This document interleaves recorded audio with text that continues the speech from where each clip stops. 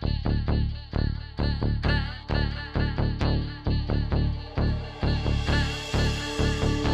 do you mean no more commission? Well, no one in Scotland can commission an idea. You know, if I went to BBC Scotland and I said, oh, I've got this great idea for a sitcom, I've got this brilliant idea for a drama, you know, no, there isn't one person in Scotland that can okay it unless it goes through London. Good morning and welcome to another edition of Full Scottish. What's happening today? Hello and welcome to the Full Scottish here on Broadcasting Scotland. Scotland is going to be an independent country. That need, that desire for independence is ever stronger than perhaps it was in 2014. So there's an obligation that we've got to give leadership to that campaign. That's what Nicola Sturgeon, as our First Minister, has been doing.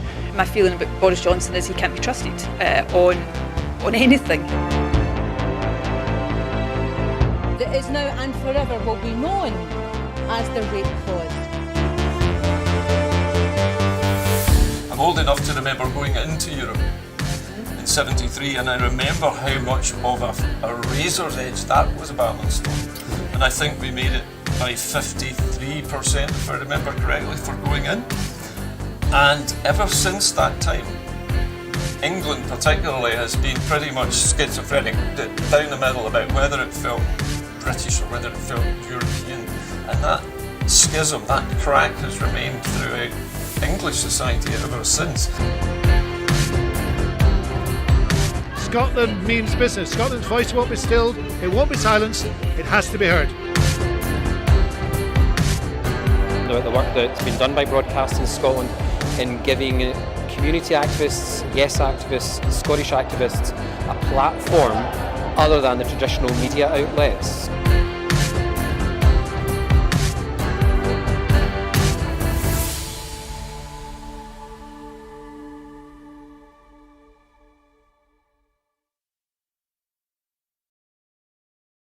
Wherever you stand, get the fresh view of what's happening in Scotland with iScot. Celebrate everything about our country with intelligent, in-depth insight from lifestyle, culture to puzzles, and all the opinions you'll need. Whether it's digital or by post, subscribe now to iScot.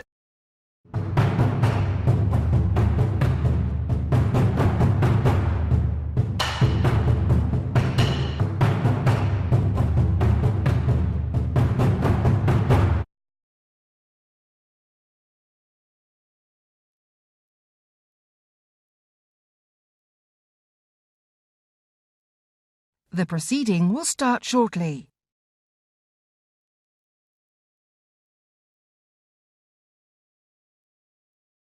The proceeding will start shortly.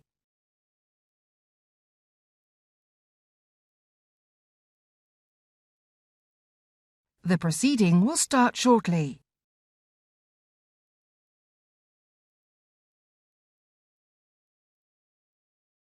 The proceeding will start shortly.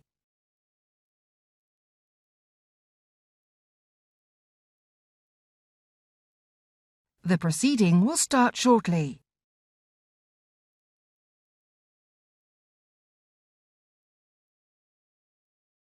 The proceeding will start shortly.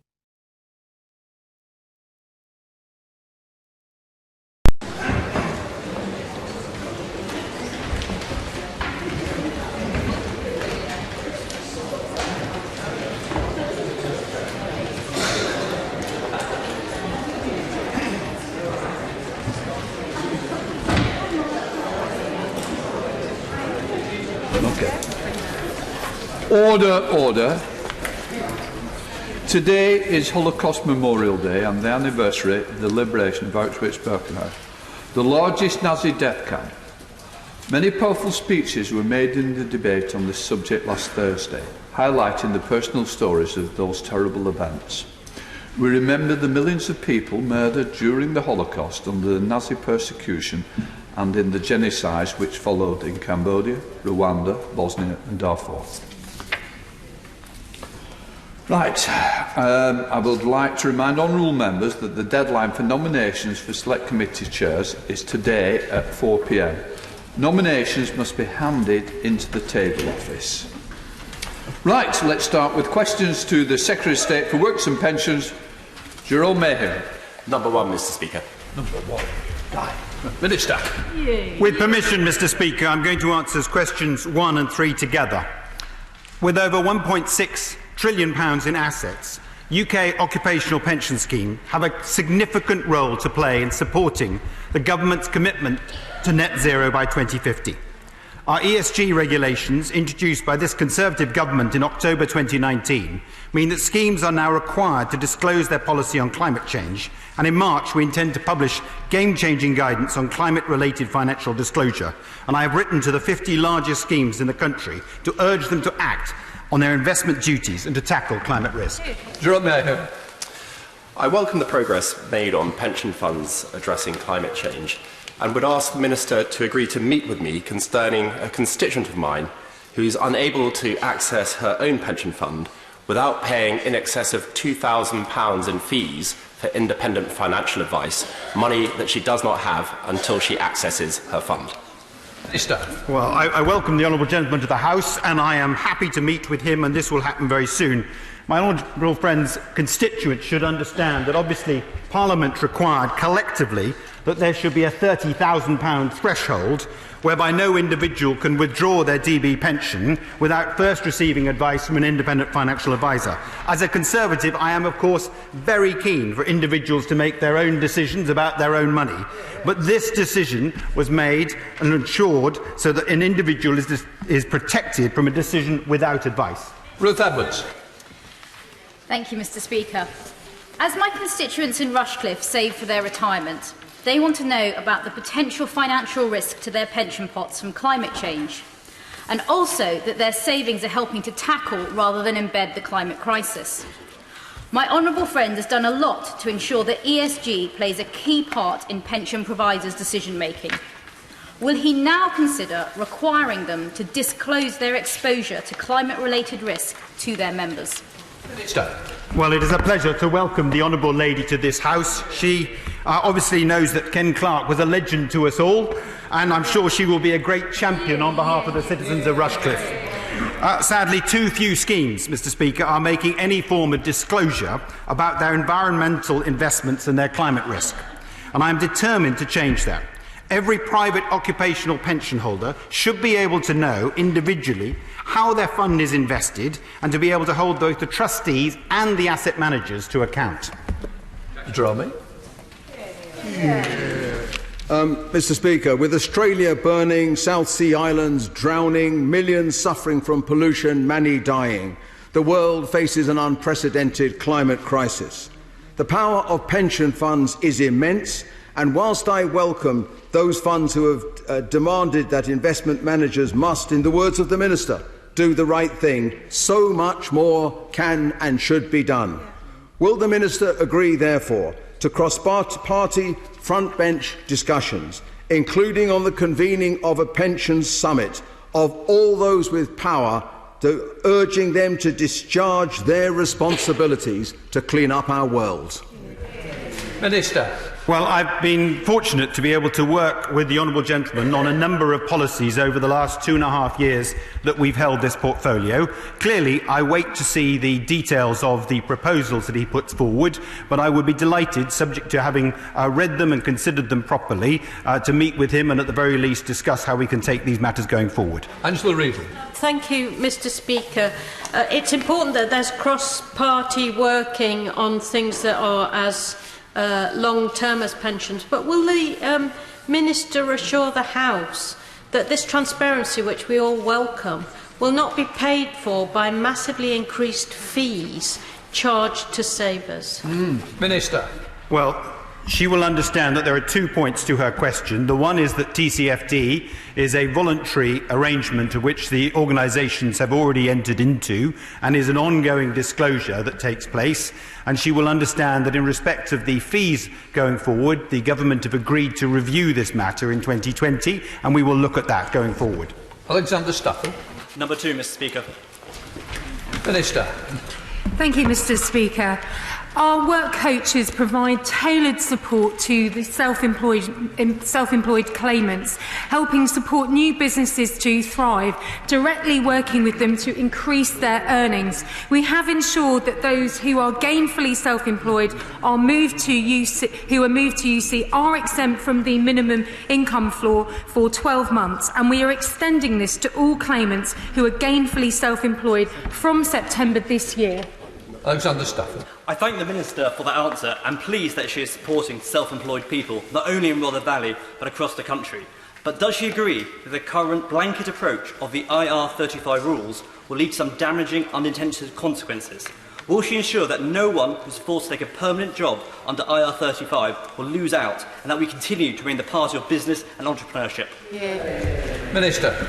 I thank the honourable gentleman for that question and welcome him to his place. I'm delighted that over 5 million people are now self-employed, and that is fantastic news. And this is a priority for me alongside progression and youth opportunity. The Chancellor has announced a consultation in January, and I would urge all members to take part. It concludes in the middle of February. We're keeping a close eye on this sector, but it's absolutely right that we stand up for the self-employed. Debbie Abrahams. Thank you, Mr. Speaker. Number 4. Yes. Minister. We recognise that attending a work capability assessment can be a stressful experience and are putting measures in place to address this. Where possible, we will determine benefit entitlement based on written evidence alone. Debbie Abrahams. Jodie Whiting took her own life in 2017 when her social security support stopped, after she missed a work capability assessment she didn't know about. And last week a psychiatrist said, and I quote, that Jodie's mental state was likely to have been substantially affected by the DW's decision. Last week we also had Errol Graham's death reported in the news. He died in 2018 of starvation. He weighed 4.5 stone, again under similar circumstances. So will the Secretary of State look at an independent inquiry to the deaths of claimants in these circumstances as a matter of urgency? I thank the honourable member for that question. I know she's been a long-standing campaigner against Labour's work capability assessment that was introduced in 2008. We agree. That is why we commissioned 5 independent reviews and implemented over 100 recommendations. And working with the Royal College of Psychiatrists, we are making sure our frontline staff are fully trained to be the best place to identify people at risk of suicide. Philip Davis. Mr. Speaker, can I thank the honourable member for Colchester for his ministerial visit to Macmillan Call Centre, which is based in my constituency. On his visit there, he discussed having people from the Job Centre and others who had a dedicated helpline to the Macmillan Call Centre so they could discuss cases urgently with them. Can I ask the Minister and his team if he will make that a priority? Sorry. I thank my honourable friend. Macmillan do fantastic work, and they engage regularly with both myself and the Minister for Welfare Delivery, and I'm delighted that he had such a productive visit to their call centre that is making a real difference to people in need of support. Chris Brown. I urge the Minister to look very specifically at those who've had acquired brain injuries and the way they're treated in the system, because I've had a constituent come to me and say, I know I'm meant to be using all my energy to try and heal my own brain, but I'm actually using all my energy to go through the welfare system. Is there nothing we can do to make sure that these people are treated more humanely in the system? Minister. I absolutely agree with my honourable member. I know from first-hand experience has raised this issue repeatedly, and we are working with stakeholders, charities and claimants to look at how we can continue to improve the system, particularly around gathering evidence to make it as swift as possible to get support to the people most in need. Gary Sambrook. Question number 5, Mr. Speaker. Thank you, Mr. Speaker. And with permission, I'd like to answer questions 5, 7, 9 and 17 together. My honourable friends will know that reducing homelessness and ending rough sleeping is primarily the responsibility of MHCLG, but it is a key priority for the Government and the Prime Minister, and I enjoy working closely with my right honourable friend, the Secretary of State, on the approach to delivering housing support to reduce homelessness, and look forward to supporting his conversations with the Chancellor. Thank you, Mr. Speaker. Last Friday, I visited Northfield Community Partnership and the project, who are doing some fantastic work on reducing homelessness, especially focusing around mental health, access to welfare and debt. Will the Minister continue to commit to working with voluntary organisations to reduce homelessness? Secretary of State. Well, I commend my honourable friend for the important work he does with the community partnership. I think that certainly Southwest Job Centre, Birmingham Southwest Job Centre has an excellent relationship with the City Council, where they deliver surgery 3 times a week to support claimants of housing issues. He will also be aware of the £6.5 million which Birmingham City Council received specifically to tackle this issue, and we will continue to work further with organisations he describes, potentially through the new Transformation Challenge Fund. Marcus Fish. Question 7, Mr. Speaker.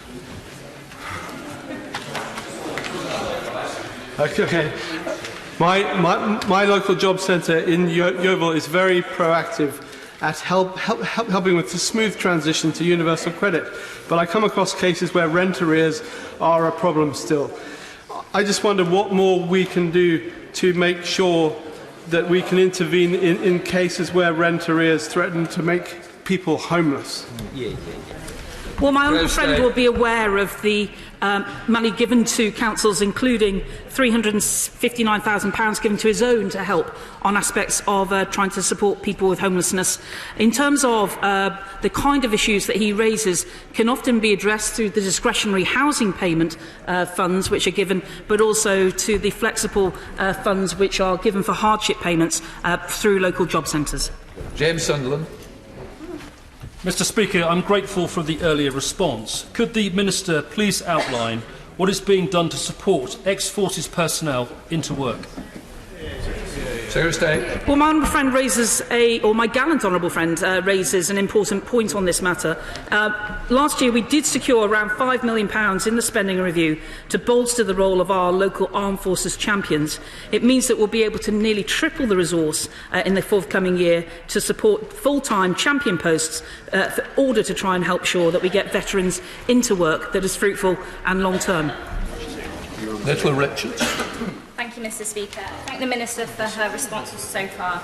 Thanks to the work of the Government, West Midlands Mayor Andy Street and local authorities in the region, Housing First has made great progress so far. The project has enabled 137 people so far from across the region to move into their own home, enabling them to get back on track, apply for work and rebuild their lives. Will the Minister join me in supporting Andy Street's mission to end homelessness in West Bromwich East and the wider West Midlands, and will her department work with the Ministry for Housing, Communities and Local Government so we reach the Prime Minister's target of ending homelessness and rough sleeping within this Parliament? Secretary of State. My honourable friend is right to praise the work that is happening in the West Midlands through Andy Street, and I commend her support for it. I am meeting my right honourable friend, the Secretary of State for MHCLG, later this week, and officials are already working together on a programme to support tackling homelessness. Martin Day. Thank you. The Scottish Government is spending £50 million a year to ensure that no one has to pay the bedroom tax, which helps over 70,000 households sustain their tenancies. Will she make it her policy to abolish the bedroom tax so that we no longer have to mitigate this unfair policy in Scotland? Well, I actually think the spare room subsidy was an important part of a change in order to make sure, as we've just been discussing, Mr. Speaker, the challenges of homelessness. In order to achieve that, I absolutely think that we will continue with that policy, but as ever, where there are situations, that is part of the role of the discretionary housing payment, and he'll be aware, I think I'm right in saying, that at the moment the Scottish Government has not quite yet introduced that policy, but intends to do so later this year. Shelby Perkins. Thank you, Mr. Speaker. Anyone who's visited a food bank or met homeless people on their streets will know that welfare policy is the #1 reason why we have such an appalling rate of homelessness in our towns. As a simple starting point, if universal credit, the housing element of universal credit was paid to landlords rather than to the recipients themselves, we would take a start towards the appalling end of homelessness that welfare policy is currently inflicting on our streets. The honourable gentleman knows it already can be. Meg Hillier. Mr Speaker, one of the real concerns in my constituency is that if you want to rent, you can't rent privately on the money that's available. Will she look at the level of the local housing allowance and make sure that families who could be living in the private sector because they can't get social housing are not living, as many of mine are, in single hostel rooms for now is the case many years? Well, I'm sure the Right Honourable Lady will welcome the increase in the LHA, which we will be putting from April 2020. I am conscious that 2/3 of people who are homeless are in London, and I really wish that the Mayor for London would get on with his devolved authorities in helping to sort this out. Patricia.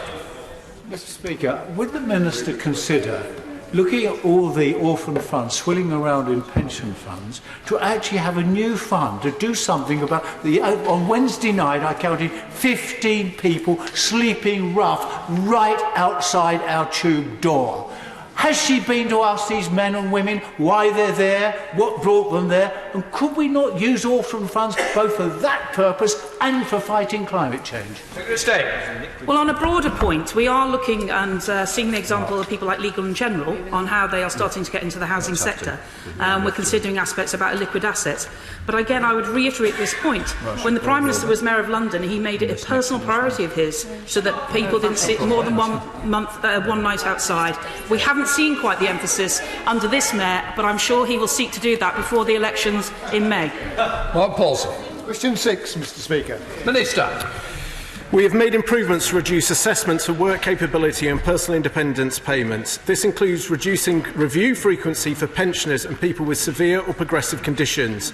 We are also exploring our manifesto commitment to ensure a minimum award review duration for PIP awards. Mark Pauls. I'm grateful to the Minister for his remarks, but can I tell him about a constituent I met just recently who suffers from a progressive condition, who was very bothered about the frequency with which she was required to provide often the same information on a form that's both lengthy and complex. I wonder whether the Minister agrees with me that once an award has been made, the frequency of assessment should be reduced, and I wonder whether that might be considered in the forthcoming Green Paper. Minister. I thank my honourable friend who has worked hard in this area for a number of years, and absolutely as part of the forthcoming Green Paper we will be looking at how we can better use evidence, how we can continue to improve the claimant's experience, and looking through the integrated assessment principle we can make sure that we reduce the need for unnecessary face-to-face assessments.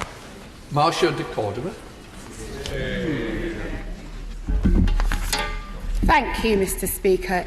In its National Disability Strategy, this government finally recognises that the assessment process for PIP and DSA is burdensome for disabled people. Given that the government now admits to the failures of these assessments, and given the mental distress that they have caused, that over 70% of decisions brought to appeal tribunal are overturned, and thousands of disabled people have died after being found fit for work. So will the Minister do more than lessen the number of reassessments and scrap, once and for all, these unfit for purpose assessment frameworks for ESA and PIP? Minister.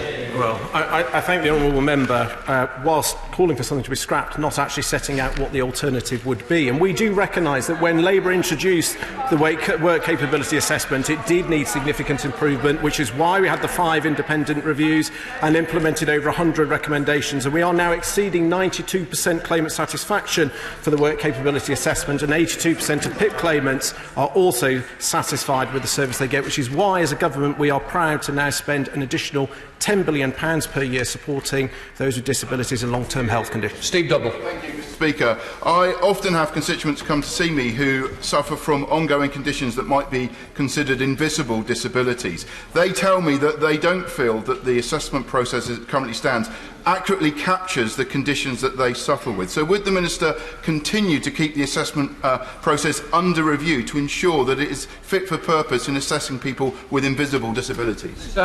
I thank my honourable friend, and he's absolutely right. And as we've seen under PIP, 32% of claimants now access the highest rate of support compared to just 15% under DLA. And it's actually hidden disabilities that have seen the most significant growth. For example, with mental health, it is now 33% of claimants will get the highest rate compared to just 6%. That's 5 times less in the legacy benefits. Zara Sultan. Number 8, Mr Speaker. Minister. Well, thank you, Mr. Speaker, and may I welcome you and the Honourable Lady to your respective places. Since 2010, there are over 3.8 million more people in work and 730,000 fewer children growing up in workless households. Over 3/4 of this employment growth has been in full-time work, which has been proven to substantially reduce the risk of poverty. But it isn't enough to have any job. We want people to be able to progress into the workplace. To do this, we're investing £8 million to develop the evidence about what works to support people to progress. Sultan. After just 33 working hours into January this year, FTSE 100 bosses had already earned more than the average worker makes the entire year. And since the party opposite came into power, wages have faced the biggest peacetime squeeze since the Napoleonic era. But now there are more than 4 million people in work, but nonetheless in poverty. But it shouldn't be a surprise that the economy works for the super rich and fails for everyone else when the party opposite is funded by 1/3 of UK billionaires.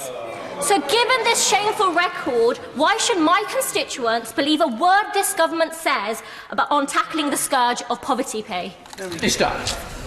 Well, Mr. Speaker, as far as I'm concerned, one person or family in poverty is one too many, and whilst I'm in this role, I will work to tackle that. The statistics show that full-time work substantially reduces the chances of poverty. The absolute poverty rate of a child where both parents work full-time is only 4% compared to 44% where one or more parents are in part-time work. And we're supporting people into full-time work, Mr. Speaker, where possible, for example, by offering 30 hours free childcare to parents of 3- and 4-year-olds.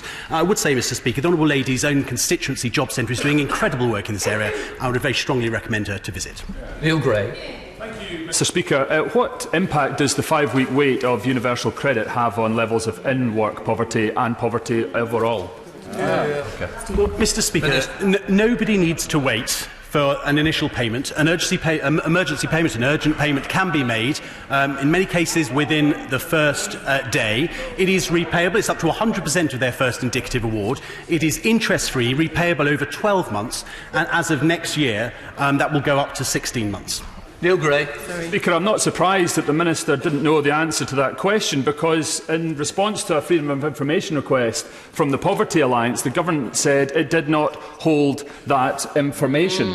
So that follows on from the National Audit Office saying that there is no evidence that universal credit has any link to increased employment levels. We now know that the Government has done precisely nothing in an area where MPs, expert charities, the Scottish Government and local authorities are screaming for change. So will this Minister now encourage the UK Government to open its 10 ears and fix universal credit? Well, Mr. Speaker, I would recommend the Honourable Gentleman actually visits his local job centre and speaks to work coaches, because they will tell him the impact that universal credit is happening. More people getting into work, more people staying in work. But, Mr. Speaker, importantly, we do listen to honourable members from across this House and indeed from the stakeholders within the department. In addition to the measures I mentioned earlier, we now have a 2-week run-on for housing benefits, and as of October next year, we have a 2-week run-on for other legacy benefits in addition also.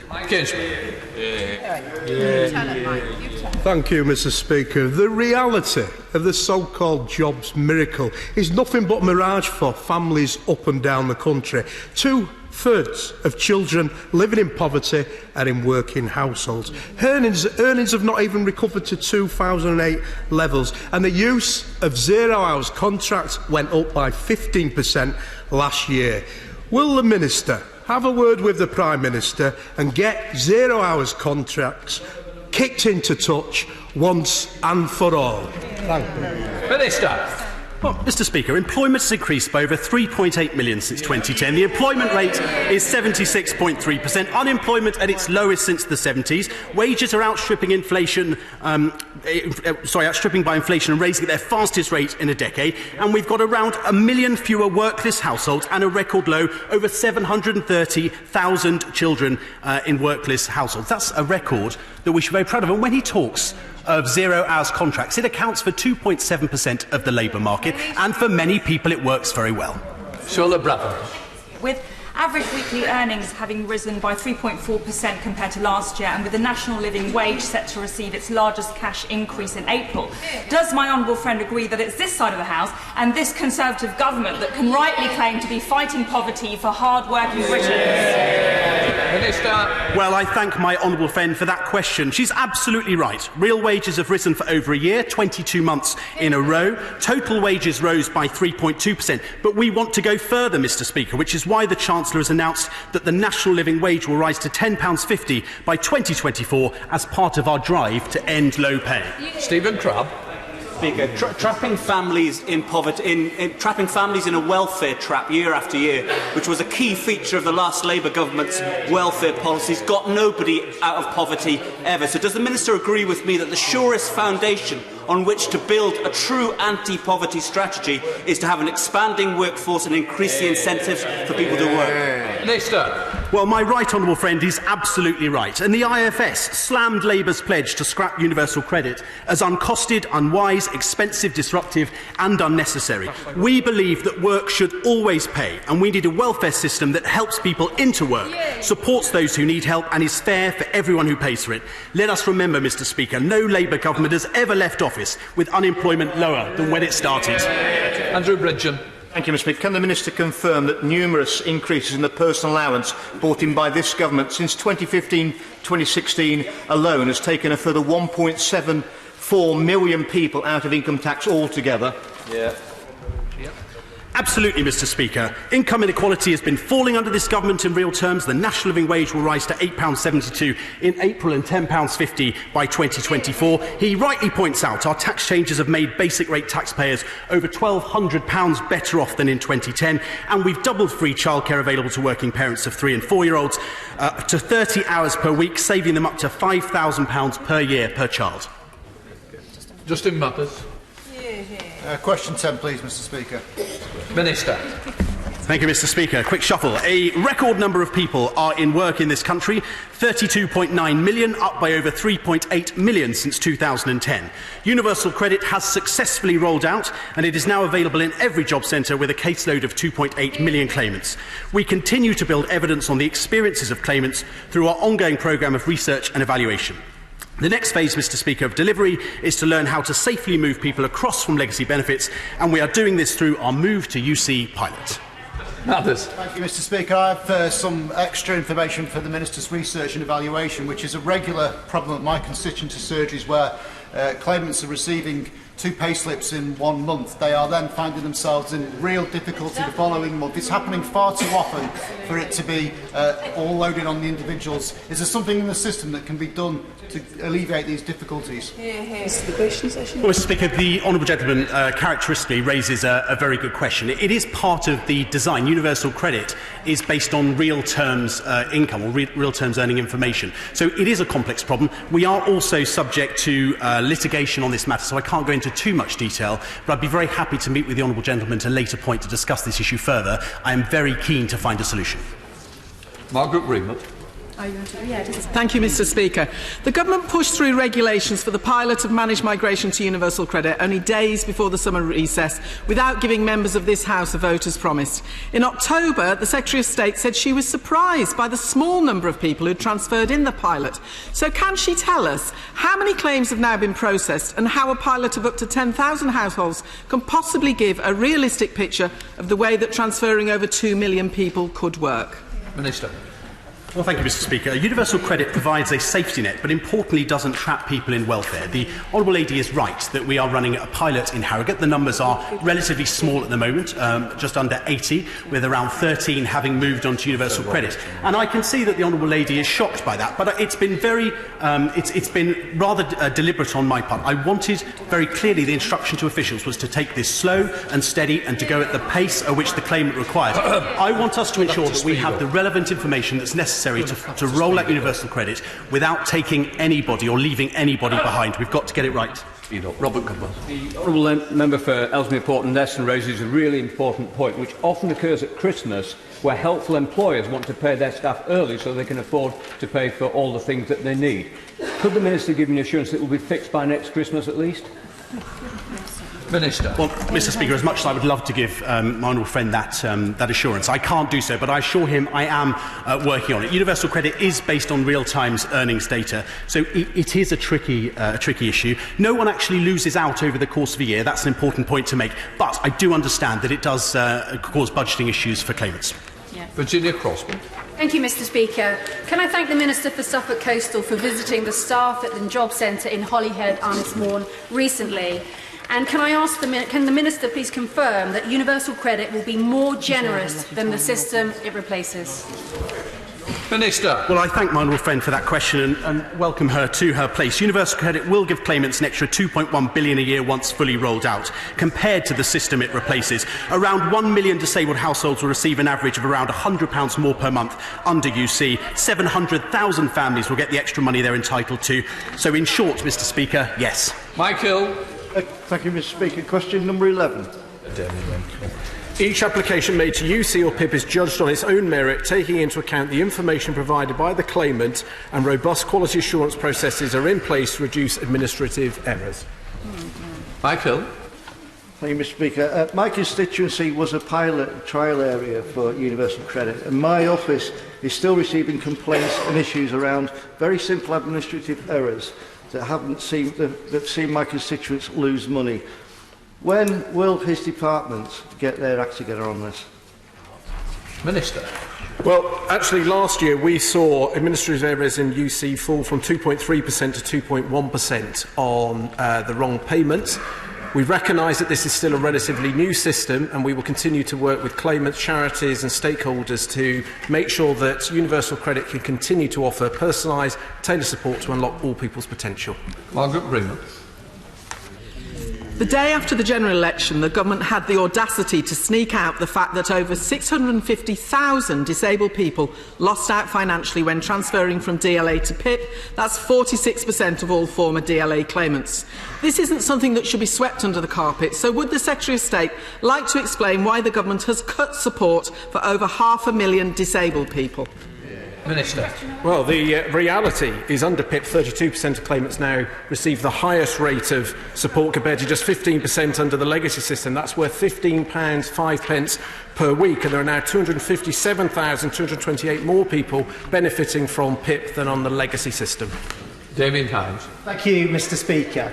Universal Credit smooths the transition into work and it smooths progression in work. And since it became the default benefit for newly unemployed people, we have had month after month after month of positive employment news. Isn't it just bizarre that members opposite want to scrap that system and return to the Labour system that saw millions of people either trapped in the 16-hour economy or effectively shut out of work altogether? No, Minister, this is all to do with I thank my honourable friend, and this is absolutely clear if you go and visit a job centre anywhere in the country. For the first time, work coaches feel empowered to offer personalised, tailored support, working with external agencies to provide as much opportunity as possible. And remember, under legacy benefits, £2.4 billion per year went unclaimed because the system was too complex for some of the most vulnerable people in society. That wasn't acceptable. Jamie Stowe. Mr. Speaker, 45% of disabled claimants in my constituency have, as similarly mentioned in a previous question, have lost out when they've moved from DLA to PIP. Can I ask the government, has a target been given to assessment centres to take money off the disabled? I can confirm there's absolutely no target, and PIP, DLA and AA combined, we're now spending an additional £6 billion since 2010, and rightly so. Marco Longley. Number 12, Mr. Speaker. Minister.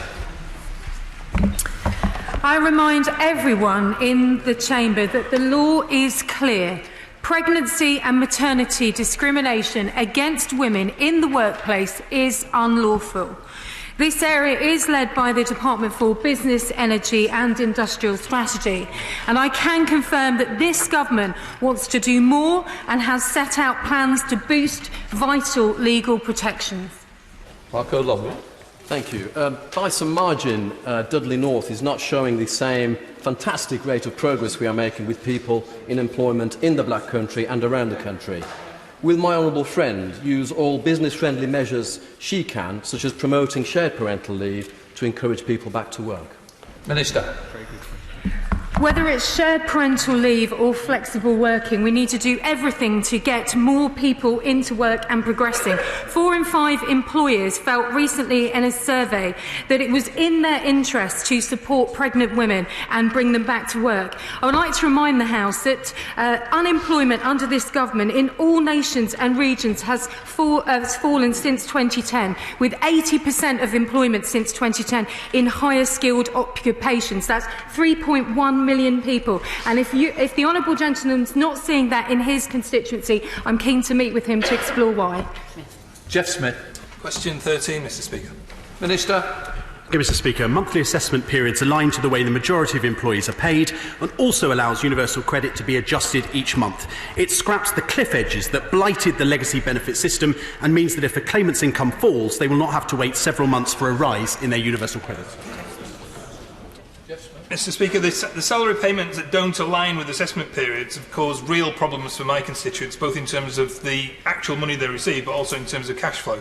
So why don't the government follow the recommendation of Unison and the Child Poverty Action Group to allow people to adjust the dates of their assessment periods when they're paid very close to the end of the month? Minister. Well, I thank the honourable gentleman for that question. As I've answered already to, I think, 2 other honourable colleagues, the amount of universal credit paid to claimants reflects as closely as possible the actual circumstances of a household during each monthly assessment period. So over the course of a year, it does level out and people aren't losing out. But I do appreciate there is a budgeting issue here and I'm keen to find a solution. Thank you, Mr Speaker. Number 14. Mr Speaker, in total universal credit is £2 billion a year more generous than the legacy system it replaces. And for those who can work, universal credit ensures people take home more of their earned income and are supported to work more hours, whereas for those who cannot, the high disability element is more generous, meaning 1 million disabled claimants will gain on average £100 a month. Last week, a report from Step Change Debt Charity found that 65% of clients said that universal credit had made it harder for them to budget and manage their finances. Given the DWP's oversight of the UK financial wellbeing strategy, what will the department do to ensure that universal credit helps people recover from debt and doesn't make the problem worse? Well, no, the Honourable Lady has spent a lot of her professional career as well as parliamentary career particularly focused on this issue. I would like to suggest that the important work that we do through the Money and Pension Service available for work on debt advice is an important avenue for people who can be referred to that, as well as we're also working very closely with the Citizens Advice Bureau on the Help to Claim service to help provide that alternative holistic approach for which we fund CAB. Mary Glendon. Number 15, please, Mr Speaker. Minister. We are committed to ensuring individuals receive high-quality assessments used to decide entitlement. Providers are monitored against a range of measures, including independent audit, to improve accuracy of the advice they provide. Mary Glendon. Thank you, Mr Speaker.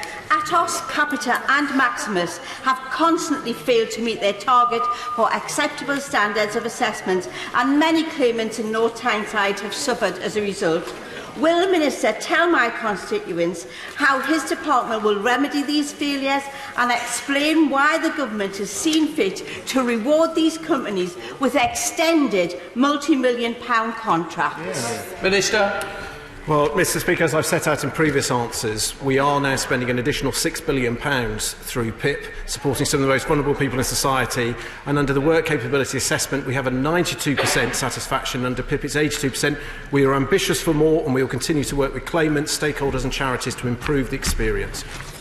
Kevin Holden-Ray. Number 16, please, Mr Speaker. Yeah. Thank you, Mr Speaker. With your permission, I would like to answer this question with 20. The Department is working with a range of organisations to support claimants transitioning to universal credit, building on the success of Help to Claim delivered by Citizens Advice, which has helped over 880,000 people. From April 2020, a new £10 million transitional fund will provide extra help to the most vulnerable, improving access to welfare and labour market opportunities. Holden-Ray. If you're on a four-weekly payment cycle, in 1 month every year you get paid twice, which cocks up your universal credit claim and also your cash flow. Wouldn't a simple solution be, until we fix the system, to give an interest-free loan to tide you over that period? Minister? Well, I thank my honourable friend for his question. I'm getting a strong steer, Mr Speaker, that this is an area that honourable members would like me to take a strong look at. I do thank my honourable friend for his suggestion, as he knows we are always looking at ways to improve the UC system. The amount of UC paid to claimants reflects as closely as possible the actual circumstances of a household during each monthly assessment period, and those periods align to the way that the majority of employees are paid. But I am, of course, willing to look at it. I'm very happy to meet with him in due course. Andy Carter. Thank you, Mr Speaker. The Minister will know that Warrington was one of the first pilot towns to move to universal credit back in 2013. Today, the town has record levels of employment. There are, however, problems reported to my office for new claimants. It's often beyond a reasonable time frame for them to access help. Will the Minister come to Warrington to work with me to identify changes to speed up the process for claimants so we can help even more people back into work? Minister. Well, I thank my honourable friend for that question and welcome him to his place. I know he is a strong local champion, hence his election. Of course, I would be very happy to visit Warrington. Nadia Whittam. Thank you, Mr Speaker. Universal credit and transitioning to universal credit is causing real hardship in Nottingham, with more than 26,000 people using food banks for emergency supplies in the last year alone. Will the Minister accompany me to my constituency to see for himself the destitution and desperation caused by his department's policies? Minister.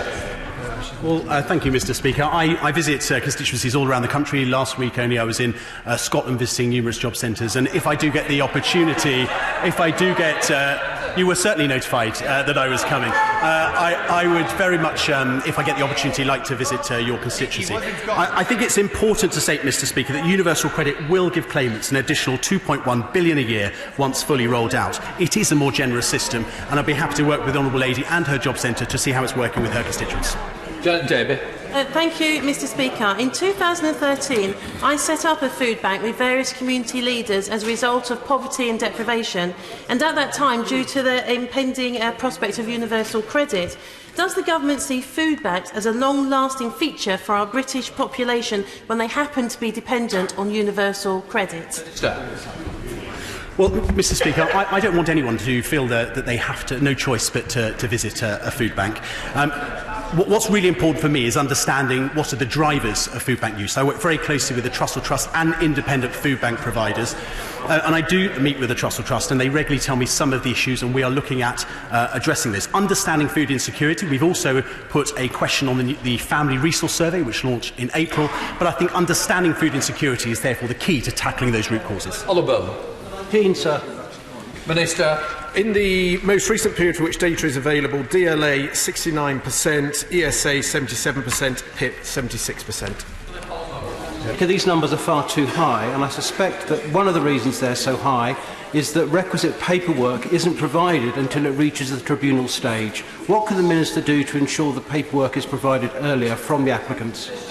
My friend is absolutely right. It is often additional written and oral evidence presented at the tribunal stage, which is why we have made significant changes to the mandatory reconsideration stage, where we proactively contact claimants to try and assist in gathering that data. We rolled that out halfway through last year. It's now in all of the mandatory reconsideration assessments, and we have seen a significant uplift in the number of appeals overturned at the MR stage, and that's a good thing.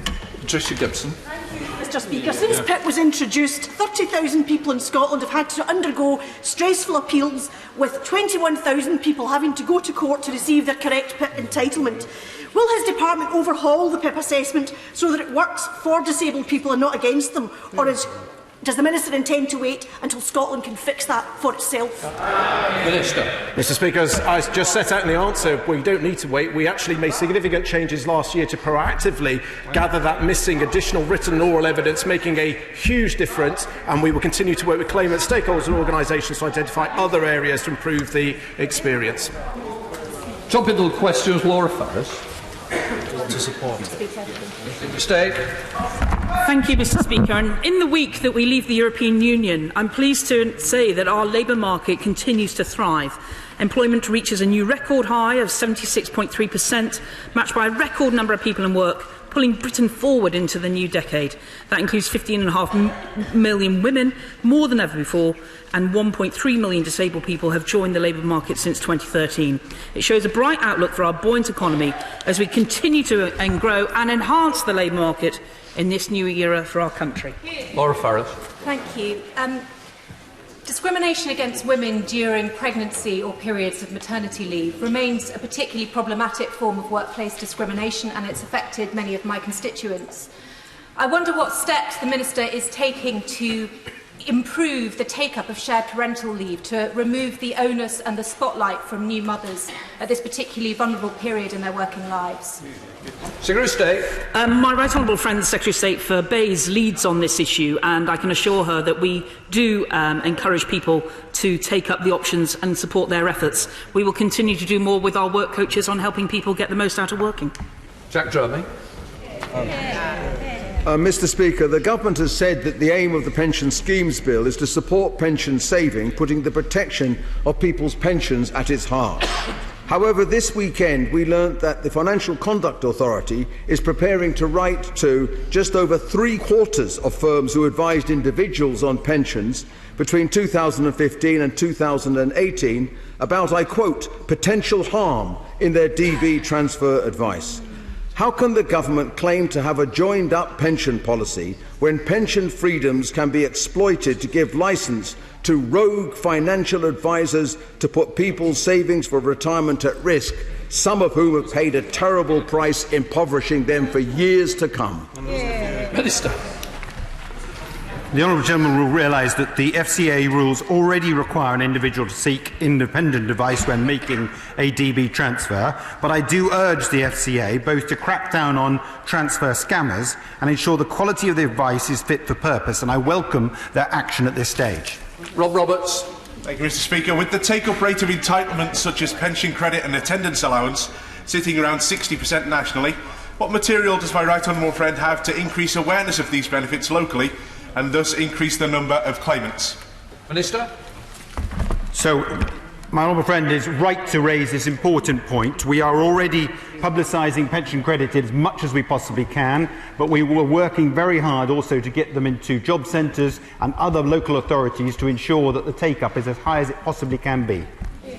Stephen Sims. Thank you, Mr. Speaker. Benefit claimants are 2.5 times more likely to need a food bank if they're on universal credit than if they're on one of the predecessor benefits, and the main reason is the 5-week delay after applying for universal credit compared with 7 working days in the past. So will ministers look at significantly shortening that 5-week delay for doing such harm? Minister. Well, Mr. Speaker, as I said earlier, nobody has to wait 5 weeks for their first initial payment. They're able to get that on day one. It's repayable over 12 months. That, as of next year, will be 16 months. We've got the 2-week roll-on of housing benefit, a further 2-week roll-on of additional benefits starting next year. I am looking at other measures we can potentially take, all of which will require Treasury approval. But I'm very happy to meet the Honourable Member and discuss any ideas he may have. Stephen Crabb. Thank you, Mr. Speaker. As my honourable friend knows, EU structural funds have been used extensively to support training programmes in constituencies like my own in West Wales. What progress is the team making in discussions with Welsh Government about how to use the Shared Prosperity Fund to continue supporting high-quality training and skills programmes? Well, my right honourable friend is absolutely right in pointing to the future creation of this fund. Discussion is still happening within the government. I know that the Welsh office is already in conversation, and we will do so in due course once we've got over the initial design internally. Dale Zachner. Thank you, Mr. Speaker. My constituent Anna Ward has been waiting 5 months for a PIP home assessment, which has been cancelled twice at very short notice. Atos tell me there are currently no appointments for home visits available in the Cambridge area. Now, in any other walk of life, that would be totally unacceptable. So why does the government think it's okay to treat disabled people so badly? I thank the honourable member who flagged this up with me earlier on. We are urgently investigating that because that shouldn't be the case. Shabana Mahmood. Thank you, Mr. Speaker. There are now more than 84,000 people in Birmingham on universal credit, including more than 9,000 in my Birmingham Ladywood constituency. They include large numbers of disabled, unemployed and single-parent claimants, which is exactly the profile of claimants that the Resolution Foundation recently found will be, on average, worse off once the benefit is fully rolled out. If the government is serious about levelling up economic outcomes across the country, why is it so determinedly ignoring the true impact of universal credit in areas such as mine? All right, then. I recently visited the job centre, one of the job centres in Birmingham, and found an incredibly vibrant, positive labour market, particularly ahead of the Commonwealth Games, working particularly with women in construction and reaching out for youth employment opportunities. I'm happy to speak to the Honourable Lady if she feels that that's not coming through in her experience, but I would implore that she pops into the job centre and hears a very vibrant, different message. Zara Sultana. Thank you, Mr. Speaker. Coventry South is home to one of the largest food banks in the country, which provided more than 20,000 emergency food packages last year. I would like to take this opportunity to pay tribute to them and their volunteers. But the need for food banks is a national scandal. There are more food banks in Britain than McDonald's restaurants. A company I know that recently paid off their fired British boss roughly £30 million. So, does the Minister accept that it is a gross injustice that nurses are forced to food banks while fat cat bosses receive obscene payouts? Secretary of State. Well, the Honourable Lady is right to praise the people in our local food bank who support vulnerable people in their area. I visited a similar one in my own constituency where, working together with food redistribution, we've actually got a perfect way to try and marry the challenges that people do face at difficult times in their life. In terms of how we take that forward, the Honourable Lady will be aware of the work that we have been trying to do with the Trussell Trust, but I'm pleased to say that we'll be having a roundtable of independent food banks to understand how we can help them and their customers move forward as well. Pauline Fletcher. Thank you, Mr. Speaker. Many constituents have raised concerns with me about their PIP assessment and the accuracy of the information contained in the assessor's report. All too often they say the report does not accurately reflect how their condition affects them or what happened at the assessment itself. Can the Minister tell me what mechanisms are in place to ensure assessments are carried out appropriately so we can make sure the correct decisions are made on people's claims? Minister. Whilst we rightly welcome the fact that we are now providing an additional £6 billion to some of the most vulnerable people in society through the PIP system, we recognise more needs to be done to gather evidence early, and through the forthcoming Green Paper we'll be looking at how we can or work better with claimants to make sure that as much evidence is presented as early as possible to get the right decision first time. Thank you very much, Mr. Speaker. In August 2018, leaked documents from the DWP showed that the department was conducting a study into factors driving food bank usage. This appeared to show that at long last the government was acknowledging the widespread rise of UK hunger is a direct result of their cruel welfare reform policies. I have since had it confirmed that the study is now complete. Where is it? Secretary of State. Well, to be open, I'm not aware of the study to which the Honourable Lady refers, and I will find out about it once questions is over, so I can answer the question, and I will send that to you in writing. But I will say about the use of food banks, as I've mentioned to the House before, this is not what we want to see happening long term, absolutely. And that is why the best way to get out of poverty is through work. That is what we will continue to do, and to also help people up the career escalator within career progression. Alex Norris. Thank you very much, Mr. Speaker. Disability Direct in my constituency have a success rate of more than 2/3 when helping claimants overturn disability-related assessment decisions. Don't ministers recognise that a welfare system that's so wrong so often is simply broken? Minister. Well, the proof's in the pudding, because under PIP it's 32% of claimants get the highest rate. It was only 16% under the legacy benefit. However, for those who have to go to appeal, we rightly have identified that the majority are providing additional written oral evidence, which is why we are now more proactive at the mandatory reconsideration stage, and that is already making a significant welcome difference for claimants. Martin Doherty-Hughes. Thank you, Mr. Speaker. The Scottish Government's used 15% of social security that's been devolved to Holyrood to exempt the war disablement pension from the assessment of income, meaning our pensions get the full worth of that pension in Scotland. When will the Department and the Secretary of State make the same commitment for all social security benefits? Secretary of State.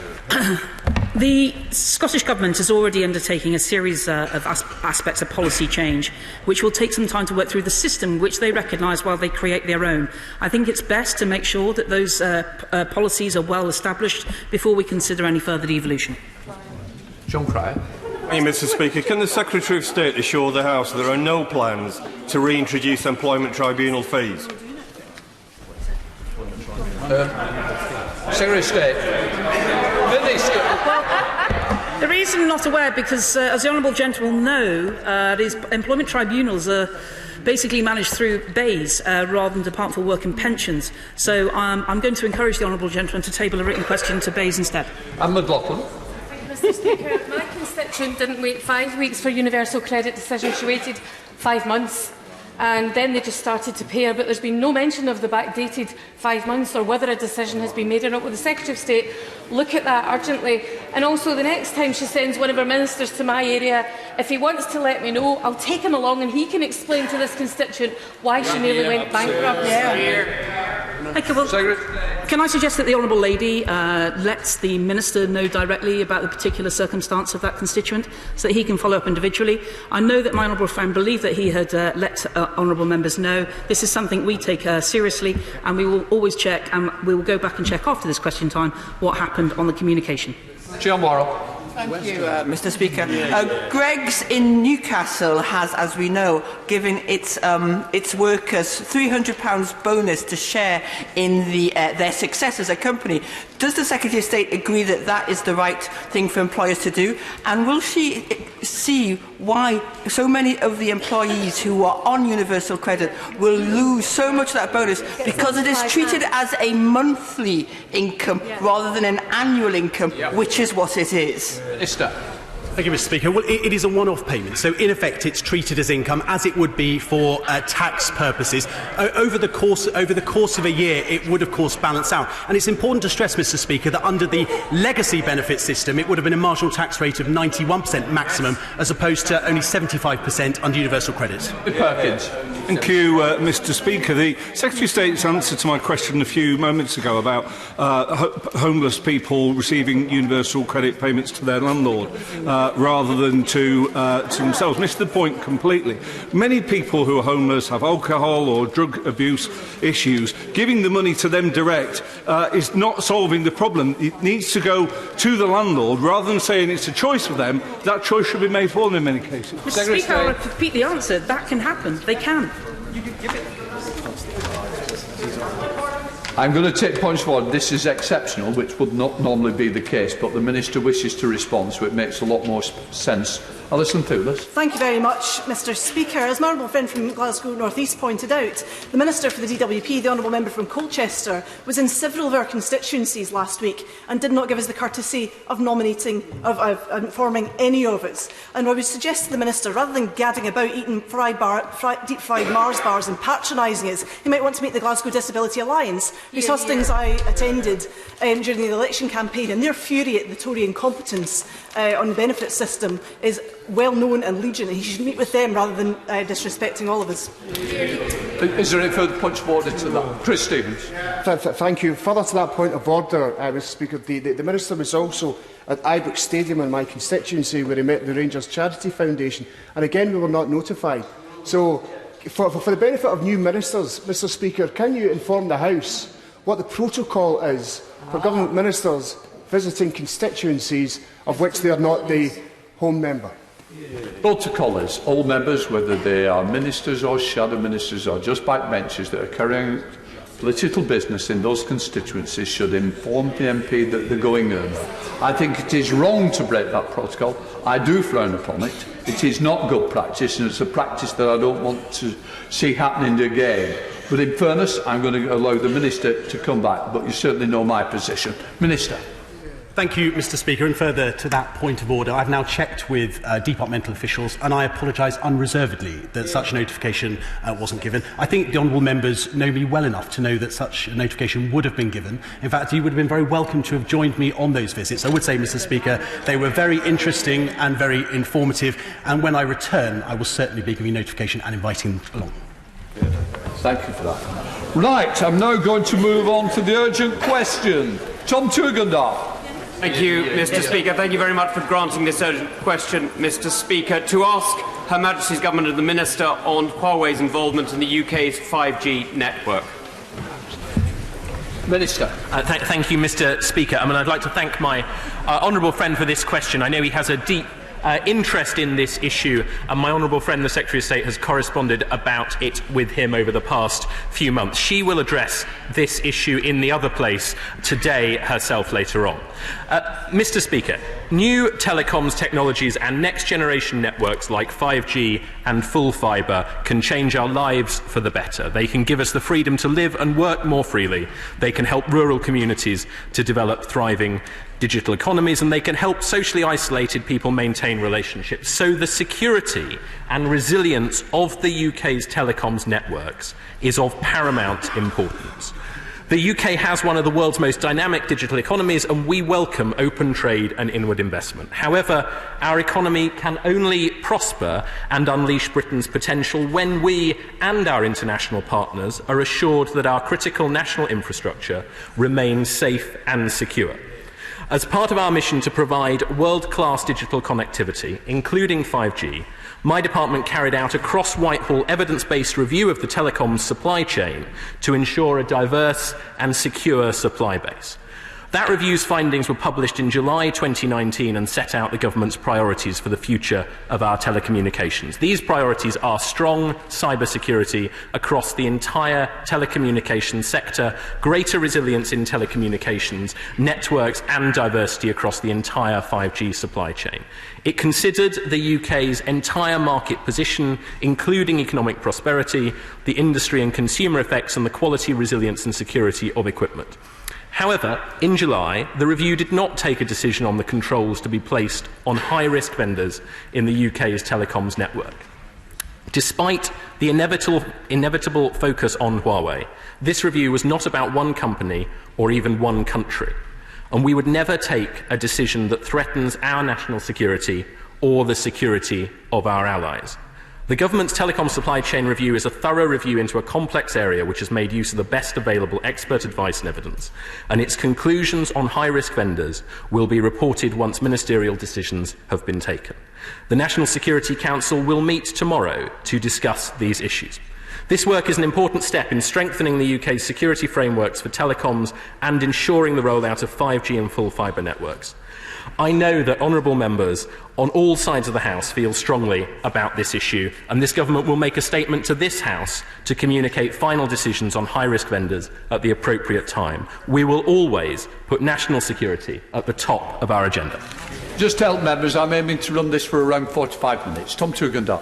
Thank you, Mr. Speaker. And the interest shown in the House demonstrates the interest which many of us have in the question before us now. Because as the Minister has made clear, tomorrow a decision will be made that we will not have any further say on, because of course any decision that is made will nest a dragon into our critical national infrastructure or not. And that decision will not be one that is reversible by a future government with any ease at all. This will be a decision that we will live with for the next 10, 15 or 20 years. That is why this question is so urgent, and why I am so glad, Mr. Speaker, that you allowed time to have it asked. Now, the question for us has to be, is the risk worth it? We know the stories about Huawei's cooperation with the state apparatus of China in countries like Uganda and Ethiopia. We know stories about their connections to the intelligence services and to the police state currently running in Xinjiang.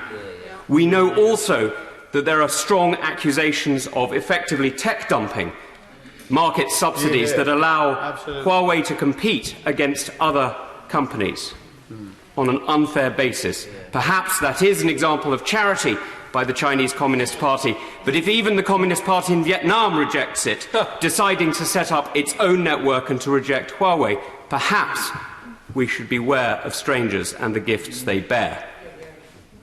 This is a really important decision, not just for the UK, but actually also for our allies.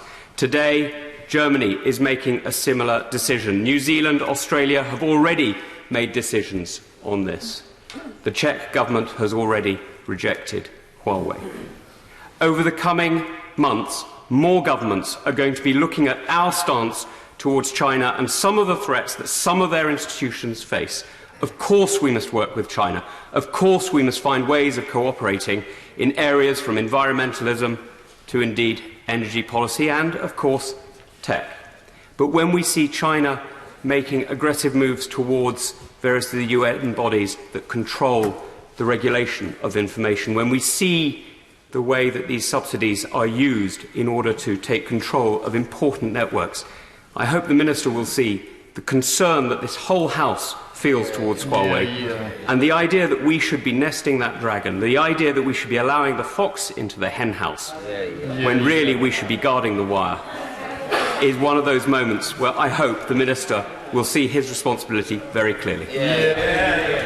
Thank you, Mr. Speaker. And I agree with some of what my honourable friend says. He is right that this is a serious and important decision to take. It is a decision that will not be taken lightly by any means. I know he doesn't think that I take this matter lightly, and nor does my colleague, the Secretary of State. He is, of course, also right to say that it is right for Parliament to have its say. Today, of course, we are talking about it, but this is something that the Intelligence and Security Committee has been writing reports on, for instance, from 2013 through to statements as recently as July of last year. We've had UQs, we've had debates in this House and in Westminster Hall. It is right that Parliament expresses its view. He is also right to say that the work of our agencies looks very carefully at how best we manage this situation and its effects on a global landscape. Britain is in a unique position, and so comparisons with other countries can only go so far, but he is right to make those comparisons as well. And as I say, I can only reinforce that this is a decision, when it is taken or when it is discussed tomorrow, that will be taken with the utmost seriousness. Shadow Secretary of State Tracy Brabin. Thank you, Mr. Speaker. I congratulate the Right Honourable Member for Tonbridge and Molling on securing this important urgent question, though I am deeply dismayed that the Prime Minister is not making a statement on this matter, a matter of critical national importance.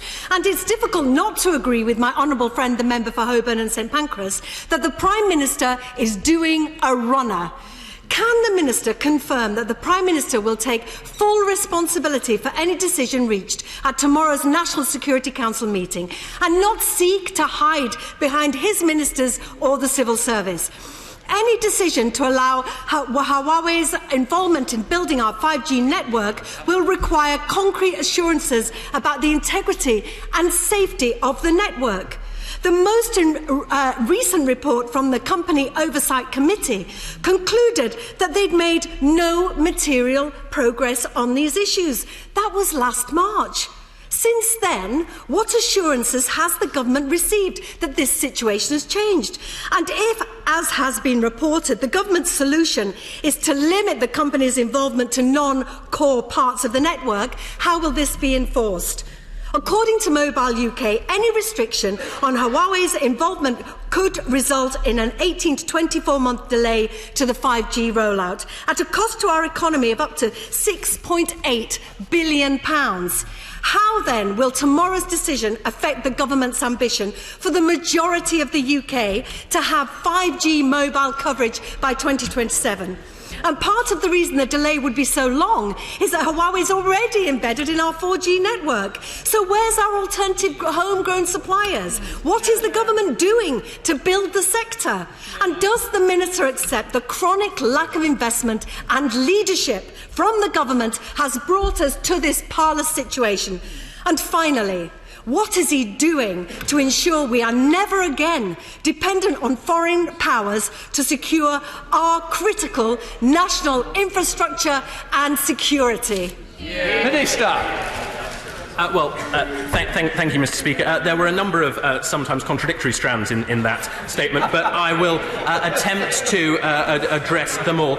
She asked whether the Prime Minister will take responsibility for the decision that is made. Of course he will. The Prime Minister not only takes responsibility for his government, he takes responsibility for an election campaign where Labour's position on national security was so profoundly rejected by the British people. So she asks also how we will enforce any decision. We will enforce it in the same way that we have enforced previous decisions. And she asks also what this government is doing to make sure that we have further investment in our own cyber security. She will know, as the Shadow Secretary of State, just how much this country is investing in cyber skills, in cyber security, in digital skills, and in a whole host of aspects that have made sure that this is the largest digital economy in the G7. So I am completely reassured that our position on that will continue to drive that progress. But on the substantive matter,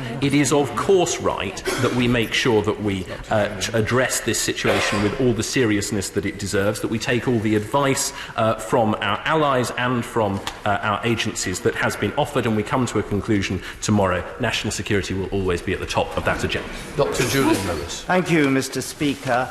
The Minister hinted at a possible way out of this impasse for the government when he referred to the Intelligence and Security Committee.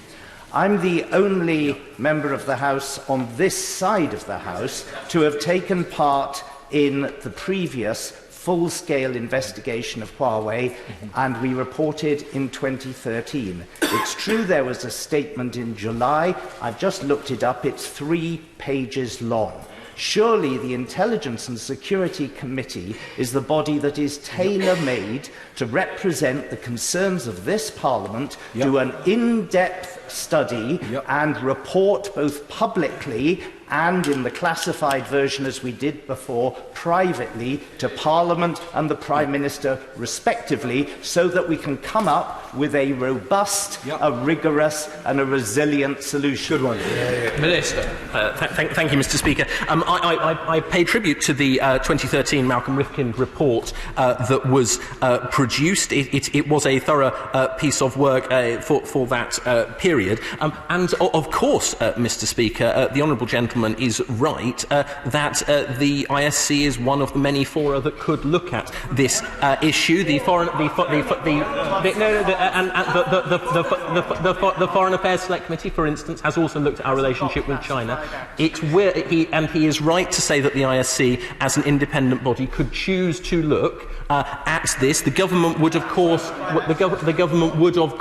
welcome and cooperate fully with any such inquiry. John Littleston.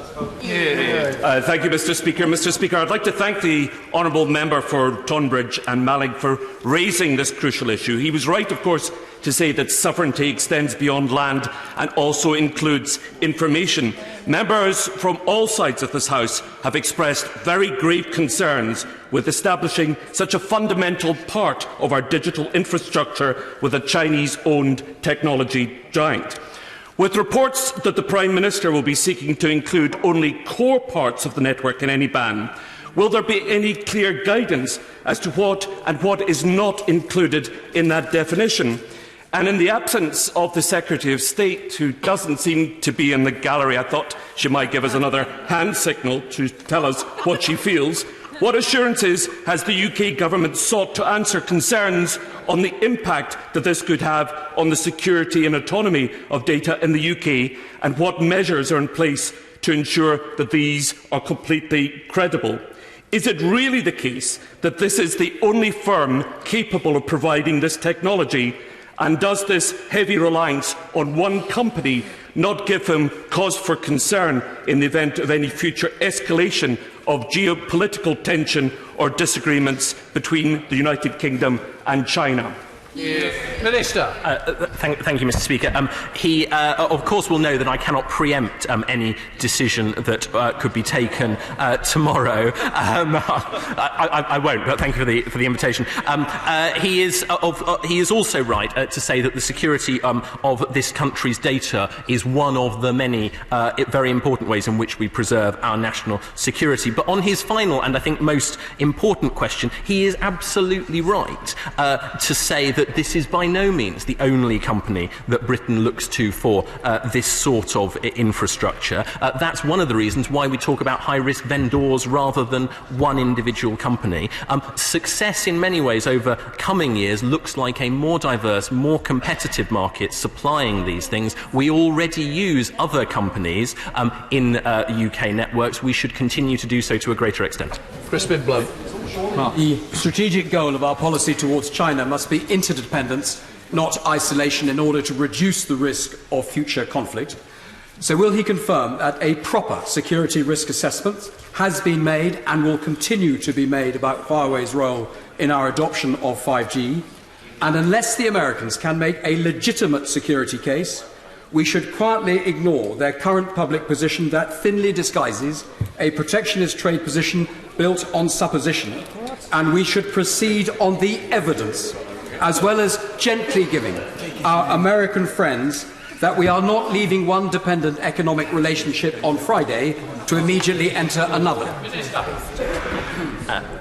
Thank you, Mr. Speaker. He invites me to stray perhaps further than my brief in DCMS into global geopolitics, but he is right, of course, to say that we should make this decision with an eye on what our allies have advised us, as well as what our agencies suggest, and, of course, on the global situation.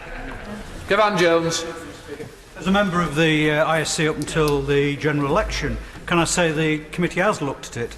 Unfortunately, we're not in being at the moment because that's down to the Prime Minister to call and set up the new committee. But can I say from my personal point of view, from the briefings and information that I've seen, I think any risk there is can be mitigated by our current services. The bigger issue, which I think does need addressing, is the issue around sovereign capability. And I think what I would like to ask the Minister is this, is in terms of the new Defence and Security Review, what emphasis is going to be put on sovereign capability, not just in this area, but in a whole host of other areas, because this government to date has not been good at investing in sovereign capability when looking just simply at price as a factor of deciding decisions. Thank you, Mr. Speaker. He is right to highlight the evidence that the ISC has pointed to, and I hope the House will note that. When it comes to the issues of sovereign powers, of course, when we assess our national security, then there are some industries which we should consider of strategic importance. We do that in some areas. I suspect in the future we will consider whether we should do it in others. Ian Duncan-Smith. Sir Ian Duncan-Smith. Mr. Speaker, can I just say to my right honourable friend, I first of all congratulate my honourable friend for his urgent question. Can I just say to him that I think, given the fact that we are at war in a sense, there is a cyber war going on, of which China is arguably the single biggest participant, maybe Russia as well, that we should think about giving a company which is heavily subsidised by China, a country that has set out to steal data non-stop and also technology, that we think of giving to them that right to be in what is essentially a very, very delicate area of our technology. The idea that we would do that seems to me utterly bizarre. I was led to believe this government would not make that decision. I hope that they will now reject Huawei immediately. I can't preempt the decision, as he knows, but I do think it is important to say that our agencies have managed the relationship that he talks about over a number of years.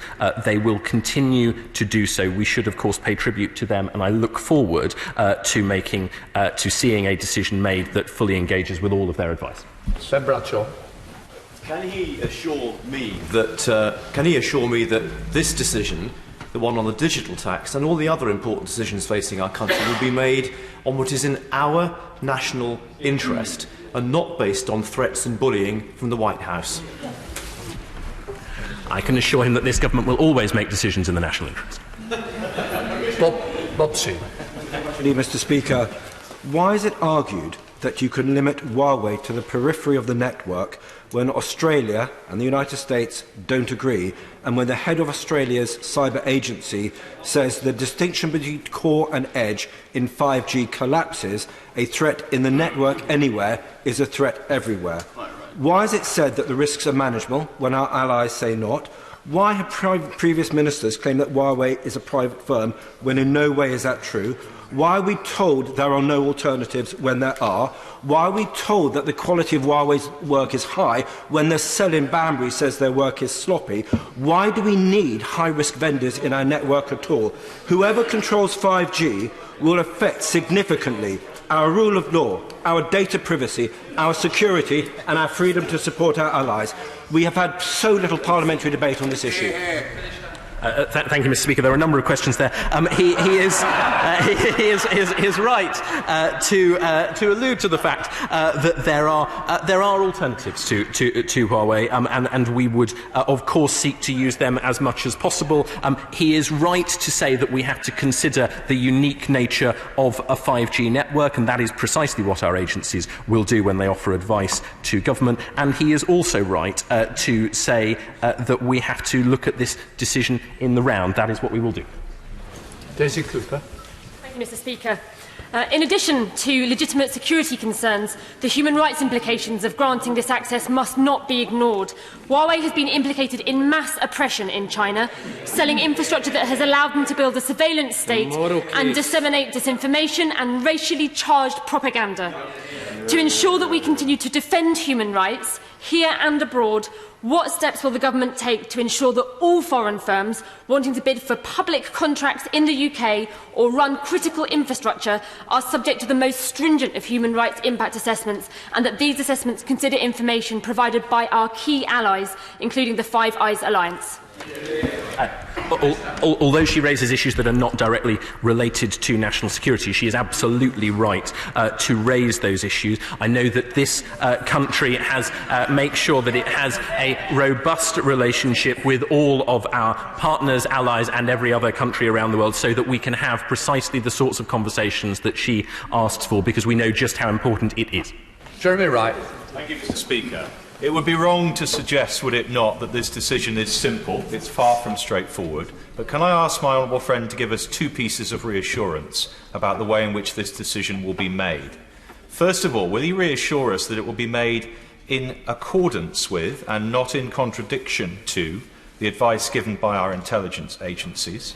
And secondly, will he reassure us that the government will have considered and will be able to share with the House its assessment of the long-term commercial viability of Huawei equipment given the entity listing decisions of the US administration? Thank you, Mr. Speaker. He very much invites me to preempt the decision, but I can, of course, say with absolute certainty that any decision that is made will be made after intense engagement with the advice of the agencies, and it will, of course, by its nature, have to consider the long-term future of that, long-term consequences of that decision. So the short answer to his question is yes and yes. John Speller. And I'm puzzled about accusations of US protectionism, because European companies such as Ericsson and Nokia have a long record of technical expertise.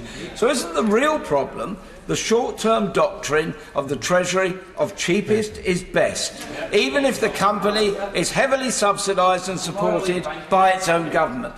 So why are we putting our security and economic relationship with long-term allies at risk just to save a few bob?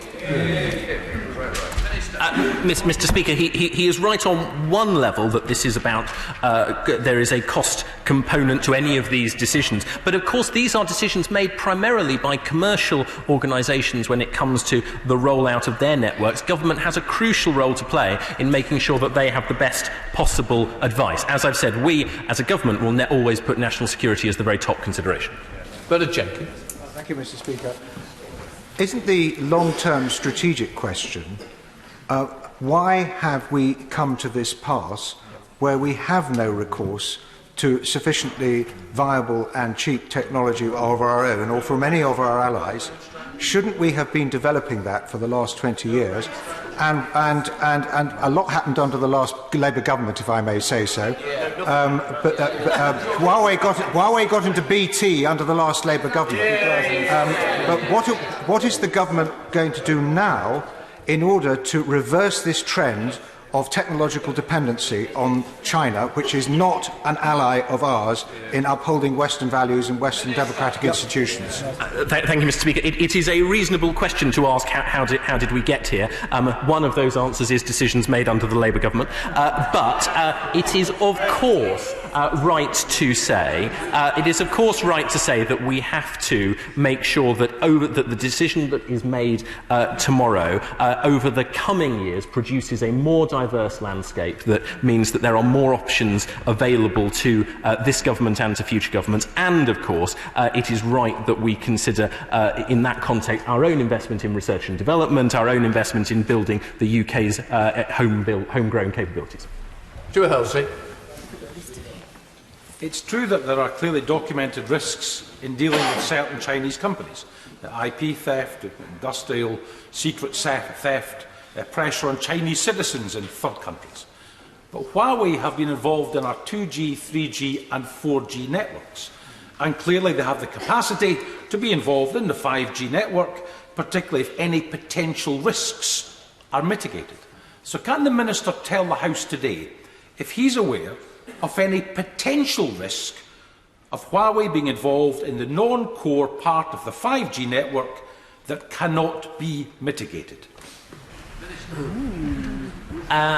Thank you, Mr. Speaker. I think he's asking me, in a sense, about an unknown unknown, and so I hesitate to get into the detail. But the principal point that he is making about to what extent can we be confident on our future abilities to mitigate potential future problems, that is at the core of the decision that will have to be made tomorrow. Thank you, Mr. Speaker. We're in a period of constant conflict. The character of war is changing, with the terrain being replaced by the digital as the prize.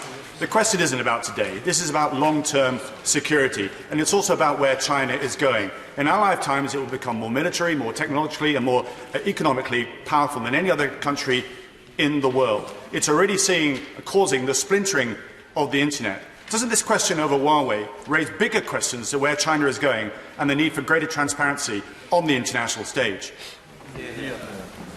Thank you, Mr. Speaker. My honourable friend is, of course, very experienced in these matters, and he gets right to the heart of the issue. This country's relationship with other countries of varying friendliness around the world is one that will only become more pressing. We have to make the right decision now. Darren Jones. Thank you, Mr. Speaker. I declare my interest as set out on the register. Internet-connected devices in our critical national infrastructure is not just related to 5G and Huawei. It will be related to water, electricity, supermarket, food distribution systems, every part of our way of life. Yet we're caught in the middle of a China, a European Union and a United States policy approach to developing these technologies. The Minister has been asked a few times today, but hasn't quite answered the question. What representations has he made to BEIS to include in the industrial strategy of this government sovereign capability and manufacturing of technologies that we want absolute reassurance of as being safe in our critical infrastructure? I'd hoped I'd hinted at an answer earlier, but he is absolutely right that there are certain areas of our economy and of our of small companies that are growing in this country where Britain has to have an eye on their importance to our strategic interests. We will continue to do that, and it is a statement of the obvious that the areas of where we will have to take an interest will grow over time. Harriet Baldwin. Thank you, Mr. Speaker. In making this technical assessment, can I invite the Minister to look at the work of the Worcestershire Local Enterprise Partnership, which has been running a 5G testbed in Malvern for the last 2 years? And in making the security and diplomatic assessment, can I ask the Minister to urge the Foreign Secretary to make sure we have an ambassador in Washington as soon as possible? Thank you, Mr. Speaker. She is right that this country is already doing important work in our 5G testbeds and trials programme. Malvern, I know, is one of the excellent examples of that. And, of course, Britain makes sure that it has the best possible diplomatic network around at all times. Graham Stringer. Mr. Speaker, Huawei bought their way into the 2, 3 and 4G network by bidding it only a quarter of the price of the other competitors. That was clearly China trying to take control of the market. Where is his scepticism? It is not only that our security will be at risk for a hostile power if they're allowed into the network, some of which they could switch off even if they weren't spying. They actually want to control the commercial market as well. Where is his scepticism? Mr. Speaker, sometimes when things look too good to be true, be they economic or security, we should realise that they in fact are too good to be true. Owen Paterson. I find this absolutely extraordinary.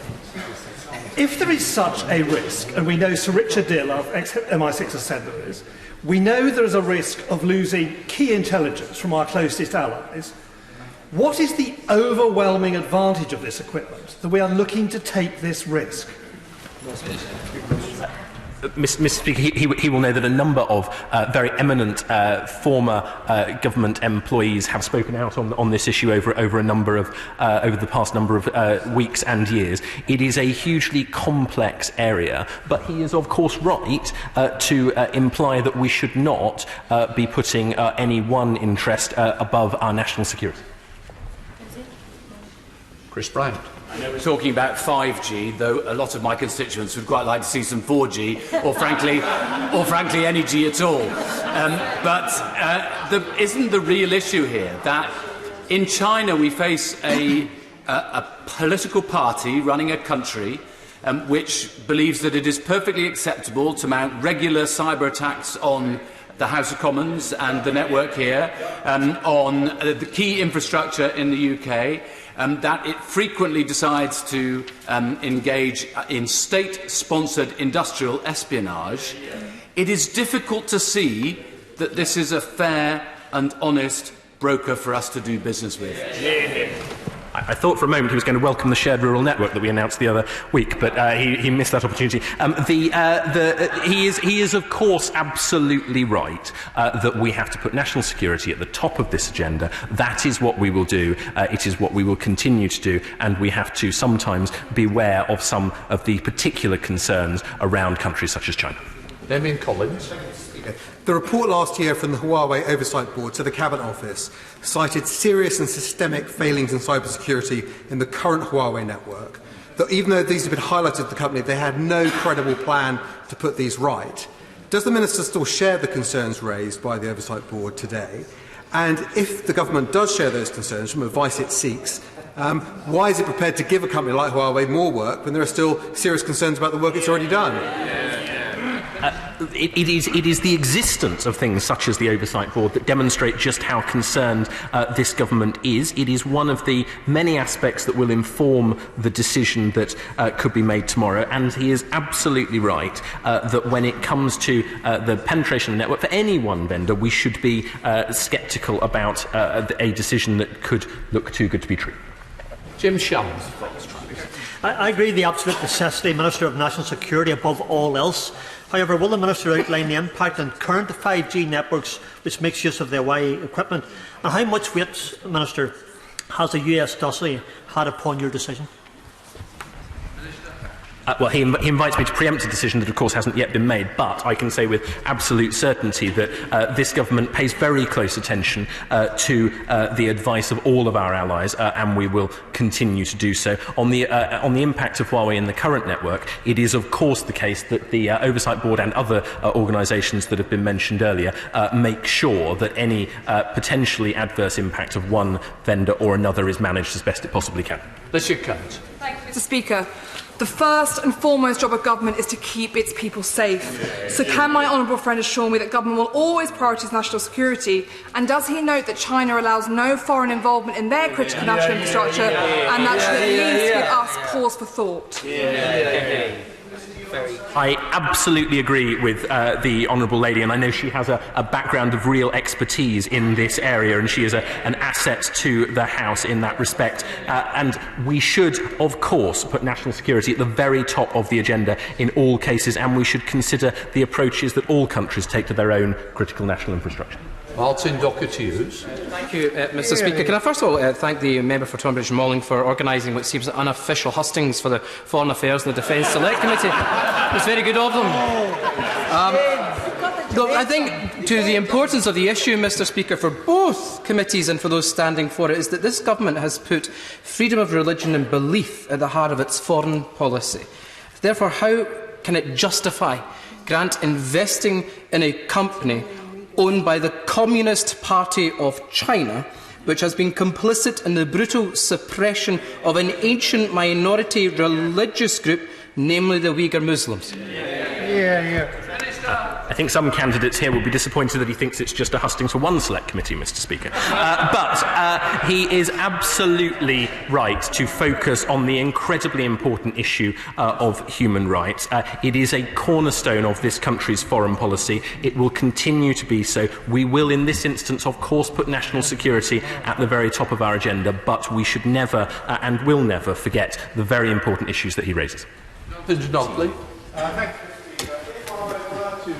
Get this 5G contract and they were to breach our national security, then presumably the priority would be to make sure that whoever got the future contract was going to be at the cost of Huawei. So would it be sensible to look for some kind of bond, if they were to get the contract, so that we could make sure that they would pay for someone to replace them quickly if needs were? Good idea. I think, Mr Speaker, that the honourable member invites me to get into contractual negotiations already, which I'm reluctant to do. But he is absolutely right, of course, to say that, or the implication of his question is to say that the decision that will be made will have ramifications that will go down through many years. He is right to take that strategic long view, and that is also what the National Security Council will do. Jonathan Rowan. Minister, if any member of this House chose to visit China, something I would encourage all colleagues to do, they would, for instance, be advised by our security services not to take their smartphone. They would be told that even if that phone was turned off with the battery taken out, it would be compromised immediately upon landing on the Chinese mainland. So, in that context, how can we explain to our constituents that this government is even considering allowing Chinese state-backed entities further access to critical UK infrastructure? Perfect question. He is right, Mr Speaker, to refer to that guidance, but it is of course the case that this country is a profoundly different one from China or indeed from any other one, and we manage our relationships with mobile phone networks, with technology in a very different way. Our agencies will continue to do that, and that is the right thing to do. But yes, I understand why he raises the comparison, and it is something that I know the NSC will consider in its own deliberations. I hope that, not least in the light of these exchanges today, that when the Cabinet comes to consider the NSC's recommendations, the Ministers talk about the NSC making a decision, actually the Cabinet should take this decision, the Cabinet will in this instance decide that security considerations outweigh economic ones. Can my right honourable friend assure me that this country still has the capacity to provide a significant part of its own future communications infrastructure? Thank you, Mr Speaker. He's right to point out that, of course, this is indeed technically a recommendation. Yes, he is also right to say it is hugely important that we continue not just to make sure we provide large chunks of our own expertise, particularly when it comes to personnel as much as when it comes to the kit itself, but over coming years, thanks to the investment of this government in R&D, we will be providing more. Geraint Davis. Yeah, Mr Speaker, why surveillance technology, as practised in Xinjiang, represents the most massive public security cloud that's basically oppressing hundreds of thousands of Muslims in what can only be described as a repressive dystopian police state. So how do we sort of justify importing the sort of tools of mass surveillance, the tools of mass oppression that may still have, foreign control? It just seems not right. To a certain extent, he preempts the next urgent question that you've granted, but the principle of what he's talking about underneath that is that 5G is a revolution in a huge number of aspects. We need to get that right when it comes to everything from surveillance to industrial opportunity. O'Brien. Speaker, A report in Bloomberg Businessweek in 2018 revealed how Chinese firms had illicitly placed tiny chips onto server motherboards intended for other countries. It revealed the impressive and terrifying capabilities of the Chinese state. Does the Minister agree with me that sometimes strong fences make good neighbours, and that we might legitimately want to trade and have good relationships with China, but retain some core capabilities of our own state in exactly the same way that they do? Thank you, Mr. Speaker. His quote from a great American poet emphasises, I think, that it is important to get these decisions right, but it is important also to make sure we get the boundaries right. And that is what we have to do, not just for now, but for future years to come. That is what the National Security Council will recommend to Cabinet, I hope, tomorrow. Alex Norris. Thank you, Mr. Speaker. In this place each day from that dispatch box, a government minister will talk about the importance of building a high-skill economy, and it doesn't say very much about the government's industrial strategy that we're not even considering our own domestic provider in this case. The minister said in these proceedings that that will change in time. What year? I'm tempted to just say a coming year, Mr. Speaker, but he is absolutely right that when it comes to growing our own talent, then we have to look around the world and say what have countries that are not in this particular area, Britain, done to deliver huge advances in infrastructure such as 5G. How can we make sure that when it comes to 6G and 7G, it is a British company that is on that spectrum as well? To Drax. Thank you, Mr. Speaker. Surely it is absolutely essential we stand shoulder to shoulder with our allies. And if Huawei is already involved in our telecommunications network, which it is, and the government decides not to go further, how on earth do we get them out? Thank you, Mr. Speaker. He is right, absolutely, that we have to pay due regard to the great relationship that we have with the US. But we also have to pay attention to, as he says, the unique position that we are in now and what is the best way, not just to manage it for the moment, but to manage it for the long-term future. I know that that is, as I say, what the National Security Council will be thinking about tomorrow. Thank you very much. Let's cut to the chase. Can the Minister offer this House a 100% cast-iron guarantee that the resilience and security of digital connectivity in the UK will not be compromised by any future deal with Huawei? Yes. The government will always put the absolute interests of our national security at the very top of its agenda. Andrew Bridget. Mr. Speaker, does the Minister agree with me that however cheaply Huawei are offering this country the benefit of their 5G technology, if as a result of their participation in this project we risk any jeopardising of our position within the Five Eyes and access to shared intelligence in the future, then I'm afraid, Mr. Speaker, that Huawei's price is too high for us to pay. Minister. Thank you, Mr. Speaker. He articulates very well the value of our national security. This is not just about Britain, it is about Britain's place in the world with our allies, and that starts in many ways with Five Eyes, but it goes a lot further. We have to make sure that when we make this decision, those considerations are put at the very top of the agenda, and he is right to highlight them. Mr. Speaker.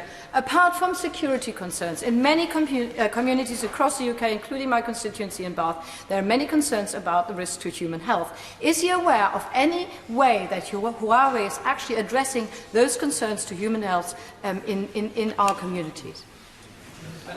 Mr. Speaker, she provides me with an opportunity to point very clearly to Public Health England advice, to World Health Organisation advice, that properly implemented 5G technology does not pose any significant risk to human health.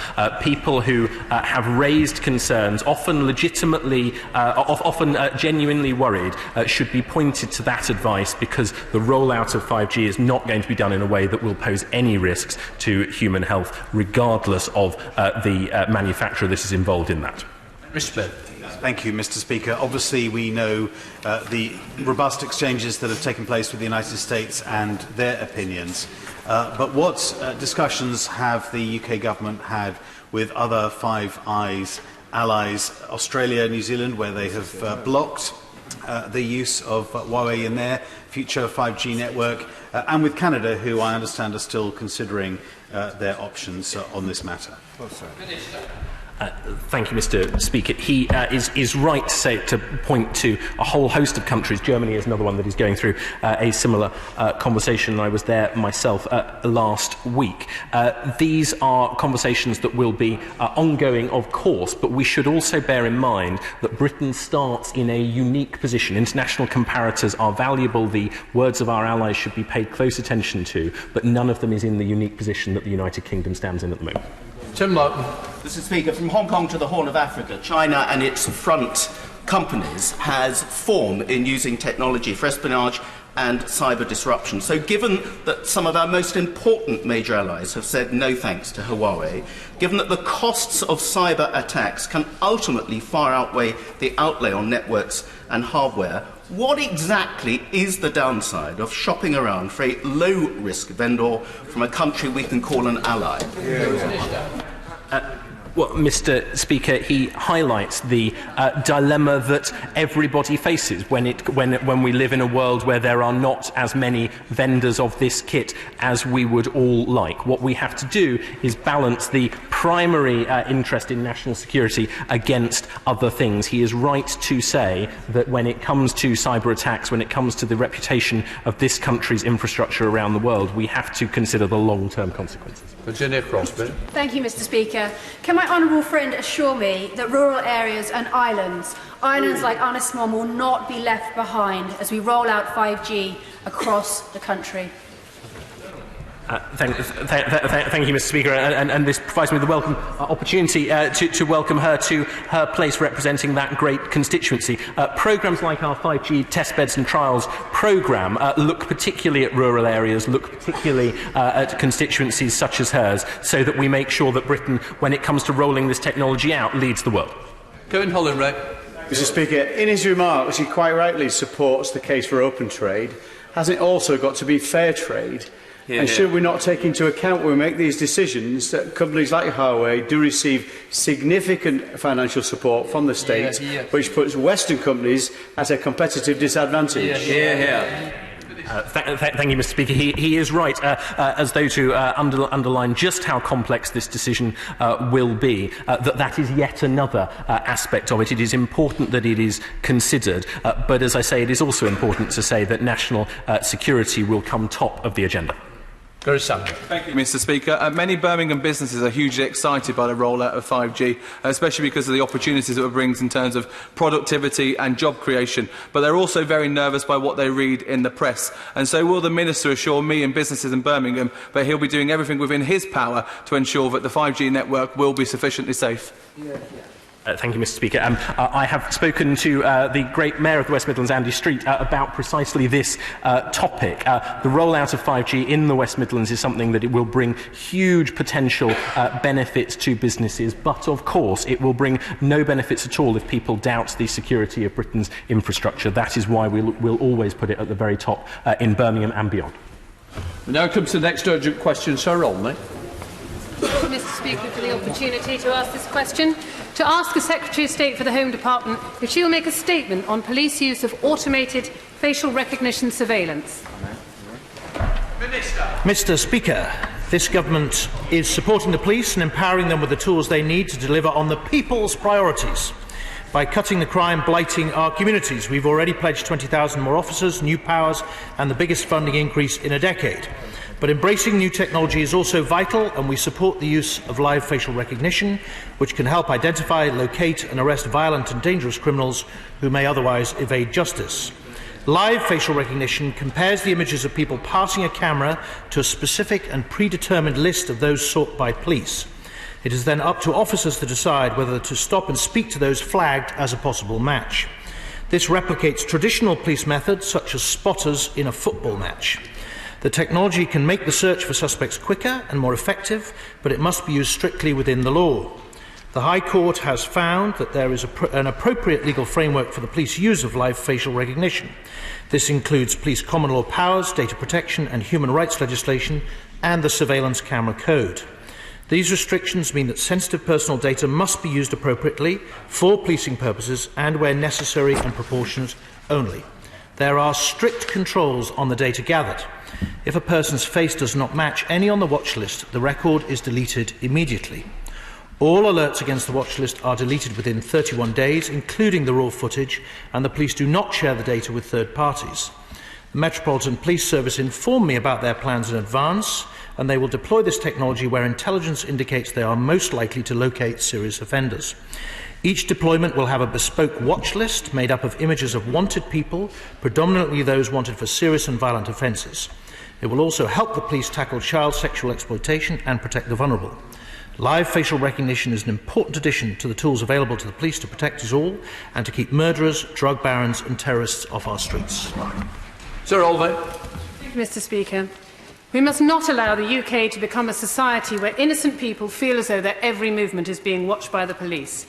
We must not throw away the right to privacy of UK citizens or the freedom to go about their lawful business without impediment.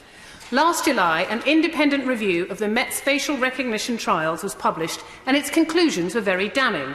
Can the Minister tell us whether he agrees with that report, that the legal basis for this rollout is questionable at best, and that it is likely to be in conflict with human rights law? According to analysis of the Met's test data, 93% of supposed matches in their 4 years of trials has been wrong. As well as being inaccurate, facial recognition technology has also been shown to be much less accurate in identifying women and ethnic minorities than it has been for identifying white men. This means that women and BAME people are much more likely to be stopped without reason than white men. Given that a black person is already 10 times more likely to be stopped and searched than a white person, does the Minister share the Liberal Democrats' concern that this technology will increase discrimination and further undermine trust in the police among BAME communities? The Biometrics Commissioner, the Information Commissioner and the Surveillance Camera Commissioner have all raised concerns about facial recognition surveillance, and all three have argued that its impact on human rights must be resolved before a wider rollout. What steps has the Minister taken since those warnings to examine and address those human rights issues that they have raised? Well, Mr. Speaker, the Honourable Lady has quite rightly raised a number of issues that need to be addressed in the operation of this technology. But just to be clear about a number of points that she raised. The first was she referred to, I presume she was referring to the ICO statement last year, who reviewed the Met's operation, and they did raise some concerns about the way the Met was operating the pilots for live facial recognition. Happily, though, the ICO did put out a statement on Friday saying that they were broadly encouraged by the fact that the Met had adopted some of the recommendations that they'd put forward into the deployment that they're putting in place at the moment. Although they do, she's quite right, remain concerned about the legal basis. Having said that, since then, we have, of course, had a judgment in a case brought against the deployment by South Wales Police, where the High Court has found that there is an appropriate legal basis for the operation of facial recognition. However, I understand there may be an appeal, and there is a suspended judicial review into the Met's operation, which may be restarted. So I'll limit, if you don't mind, what I may say about that. As to the disproportionality, there is no evidence at the moment yet that is the case. The Met have not found disproportionality in their data in the trials that they've run, and certainly a Cardiff University review of the South Wales Police deployment couldn't find any evidence of it at all. She is quite right, though, that in a country that prides itself on being an open and liberal society, we do need to take care with people's impressions of how technology may impinge upon that. And as she will know, live facial recognition has an awful lot of democratic institutions looking at it, not just this House, but also the London Assembly has a policing ethics panel. We obviously have the Surveillance Camera Commissioner, the Information Commissioner. There is a Facial Recognition and Biometrics Board at the National Police Chiefs Council, which brings people together to look at these issues. There's lots of examination of making sure that it's used appropriately, and I'm pleased to say that the Met will be operating on a very transparent basis, and as I understand it, publishing information about what data was gathered, its success rate, and other information that will allow the public to have confidence that where they are deploying it to identify wanted criminals, it is having the effect intended. Desmond Swain. If I'm wanted for questioning, what difference does it make to my rights if I'm fingered by a police officer or by a bit of software? Well, Mr. Speaker, in his usual pithy manner, the right honourable gentleman puts his finger on the button. As you will know, sir, the police have, since their establishment, used facial recognition. There is an analogue version which is called a wanted poster, and we will all have seen those. We will have seen those wanted posters, which effectively crowdsources the identification of wanted criminals. The only question here is whether a human being does it, as I said, like a spotter at a football match, or whether a machine does it. Now, we acknowledge that if a machine is doing it, it requires a more circumspection and democratic control, and that's what we'll be providing. Facial recognition technology is potentially an important crime-fighting tool, but not without the correct safeguards. And the Minister has failed to persuade the House thus far that all the correct safeguards are in place. Does the Minister accept that the random use of facial recognition technology requires not just a High Court judgment, but a specific legal framework and specific arrangements for scrutiny? Because after all, when blood, saliva or hair samples are provided, they're done voluntarily or under compulsory detention and charge. Facial recognition evidence is given involuntarily. He will have heard different reports about the unreliability of the evidence. Does that put people at risk of being wrongly accused of a crime? He will have heard the reports that the facial recognition technology finds it difficult to recognise black people and women. And there are also the reports that technology deployed is often inaccurate. To bring in technology which may be inaccurate and may mean the guilty may go unapprehended and innocent and wrongly identified would be a spectacular own goal, leading to a breakdown of the bond of trust between the police and the police. Mr. Speaker, the Right Honourable Lady is quite right to point to the fact that the police must deploy technologies such as to increase the trust of those they seek to protect rather than to diminish it. And we certainly believe that the use of this technology, as she said, could have enormous potential for crime fighting if deployed in the correct way. Now, she asked if the random use of facial technology could undermine that confidence, and it may. But of course, we're not intending, and the police aren't using it in a random way. Effectively, they will be operating in a very specific intelligence-led way, with lots of notification in the area in which it's to be deployed, against a known list of wanted suspects or criminals, which will be identified in a specific area where the police have intelligence to believe that person may be passing through.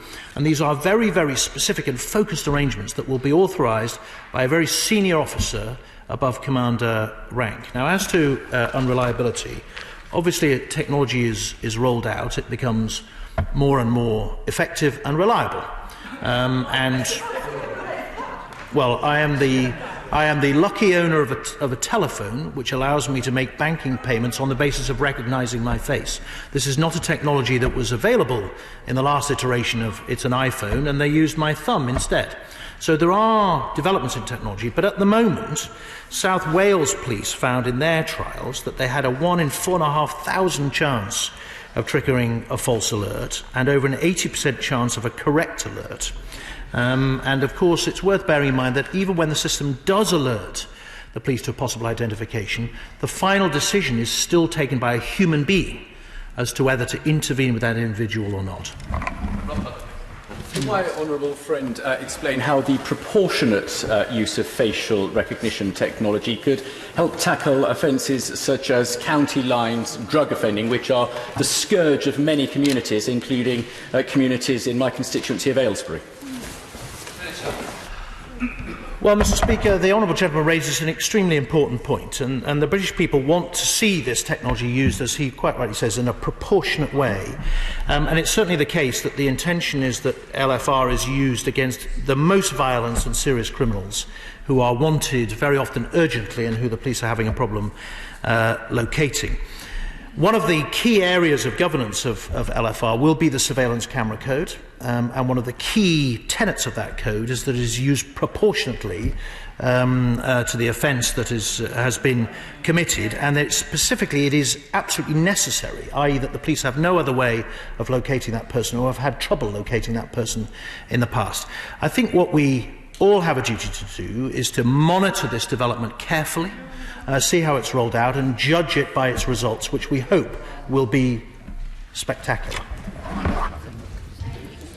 As we've heard, there are huge concerns about the impact of AFR technology on privacy and freedoms such as the freedom of assembly, and the danger of bias and discrimination, because as the Honourable Member for Richmond Park said, there is evidence that AFRT can disproportionately misidentify women and BAME people, and that means that they're more likely to be wrongly stopped and questioned. Now, these concerns are widely held, including by the Independent Biometrics and Forensic Ethics Group for Facial Recognition, which is advising the Home Office. The Scottish Government's employing an approach that involves a comprehensive, up-to-date legislative framework and a regularly updated code of conduct with strong oversight through a commissioner. In this way, my colleagues in Edinburgh hope to ensure that the use of this technology is proportionate, necessary and targeted, and respects human rights, privacy and data protection rules. Will he follow suit? And finally, so far as I'm aware, there's no evidence that the use of this technology in the manner contemplated is effective in fighting crime. If I'm wrong about that, can he point me to the evidence that says that it is? And if not, why not employ less risky measures, such as, for example, by following the Scottish Government's example and employing more police officers in a meaningful way? Hear, hear. Well, Mr. Speaker, the identification of individuals at large by any method is a standard policing technique, whether it's done by a human or by a machine or indeed by a member of the public. And so increasing the effectiveness of that is absolutely key. And I'm pleased that the Scottish Government is mirroring many of the arrangements that are being put in place in the rest of the United Kingdom to deal with this technology, because, as she said, it does have enormous potential for us. And we have seen successful use of it in pilots elsewhere. And I was told of even an occasion when, I forget which police force it was now, it might have been South Wales Police, advertised the use of live facial recognition at a rock concert where there had been in the past significant problems with what they call dipping, effectively pickpocketing of wallets and phones. And just the mere advertising of the technology resulted in there being no offences committed. Tim Lawson. Thank you, Madam Deputy Speaker. Subject to appropriate ethical controls and privacy requirements, I see this more as a benefit rather than as a threat and another tool in the police toolbox in fighting crime. But does the Minister envisage its applications in dealing with the last year, I think, more than 300,000 people who went missing, predominantly children in this country, where locating them for their own safety, speed is of the essence? Well, Mr. Speaker, the honourable gentleman raises an extremely important opportunity for us. As he quite rightly points out, there are many, many people who go missing every year. Some people require or want to disappear for various reasons, but often young people do not. And where it is proportionate and necessary and in line with the code, certainly identification of missing vulnerable people, particularly young people, would be an incredibly good use of the technology. Darren Jones. Thank you, Madam Deputy Speaker, and welcome to your place. I've not had the chance to congratulate you yet. In the last Parliament, the Science and Technology Select Committee looked at this issue as part of the Biometrics and Forensic Strategy Review. All of the key stakeholders recognised that a biometric strategy that was not fit for purpose, not of the quality required to provide a regulatory framework for facial recognition technology, was the root cause. Can the Minister confirm if that strategy has been updated since April last year? So, Madam Deputy Speaker, the honourable gentleman was quite right to raise concerns about the framework, and I'll have to get back to him whether the strategy has been updated. I don't think it has, but I will check and make sure. He will, though, be pleased to know that at the recent general election, the Conservative Party manifesto did contain a commitment that while we wanted the police to use the ever-increasing capabilities that technology was presenting to them. We wanted them to do so within a strict legal framework, and we'll be giving consideration over the months to come about what form that will take. Robert Halfon. Thank you, Madam Deputy Speaker. Does my right honourable friend not agree that liberty also means freedom from crime and antisocial behaviour? And that's why I strongly welcome these measures. And could he just expand how it will deal with antisocial behaviour and drug running, which he's touched on before, in terms of the problems we have in my own constituency of Harlow? Well, Madam Deputy Speaker, I mean, obviously this, at the moment, this technology is only being deployed by South Wales Police and by the Metropolitan Police. However, as I explained earlier, where the police do have a wanted, serious and violent criminal who they believe may be moving around in a particular location, they will deploy this camera and a wanted list against it, and hopefully identify that individual. And for areas that surround London, which often suffer from the movement of violent criminals to deal in drugs mainly, the identification as they move through particular areas and therefore their apprehension will no doubt pay benefits to lots of towns like his, and indeed like the one in my constituency that exist around the capital. Chiomora. Speaker. And like all artificial intelligence, and unlike the spotter in a football crowd that the Minister cites, facial recognition technology automates the prejudices of those who design it and the limitations of the data on which it is trained. If it is not diverse by design, it will be unequal by outcome. So what minimum standards is he placing on this technology before it is rolled out? Well, Madam Deputy Speaker, I mean, the Honourable Lady is quite right to raise what has been a concern in the media, but none of the evidence thus far from the trials, well, elsewhere, yes, as well, okay, but none of the evidence in the trials thus far is pointing to that disproportionality. One of the key things that the Met will be doing, though, however, is after every deployment they will be deploying. Madam Deputy Speaker, I'm trying to answer the Honourable Lady's question, and she's still barracking me from a seated position. I'd like to, if possible, explain it. I understand it's a very sensitive issue, but nevertheless, we're dealing with very, very serious crime, when this may help the police in apprehending those people. And frankly, if the police were seeking to apprehend the killer of my child, I would want them to consider using this technology. And we owe that to people to make the police as effective as possible. However, the Metropolitan Police will be publishing the results of every deployment on their website. It will be exposed to democratic scrutiny through the London Assembly and indeed, I'm sure, through this place. And as the technology is rolled out and we consider what changes may be needed to the legal framework so that it operates in a position of confidence with the public, no doubt members here will have their say. Alex Chalk. Thank you, Madam Deputy Speaker. Policing sporting events like the Cheltenham Festival, which will soon be upon us, presents unique challenges for the police. How does the Minister see this technology, once appropriately considered and reviewed, acting to assist the police to ensure that those who might wish to do harm to large numbers of people can be properly apprehended? Mr. Speaker, the honourable gentleman, in his usual way, raises an extremely important point. It's worth reiterating that there is no intention of being random surveillance using live facial recognition.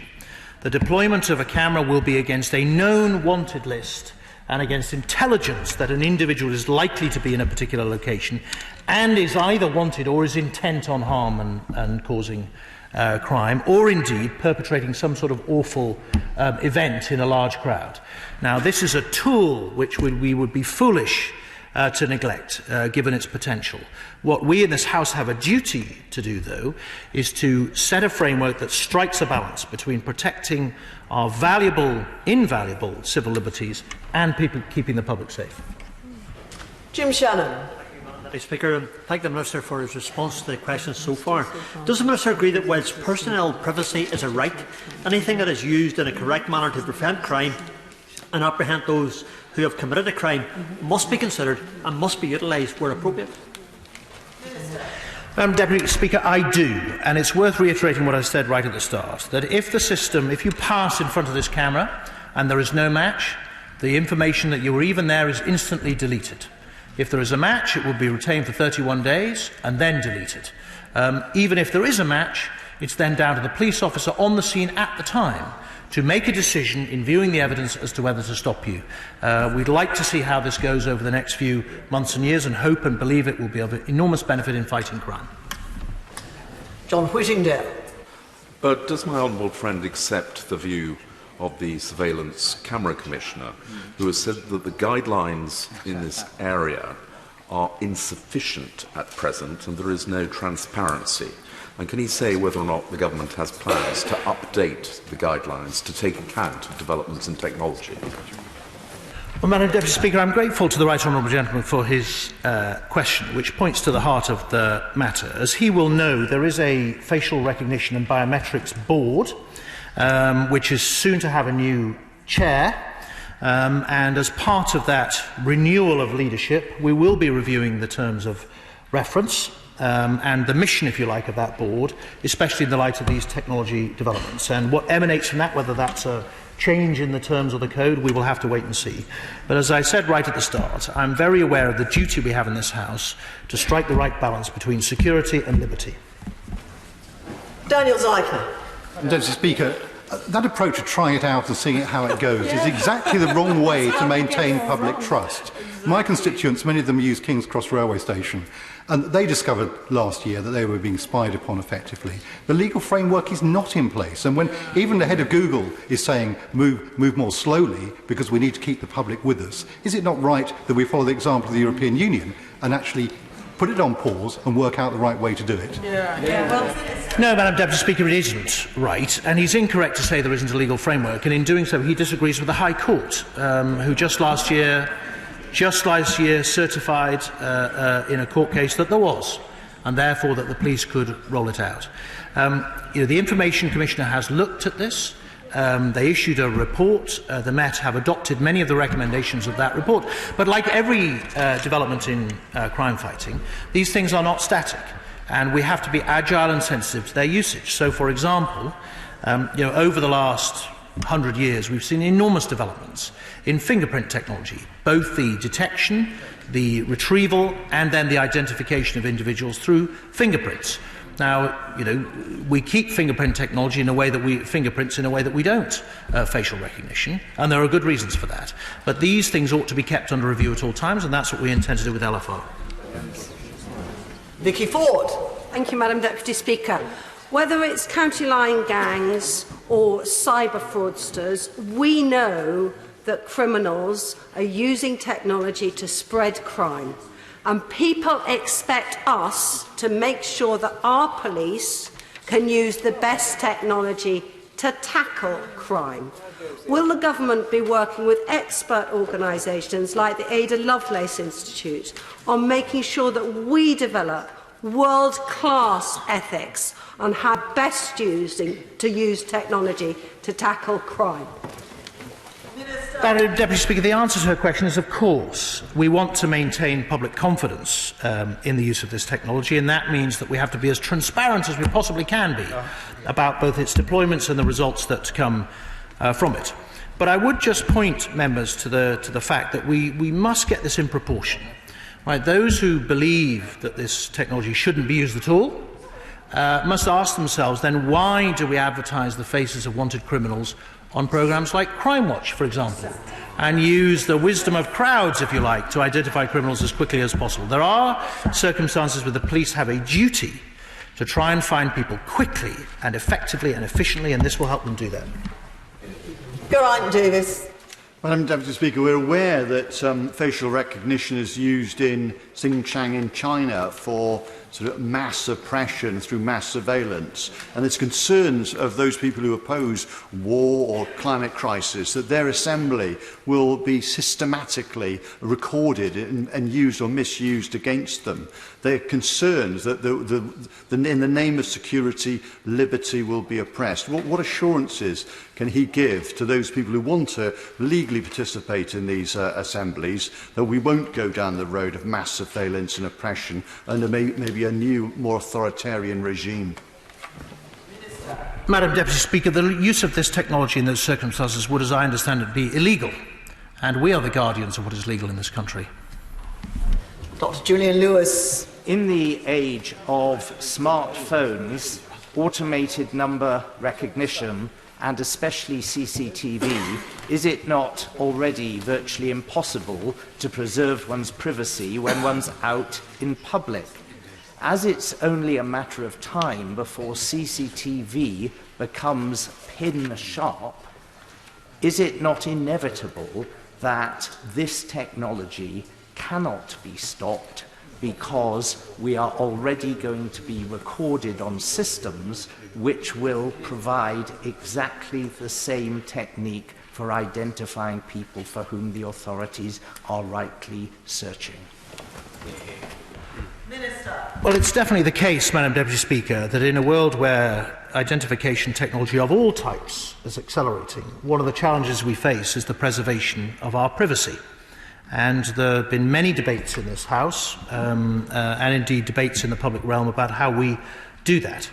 We believe we have a good, strong and transparent framework in which data can be gathered legally, but then kept private, and which individuals can seek their own privacy by way of deletion or amendment to data. But as I said earlier in an answer earlier, we are the guardians of the system here in this House. This is the crucible where these decisions are made. And so we must look sharp about it and not assume that these technological developments are outwith of our control. Abena Opongasari. Thank you, Madam Deputy Speaker, and congratulations. Has the Minister seen concerns raised by the Future Advocacy think tank that the deployment of this technology may infringe upon the rights of Muslim women who wear the niqab, and wider concerns about technology being less accurate, particularly with women and ethnic minorities? Minister. Madam Deputy Speaker, as I understand it, that specific issue has been raised with the Metropolitan Police, and they've made it clear that nobody will be required to remove their niqab or other facial coverings. It's worth remembering what they are seeking to do with this deployment. They are looking for wanted criminals, or those who are suspects in crime or possibly missing persons. And when the system makes a match, it is then for a human being to decide whether intervention is proportionate or not. It's not a sort of conveyor belt. There's still human judgment required there, as there will always be in sensitive and proportionate policing. Jonathan Janogly. There are clearly data privacy and human rights issues bound up in facial recognition technology, which I admit will be very useful for solving crimes. However, technology moves on quickly, and my understanding is that there is already being developed bodily recognition, where faces won't actually count, and the cameras will look at people's movement. So are we not just behind the curve on all of this? Should we not, as a Parliament, be looking to put in place a framework that will envelop all of the new technologies as they move on, rather than being one step behind, where actually, we should be, I think, doing a little bit more proactively? Well, Madam Speaker, the Honourable Gentleman raises an extremely important and useful point, and he is quite right that the acceleration of technology needs to be embraced by this House in a way perhaps in the past it hasn't been. And as I said earlier, both he and I stood on a manifesto that had a commitment to the enabling of technology in a strict and controlled legal framework. And over the next few months we will be thinking about that. But he is quite right. I came across a company some years ago who were working on online security, financial security, and they had a system that not only identified your password when you put it in, but the way you typed it, because apparently the way you type is very characteristic, and then they knew it was you. These are the sort of technologies that we can deploy to great effect, but with democratic control.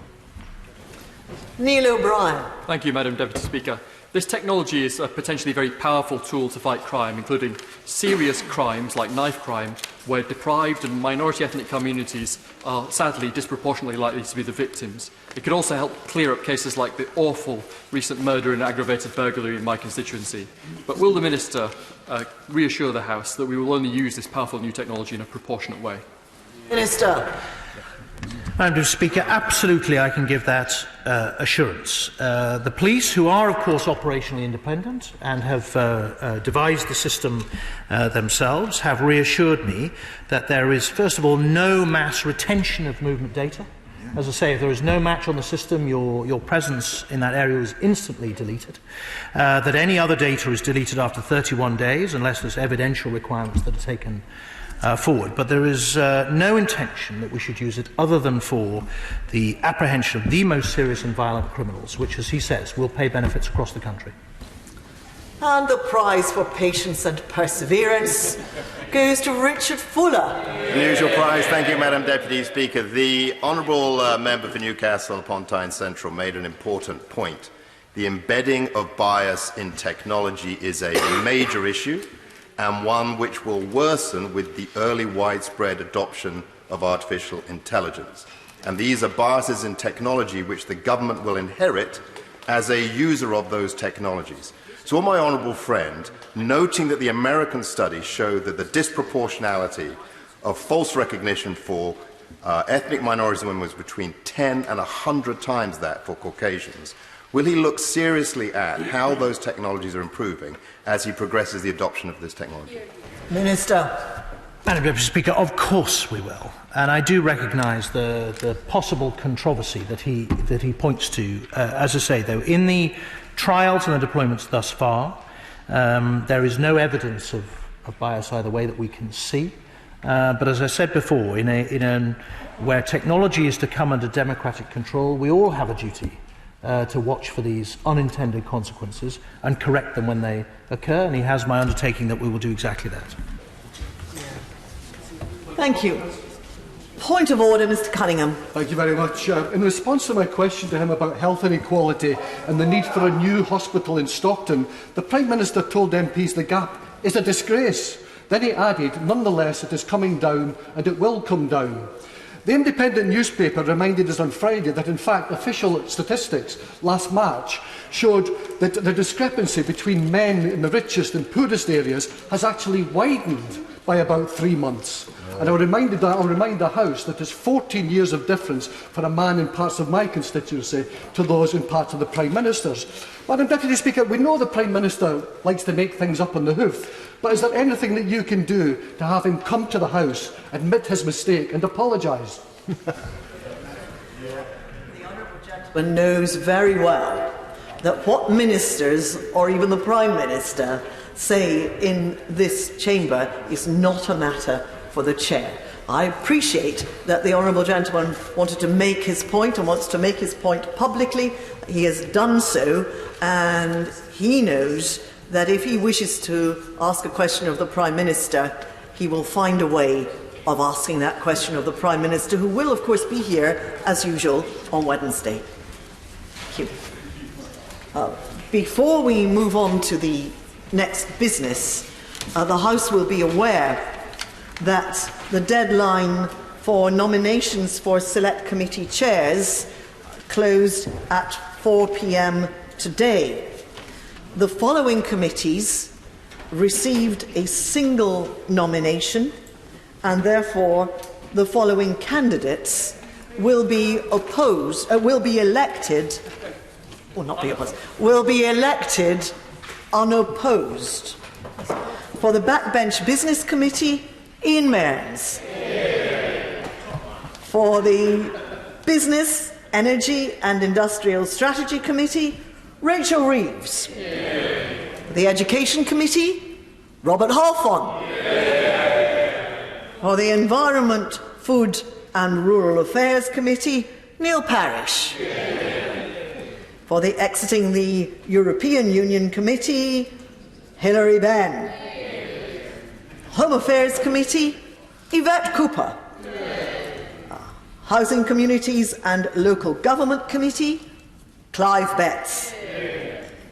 Public Accounts Committee, Meg Hillier. Scottish Affairs Committee, Pete Wishart. Standards Committee, Kate Green. Treasury Committee, Mel Stride. Welsh Affairs Committee, Stephen Crabb. And the Women and Equalities Committee, Caroline Noakes. I congratulate all of the members who have thus been elected. The ballot for the remaining posts will take place on Wednesday the 29th of January between 10 a.m. and 4 p.m. in Committee Room 16, and a final list of candidates and their supporters will be available shortly in the vote office. The clerk will now proceed to read the orders of the day. NHS Funding Bill, second reading. Now, Secretary of State to move second reading, Matt Hancock. Thank you very much, Madam Deputy Speaker. And with your permission, before turning to the bill, I would like to update the House on the ongoing situation with the Wuhan coronavirus.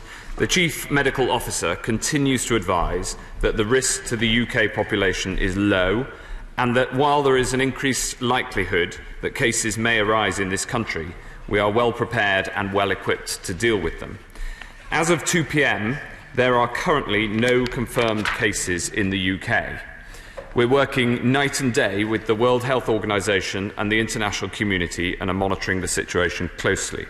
Our approach has been guided by the Chief Medical Officer, Professor Chris Whitty, and as I set out in my statement on Thursday, coronavirus presents with flu-like symptoms, including a fever, a cough, a difficulty breathing, and the current evidence is that most cases appear to be mild. However, this is a new disease and the global scientific community is still learning about it. I have therefore directed Public Health England to take a belt and braces approach, including tracing people who have been in Wuhan in the past 14 days. Coronaviruses do not usually spread if people don't have symptoms. However, we can't be 100% certain. From today, as concerns have been raised about limited pre-symptom transmission, we're therefore asking anyone in the UK who has returned from Wuhan in the last 14 days to self-isolate, to stay indoors and avoid contact with other people, and to contact NHS 111. If you're in Northern Ireland, you should phone your GP.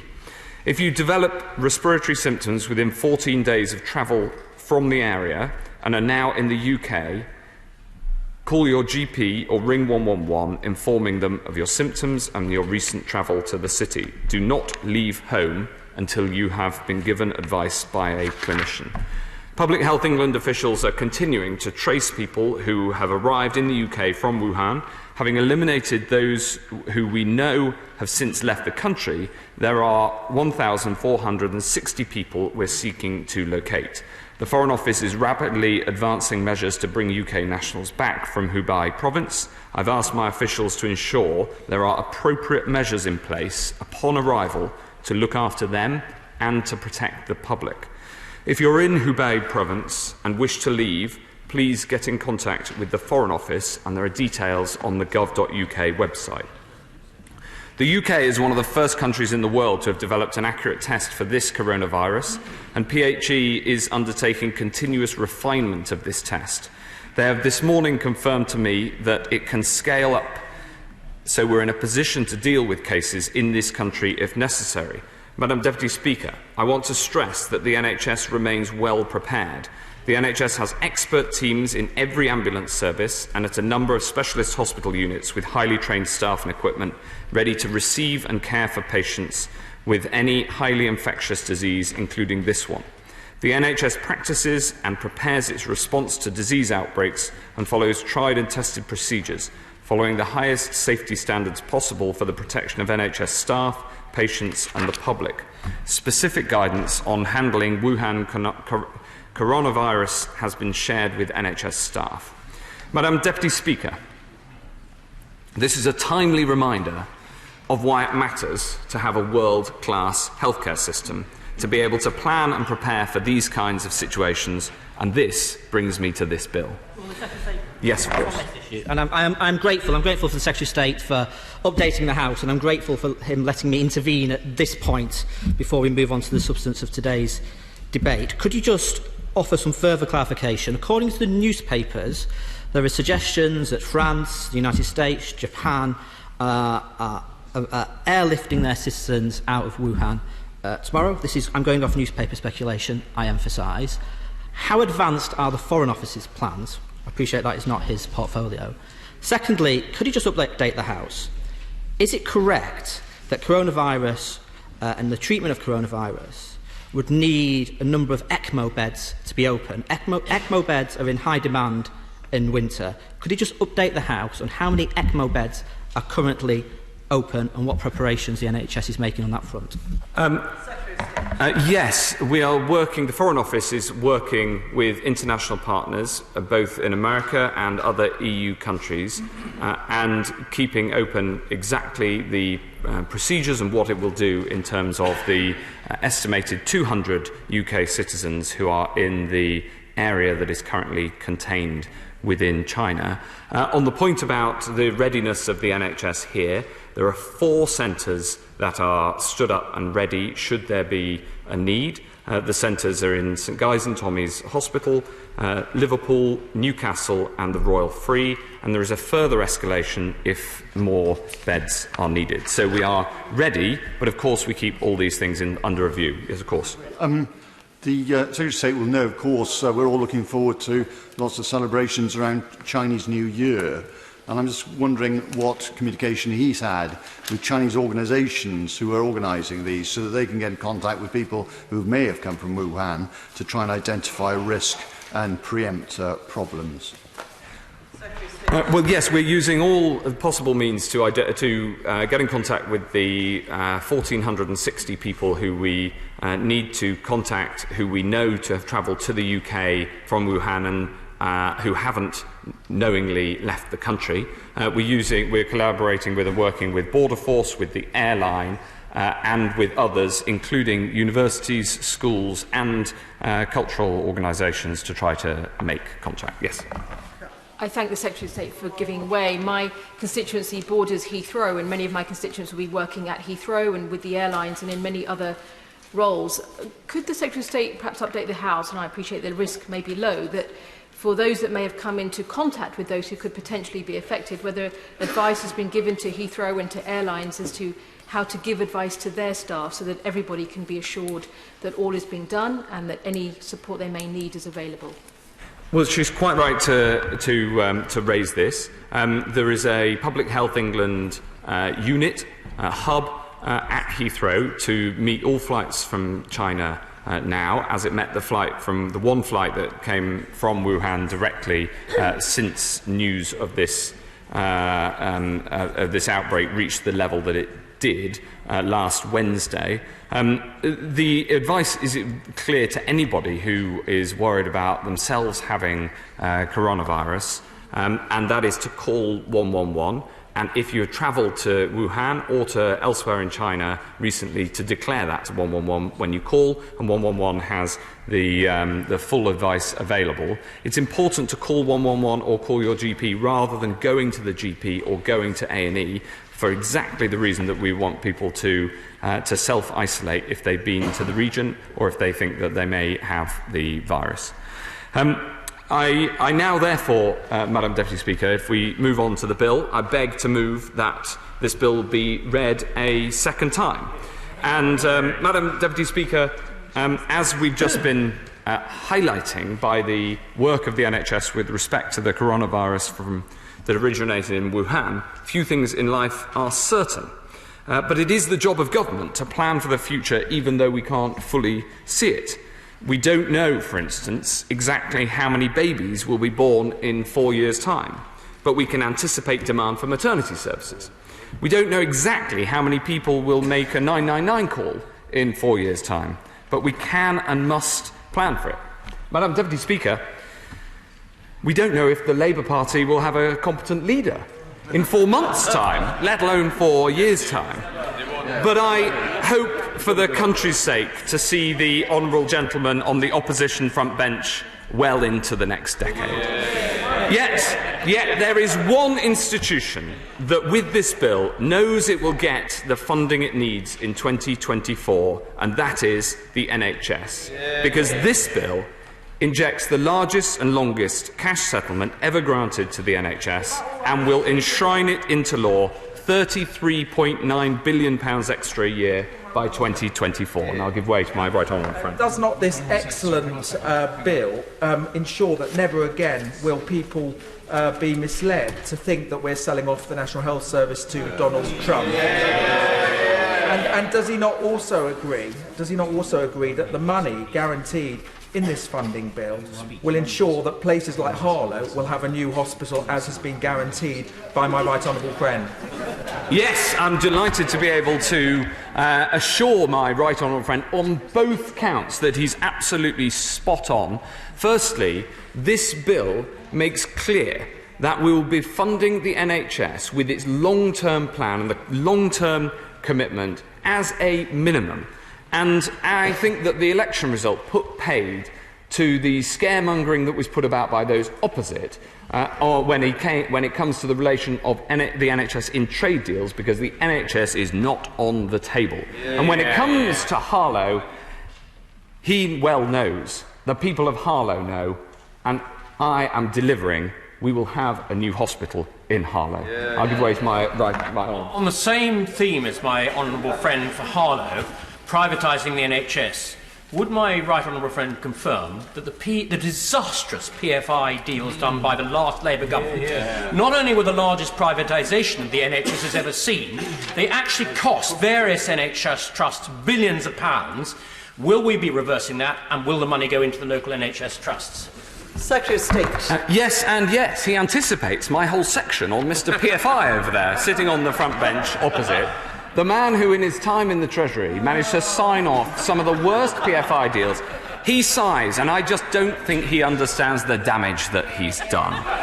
So this bill confirms that spending on the NHS will rise from 115 billion last year to 121 billion this year, to 127 billion, then 133 billion, 140 billion, and to 148 billion pounds in 2023-24. Yes, of course. I'll give way down here, and then. So. I thank the Secretary of State for giving way. It's just to clarify the point. Is that the government is committed to buying out the PFIs that are currently a burden on health boards and trusts? Secretary of State. We absolutely will be looking at doing that where we can.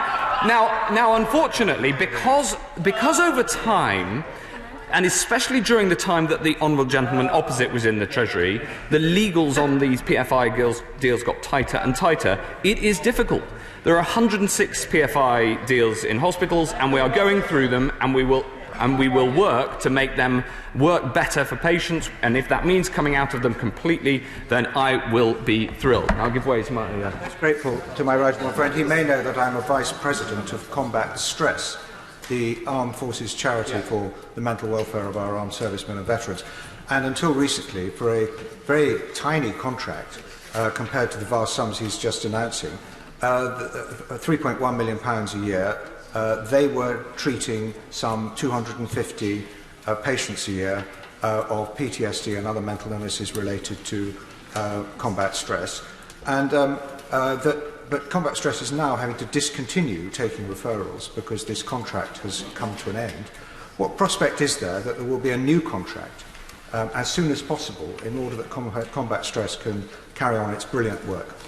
Well, I'm very, very glad that my right honourable friend raised this, because I was concerned to read the reports in the newspapers of this, and have had a briefing this morning. There is work on a new contract to replace the old one, and I very much hope that that is settled and agreed as soon as possible. Thank you.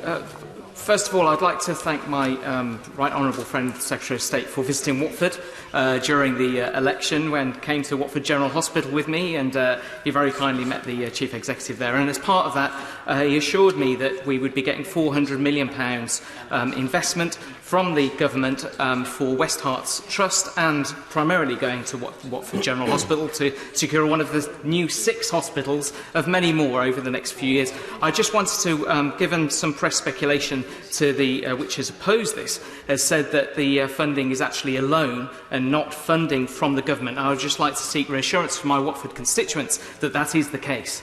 Thank you. Yes, that's exactly right. I enjoyed visiting Watford at the invitation of my honourable friend,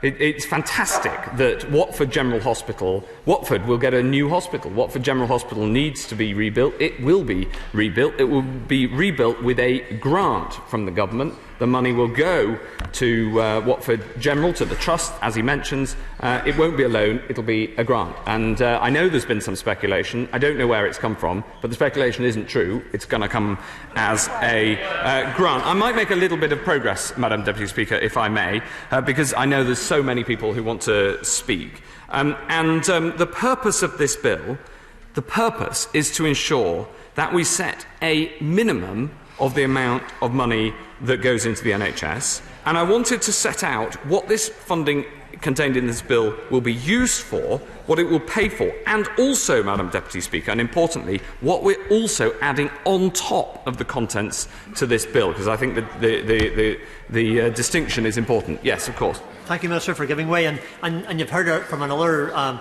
member earlier on about mental health issues. Can I ask the Minister, mental health issues aren't just for adults, they're also for children, those of 10 to 12 and those in teenage years. I'm aware of a great number of children who suffer from mental health issues at school. Can I ask the Minister what's been done to help those school children address the mental health issues which need to be done early? Thank you. Yes, he's right to raise this. It's an incredibly important issue. We are rolling out the support for mental health practitioners in schools across England. We've just given a big increase in funding to the Northern Ireland, devolved Northern Ireland government to be able to roll out these sorts of services. Obviously it's devolved, so it's up to them exactly how they do it. And we will make sure that across England that rollout continues and that children get the support that they need. If I give way here. Thank you. In my experience of a couple of decades of working in the health economy, I know that both commissioners and providers would be absolutely delighted at the long-term approach my right honourable friend is taking to revenue funding of the NHS. However, patient experience and patient outcomes is also reliant on delivering of capital projects, and not least at Russell's Hall Hospital in my constituency, where we really do need extra capacity on A&E and not least in our car parks. So will my right honourable friend or one of his ministers meet with me to discuss these issues? Yes, of course. The Minister of State is responsible for the rollout of the car park, additional capital for car parks that we talked about in the manifesto, committed to in the manifesto, and more broadly, we will both be very happy to talk to him about what more we can do for Dudley. It's incredibly important, and he is already such a powerful advocate for it. I'll give way across and then. The Secretary of State knows in recent years the increases to the NHS have been about 1.4%. His plan is for 3.4%, and the last Labour government delivered an average of 6% a year, almost twice as much. So how can he be saying this is enough? It clearly is too little, too late. No, it's the largest funding settlement and the longest funding settlement in history, Madam Deputy Speaker. And the thing is, you can only fund a strong NHS if you have a strong economy. And we had this debate during the general election, and the general public saw straight through promises that can't be funded because of other policies that would crash the economy. And so we will fund the NHS properly. This bill places a legal duty on the government to uphold a minimum level of NHS revenue funding over the next 4 years, and this point is very important. The legislation explicitly states that the bill establishes a floor and not a ceiling on how much we spend on our vital and valued public service. And the revenue budget, it's the revenue budget which means the day-to-day running costs of the NHS. And all that, I'll give way. One of the fantastic things we've seen in the NHS in the past few years has been the opening of new medical schools like the one in my constituency. I do declare in the register of interest that I'm now on the board. But will some of this new funding be going into more training, especially training of more nurses? Well, that funding for the training of more nurses comes on top of what's in this bill. So this bill is for the day-to-day running costs of the NHS, and the funding for the training has already been committed to and is on top of what is in this bill. What's in this bill will help us create 50 million more GP appointments every year so we can reduce the time people have to wait to see their GP. It'll help pay for new cancer screening and faster diagnosis so we can save tens of thousands of lives. from people suffering that terrible disease. It'll help pay for the prevention, detection and treatment of cardiovascular disease so we can prevent over 100,000 strokes and heart attacks. At its heart, this funding will help us create more services in the community, closer to home, with pharmacies playing a much bigger role. And for the first time in a generation, the proportion of NHS funding going to primary and community care will increase, shifting resources to prevention of ill health, because prevention is better than cure. I'll give way over here. I'm very giving way so my right friend may be giving way to me, but he talks about how we pay for the NHS. And earlier he said, of course, we cannot know what will happen in the future, but does it give him good heart that in the last 24 hours, Ernst & Young have predicted, in fact, that our growth will be higher than expected on the back of the election of a Conservative government, which we all have confidence will deliver the growth we need to fund the NHS? Absolutely. Well, yes, and it just shows how sensible the British people were to elect a majority Conservative government. And I come on to this right now because the funding will also allow the NHS to invest in innovative technology like genomics and artificial intelligence to create more precise, more personalised and more effective treatments, and so help the life sciences industry, which is one of our fastest growing industries and will in turn help support growth. I'll give way here and then to...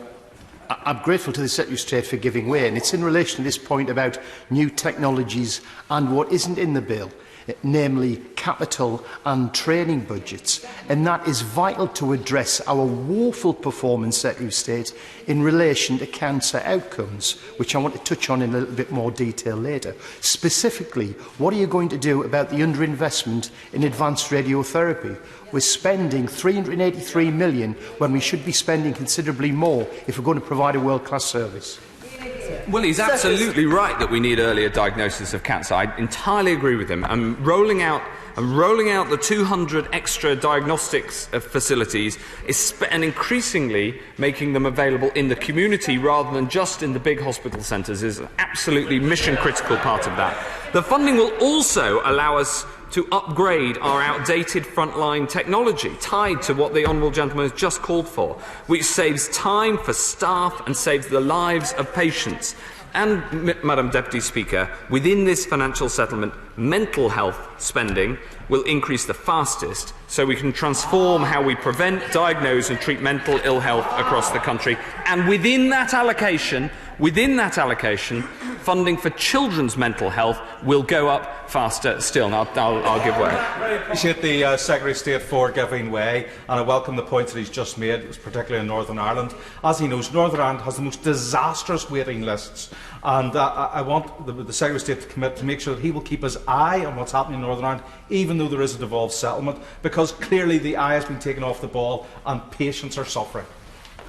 He's absolutely right that the 3 years without an administration in Northern Ireland has led to all sorts of difficulties. I've already spoken to my new Northern Ireland counterpart twice and offered all the support that we can give. The extra funding will help an awful lot. But it is true, it is sadly true, that there are over 10,000 people waiting more than a year for a procedure in Northern Ireland. There's over 4,000 in Wales, run by the Labour Party, and there's only just over 1,000 in England. So we have to make sure that we get the very best of treatment across the whole of the UK. Even though I'm responsible for the NHS in England, I am also the UK Health Secretary. For instance, on the public health emergencies that we were talking about recently, we have to engage across all 4 nations and make sure that not only does the Northern Irish health system improve, but so too the Welsh system, which is in a terrible state in many places despite the amazing effort of the staff who work in it,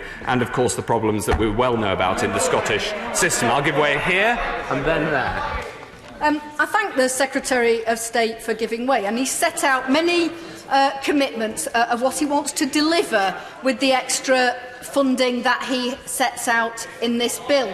However, the funding that's set out in the bill is purely set out in cash terms, and I wonder if he can make a commitment here and now that if inflation rises such that £33.9 billion does not equal £20.5 billion in real terms and deliver that real terms increase that he's promised, that he will exceed those amounts that's set out in the bill? Well, we're already exceeding these amounts with the additional funding that I mentioned to do with training and to do with capital, both of which are critical. And the budget, of course the budget is set out in cash terms because cash is what the NHS spends. And part of what the NHS has got to do is make sure that it spends this money with the best possible value for money, because I'm acutely aware that while spending £33.9 billion extra and the total budget of over £140 billion, almost £150 billion, every single pound is a pound of taxpayers' money, which we've got to be acutely aware of the value for money of. And I'll give way here. We have said that there will be parity of esteem between mental health and physical health. What is the mechanism for ensuring that the money that he's announced is actually spent in mental health as desired and isn't else? That is set out very clearly in the operational guidance to the NHS that it must be. That will be auditable, and I'm sure that my right honourable friend will be able to look to ensure that that has happened. But that's one of the areas where the levers from the Secretary of State's office to the NHS frontline is extremely well connected. I'll go ahead. Most great, my friend.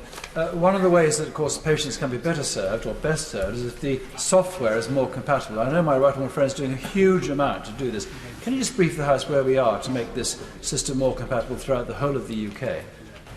Yes, and my honourable friend makes a really important point, because it isn't just about the quantity of money, it's also about how we spend it, and making sure we get the best value for every pound that's put in is incredibly important. One way that you can do that is by using the best modern technology. For instance, ensuring that the different systems are required to talk to each other. And we will be introducing a system with standards of interoperability that require and mandate that only those systems that allow the information appropriately and with appropriate privacy safeguards to flow between different NHS organisations, only those systems can be used. Because so many times people have had the experience that they go to one part of the NHS, they inform them about what's going on, they go to another part of the NHS, they have to say everything all over again, and I want to end that.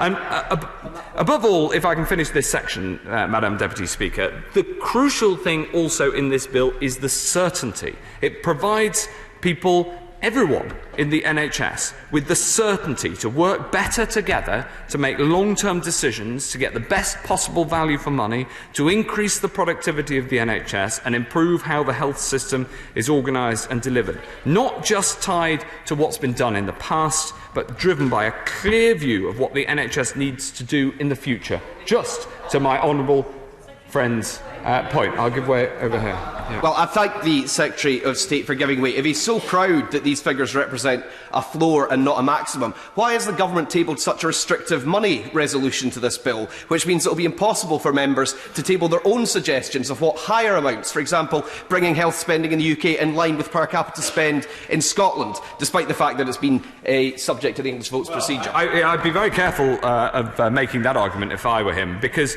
over the last decade, the Scottish Government has increased spending on their NHS slower than we have in England. And I won't take second best, Madam Deputy Speaker. I won't take the retrograde SNP attitude. No wonder they bang on so much about their dreams of breaking up this country, because they can't defend their record on the NHS. I thank the Secretary of State for giving away. He's mentioned already the 50 million additional GP appointments, but is it not the case that already annually 13 million GP appointments are missed and 6 million nurse practice appointments, not to mention the people who turn up at A&E who are neither accidents nor emergencies? Can we do more about making sure that the money is spent more effectively in that way? Yes, absolutely. And for instance, if you use technology for a better booking system for the GP, it turns out that you reduce the number of times people don't attend by a third. Somebody on the front bench opposite, Madam Deputy Speaker, somebody on the front bench opposite just shouted, "Oh, come on," when I talked about saving huge amounts of money by reducing by a third the number of people who don't attend a GP appointment. They should get with the programme and use the best of technology to support our staff in the NHS. Now, and I'll give way just here. I thank my right honourable friend for giving way. My right honourable friend brought up Scottish funding. Does he share my regret and frustration that if the Scottish Government had matched our funding to the same levels as we are spending in England, then NHS in Scotland would have £505 million more to spend on frontline services? The fact is they're investing slower and less than we are south of the border. Exactly, that is precisely true. And what is so frustrating is, and I ask my honourable friend, maybe my honourable friend knows the answer to this question. What did they do with the £500 million that they didn't put into their NHS? It is a disgrace. I'm very grateful to the Health Secretary for giving way. In addition to what this money is going to be spent on, which I do welcome the extra investment, but also it's a question of Order. We have a separate Scottish debate going on here. Which, however interesting it might be, it's really not good if I can hear that and I can't hear the honourable lady. I couldn't hear myself, Madam Deputy. But it's also a question of who and where the money is going to be spent. We know that life expectancy is flatlining. Healthy life expectancy is flatlining. In some parts of the country, including the North West, it's actually going backwards. So how are we going to make sure we target this money to where it's most needed? I'm very glad, Madam Deputy Speaker, that you gave us the chance to listen, because that was a very important intervention. Life expectancy is rising, but I will not accept rising inequality in life expectancy, and the honourable lady should expect that to be a major focus of where this money goes and the work that we'll be doing in the Health Department precisely on that point. Madam Deputy Speaker, I need to make some progress. Let me turn to what's happening on top of the funding in this bill, because the revenue budget does not cover the budget for training and for infrastructure investment. So the increase in the training budget and the money for new infrastructure will be in addition to the £33.9 billion for the core day-to-day running costs. We made clear in the manifesto that we're going to have more nurses in the NHS. 50,000 more nurses. And I'm delighted that the latest figures released last week show an increase of 7,832 nurses in the NHS over the last year. Over 7,000 more nurses in the NHS. Just if she wants to welcome the 7,000 more nurses in the NHS, then she's more than welcome. Well, I definitely thank the Secretary of State for giving way, and of course I welcome more nurses within our NHS. Why wouldn't I? My mum herself was a nurse also within the NHS. But on that point, my question is very much about the increase for mental health nurses, both in terms of recruiting and retaining. But will the Secretary of State also speak about or agree to ring-fence new mental health funding as well to ensure it goes to the department it's meant to go to all? Yes, I can guarantee her that the mental health funding will be ring-fenced, and I'm also can we just from this House pay tribute to the honourable lady's mum, a nurse. We're going to have more nurses. I'm delighted that right now we have a record number of registered nurses, a record number of midwives, and a record number of nursing associates, and a record number of nurses in training. If current trends continue, the NHS would see 36,000 headcount nurses join each year from the domestic and overseas workforce. That's over 140,000 new nurses by 2024, but we need more nurses, and we'll be having 50,000 more nurses by the end of this Parliament. Absolutely critical manifesto commitment that we intend to deliver on.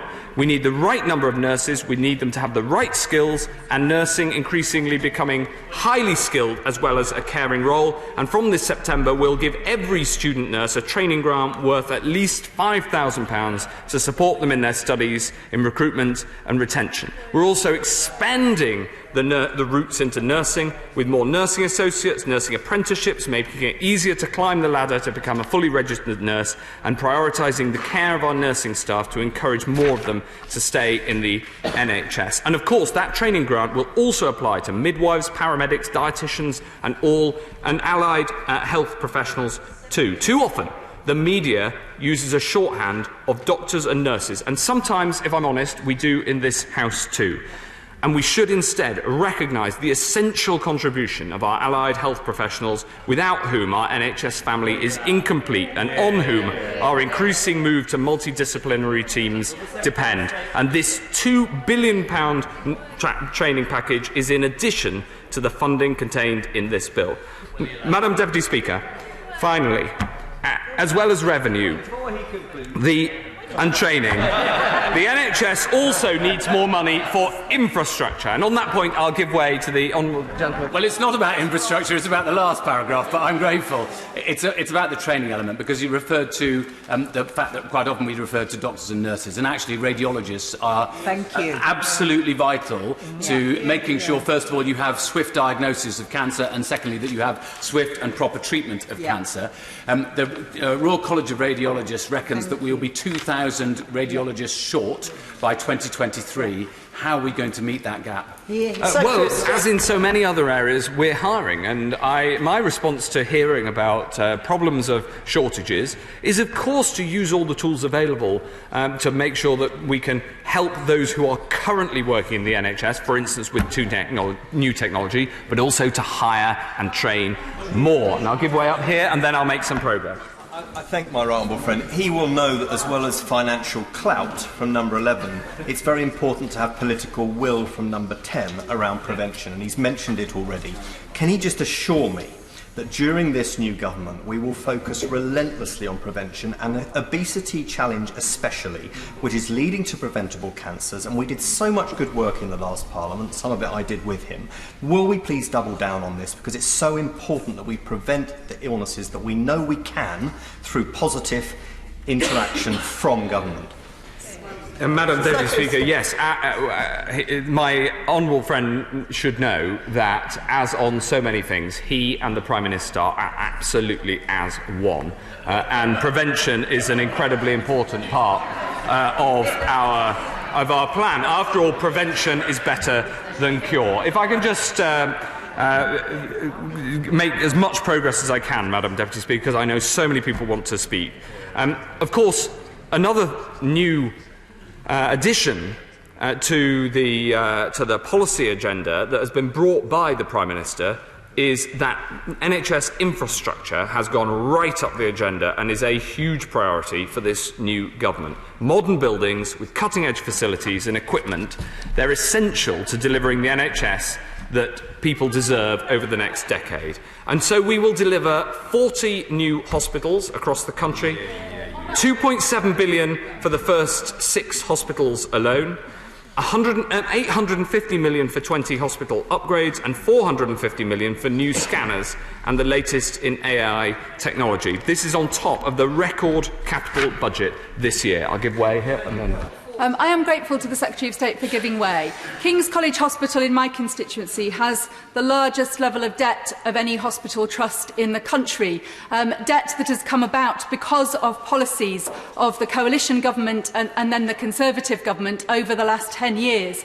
Yet there is no investment for King's in his list of hospitals receiving capital investment, and no proposal to write off the unsustainable level of debt. Can he tell me what message I am to take back to the hard-working, life-saving staff at King's College Hospital who are currently struggling under impossible financial circumstances? Well, if she votes for this bill, then increased resources will be going into the NHS, including into King's. Mark my words. I thank my right honourable way. One of the examples of the commitment this government has to hospital infrastructure is the Midlands Metropolitan Hospital that we are going to see in Sandwell, that many of my West Bromwich West constituents are going to benefit from.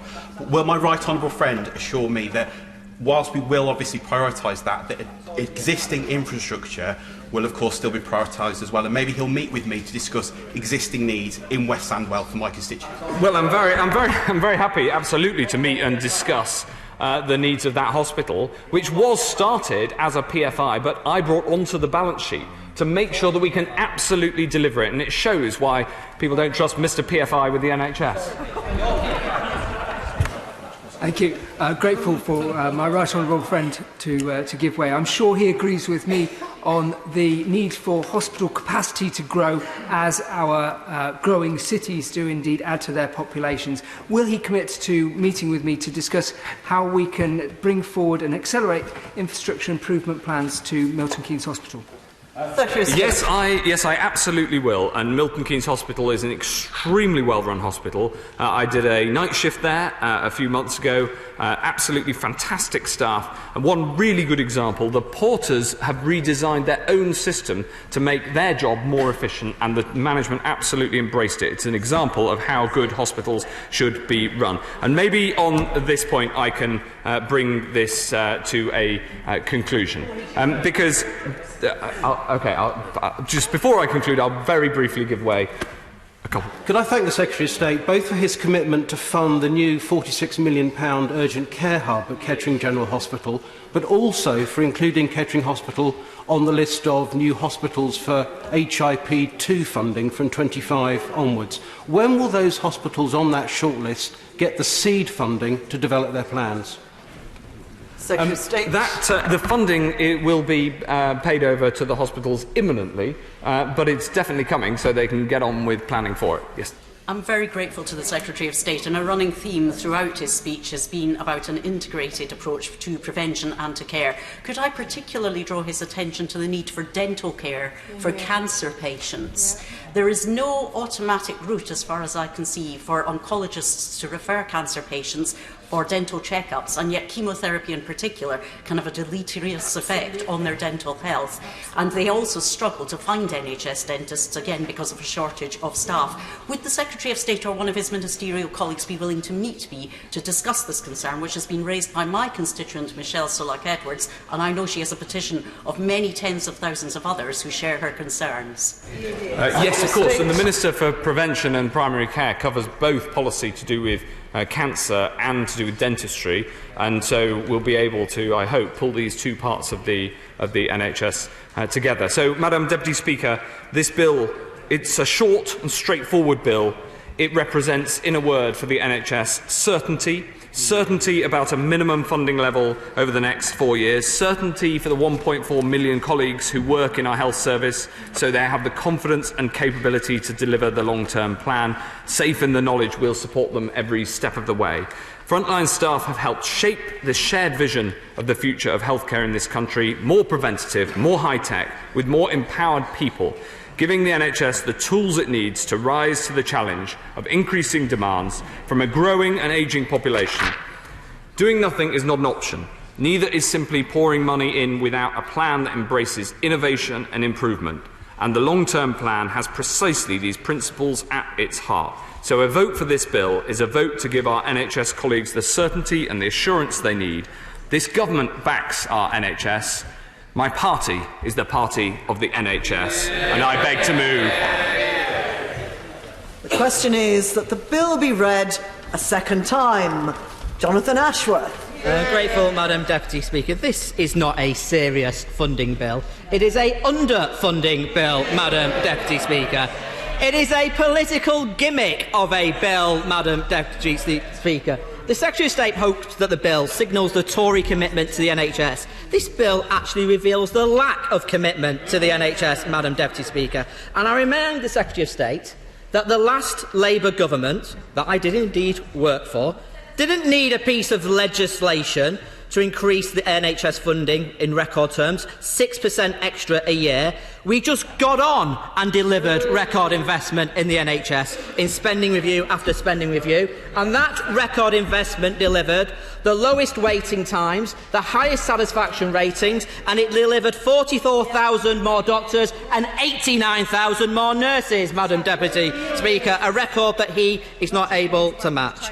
And this bill is essentially a bill that caps NHS funding, Madam Deputy. It certainly does. Because as the Secretary of State has outlined, the amounts in the bill are in cash terms. They're not in real terms. It's not the presentation that the previous Secretary of State gave to the House in summer 2018.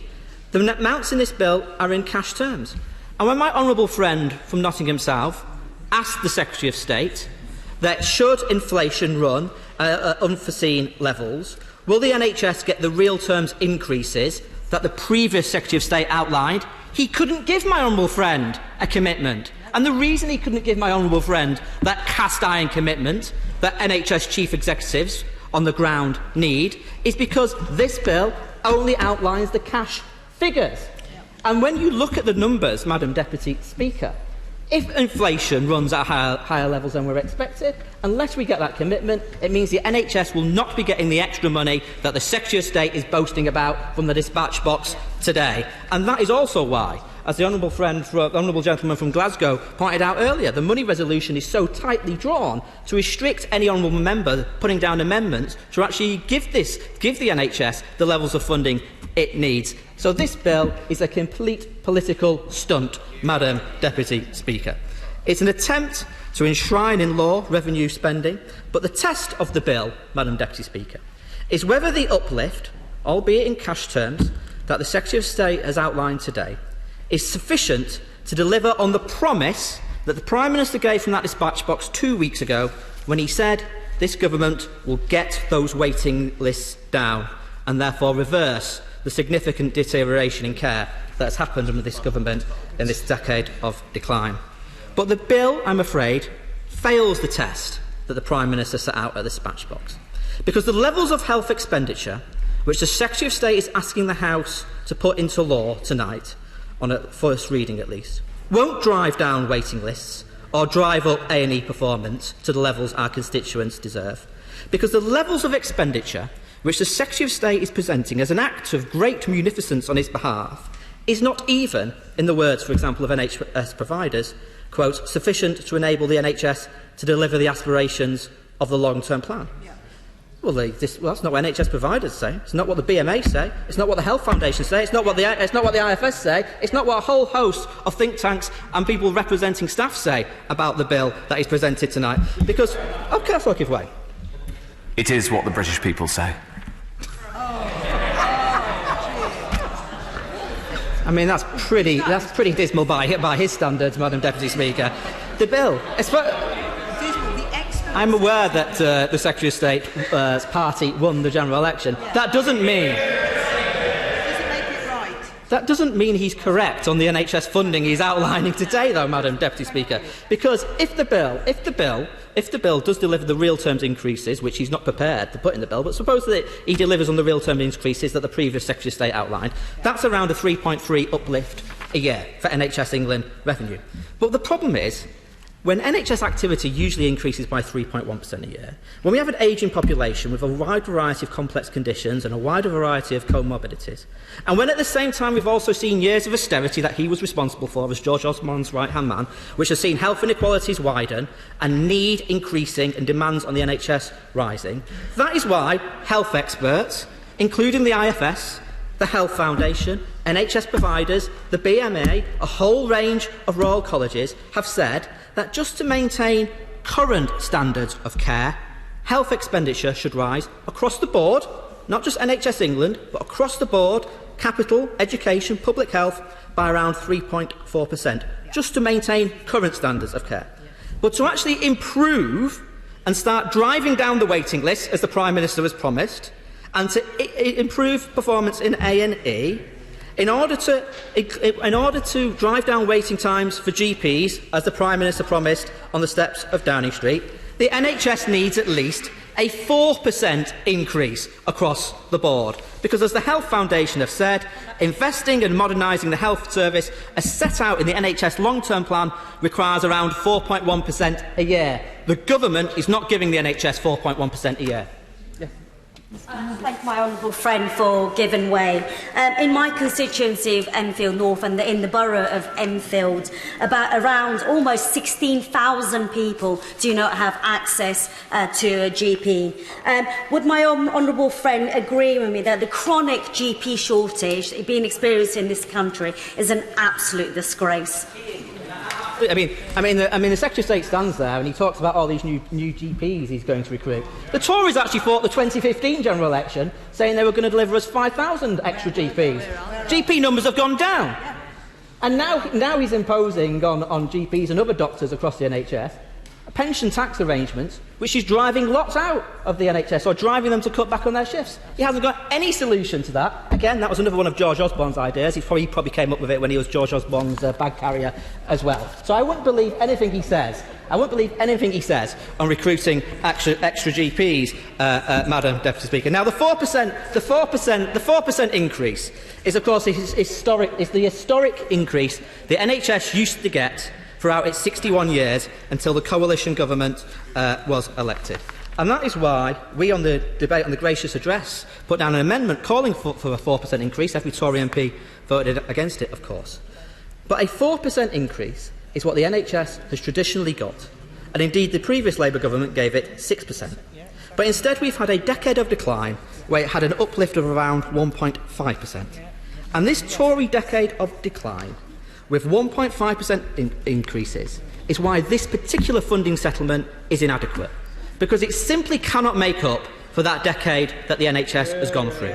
This bill simply cannot make up for the decade of decline in which those gains in quality care and outcomes made by the last Labour government have been squandered by this Tory government. It cannot make up for the decade of decline where these ministers forced the NHS through the tightest financial squeeze in its history. The tightest financial squeeze that has left hospital trusts with deficits of £571 million and billions in debt. The tightest financial squeeze where the NHS is facing a repair bill of £6.6 billion, leaving hospitals with roofs leaking, pipes bursting, equipment faulty, IT systems breaking and ligature points and mental health trusts deeply unsafe. A decade of decline, which means the NHS is short today of 106,000 staff, and our brilliant NHS staff being pushed to the brink every week, working 1 million hours extra than they are contracted to. We're literally working every hour God sends to make up for the austerity these ministers have imposed. And the speech we have just heard from the Secretary of State bears no resemblance to the realities of what's happening on the ground after the decade of decline under the Tories. Month after month, week after week, we see NHS performance data showing our hospitals recording the worst performance on record against the 4-hour standard in A&E. Month after month, we see that the number of people on the waiting list for routine surgery and treatment has now risen to 4.4 million. Over 690,000 of our constituents are waiting beyond 18 weeks for treatment, an increase of over 185,000, 37% increased since this Secretary of State took up his posts. Waits for diagnostic tests are at their highest levels for a decade. Cancer waiting times are their worst on record. We are bottom of the league for cancer outcomes. Since 2010, more than 17,000 beds have been cut. Hospitals are dangerously overcrowded. Patients are left languishing for hours as trolley waits move from cubicle to corridor in need of a bed. We read in the newspapers about 90-year-old war veterans left for hours upon hours on trolleys. We see photos of toddlers treated on floors or sleeping in makeshift beds on chairs. Trolley waits, Madam Deputy Speaker, are not some inconvenience for patients. Trolley waits lead to increased mortality. Trolley waits lead to increased mortality in our hospitals. Research from the Royal College. I will give way in a moment. The research from the Royal College of Emergency Medicine shows that almost 5,500 patients have died over the past 3 years because they have spent so long on a trolley waiting for a bed in an overcrowded hospital. I believe that's utterly unacceptable. I'll give way. I thank the honourable gentleman for giving way. I just wonder, given the vision he has just created of the NHS in such a perilous state, why does he think the British public chose not to hand over management of it to the party opposite?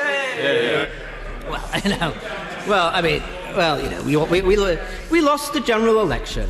But that does not give Tory members a free pass for the state of the NHS when we've seen an increase in trolley waits in hospitals in December of 65%, and when in the last year, trolley waits on this Secretary of State's watch have risen to 847,000, the highest number of trolley waits in hospital corridors on record. I'll give way to the honourable friend. Is my right honourable friend aware that twice in the last fortnight, St George's Hospital in Tooting has been on Opal alert in A&E? That's just one below it having to close its doors to all emergencies because the hospital was so full. That would have a devastating impact on South West London. And speaks movingly about the situation in our local trust. And of course, St George's is one of the trusts which has a high maintenance backlog, of around 99 million. And the reason hospitals like St George's have maintenance backlogs, which means they cannot get the flow through the hospital that is needed so her constituents are treated on time, is because capital budgets have been raided repeatedly. The underfunding of the NHS has been such that NHS chiefs have had to shift money from capital budgets into the day-to-day running of the NHS. That's what Tory austerity has done to our NHS. That's what Tory austerity means for her constituents. Now, of course I'll give way. My other friend also agree with me that we have a crisis within our mental health nurses. And mental health nurses are not being recruited and supported in the way in which they should. And this is putting a strain on the mental health nurses that are there, but also will have an impact on the patient care as well. And is absolutely right. Of course, we're short for 44,000 nurses across the whole of the National Health Service. I mean, one of the most damaging policy decisions that George Osborne made, another probably his idea again, was to cut nurse training places back in 2011, and of course to get rid of the training bursary. Now they're saying they're going to bring back a grant, but they're not going to go the whole hog out. They're not going to get rid of the just tuition fees, so they're still expecting people to train to be a nurse, and because of the nature of the training they have to go through, they won't be able to take a job on the side, so to build up huge debts. I don't believe that is the way in which we should be recruiting nurses for the future. We should be bringing back the whole bursary for nurses and midwives and allied health professionals. I'll give way and then I'll make some progress. I thank my honourable friend for giving way. He has been making a very important speech and also has just made reference to the cuts to capital budgets. Does he agree with me that it has been staggering that since 2014 we've seen 5 consecutive switches from capital budgets to revenue budgets, totalling about 4.29 billion, and the consequences of that are now being felt by constituents of all of our constituents across the country? Absolutely right. Because of the austerity that this government has imposed on the NHS, NHS leaders, like NHS trust bosses and CCG bosses, have had to raid capital budgets repeatedly and transfer from capital to revenue, as my honourable friend has said. These sort of smash and grab raids, which has happened five times, I believe, has taken around 5 billion out of the capital budgets, which is why so many of our hospitals now have this huge repair backlog, £6.6 billion worth of repair backlog, with sewage pipes bursting, roofs falling in. And it's all very well for him to stand there and talk about these 40 new hospitals, even though he hasn't outlined a multi-year capital settlement at all. He's just gone around the country telling Tory candidates who have now become MPs, and congratulations to them, that he's going to build a hospital here, you're going to have a new hospital there. I mean, I lost count of the number of times that he committed to new A&E departments, new hospitals, which weren't on any list that he's published in the House of Commons, Madam Deputy Speaker. But we haven't actually got a multi-year capital plan to deal with a £6.5 billion backlog facing our hospitals at all. And this is not a serious way to make policy for the National Health Service. Our Trust's chief executives need certainty on capital, which is why we need to see the multi-billion pound capital plan. We don't even know if we're going to get one in the budget. We don't know when it's coming. He's given us no details or clarity on that whatsoever. So whether it's waiting for pre-planned surgery, whether it's waiting for cancer treatment, whether it's waiting for test results or an A&E or on trolleys, thousands of our constituents wait longer and longer in pain and agony and distress, thanks to years of austerity that he designed, and he's now asking the House of Commons to, in a moment, and he designed as George Osborne's right-hand man, chief bag carrier.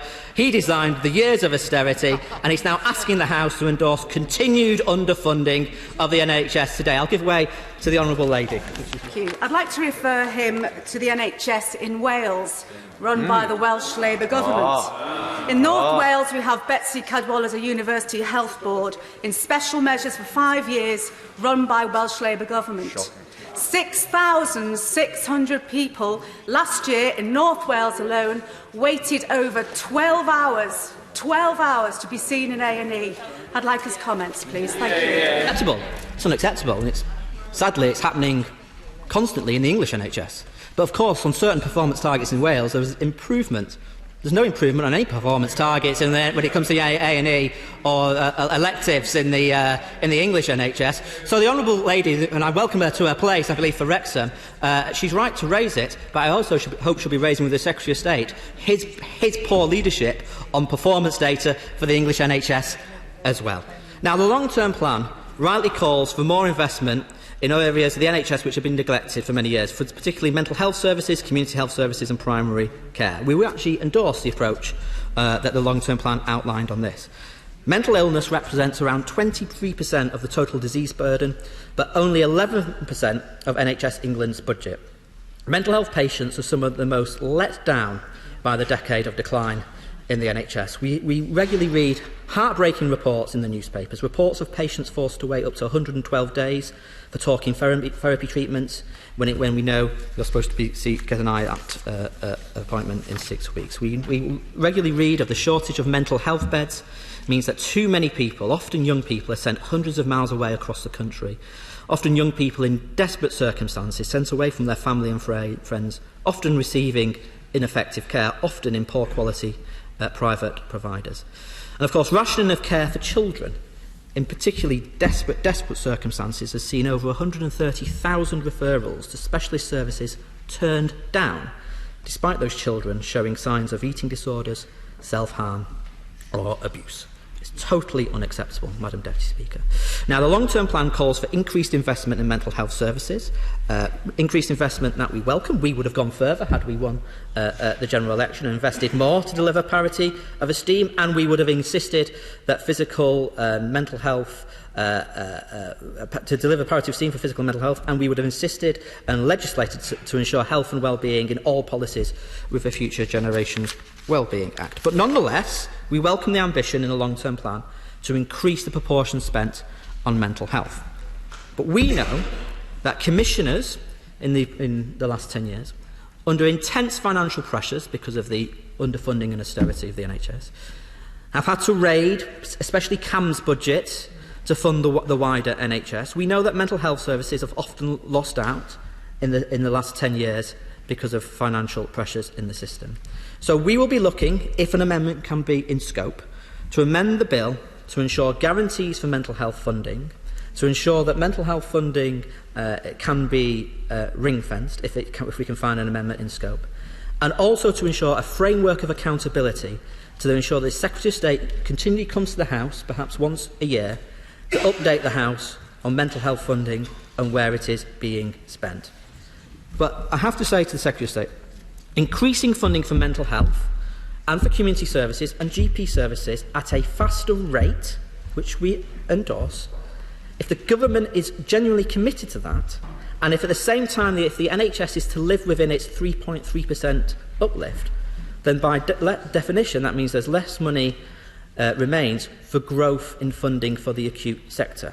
So the Secretary of State will need to moderate the rate of growth in acute demand, because if he can't, the money he is allocating to mental health services either risks being diverted back to hospitals, as has happened in the last 10 years, or waiting times and A&E will have to increase and A&E performance will have to worsen ever further. And the problem is, Madam Deputy Speaker, the Secretary of State, I don't believe, will be able to drive up performance and moderate need without a fully funded plan for the whole of the health and social care sector. And that is why this bill is fundamentally inadequate. The previous Secretary of State, when he came to the House in June 2018, quite rightly said, in outlining the funding settlement, that he wouldn't be able to fix the various problems facing the NHS if it wasn't also alongside a funded staffing plan, a funded multi-year capital plan and a funded social care plan. The previous Secretary of State was correct. But the problem with this bill, and as the Secretary of State did concede, is that it excludes key areas of health spending, like public health, like health visiting, like training doctors and nurses, like the capital budgets to build and maintain hospitals, like the capital budgets for community health facilities. And that's even before we get on to social care funding, another issue which has been kicked into the long grass by the Secretary of State, effectively. So on public health, we all know these are crucial services that keep people well, prevent ill health, keep people out of hospital. A year ago, the Secretary of State would do interviews telling us that public health and prevention was his big #1 priority. I remember his Sunday Times interview. He said he had ordered the Behavioural Insights team to target those who are obese, smokers and who drink to excess. He would not rule out social media, he said, to target people to change their ways. Pregnant smokers would get emails to encourage them to stop smoking. And this is my favourite. He said, this is what he actually said. Well, this is what's quoted anyway. He said, those in hospital with ailments related to alcohol abuse will be targeted for a, quote, stern talking to.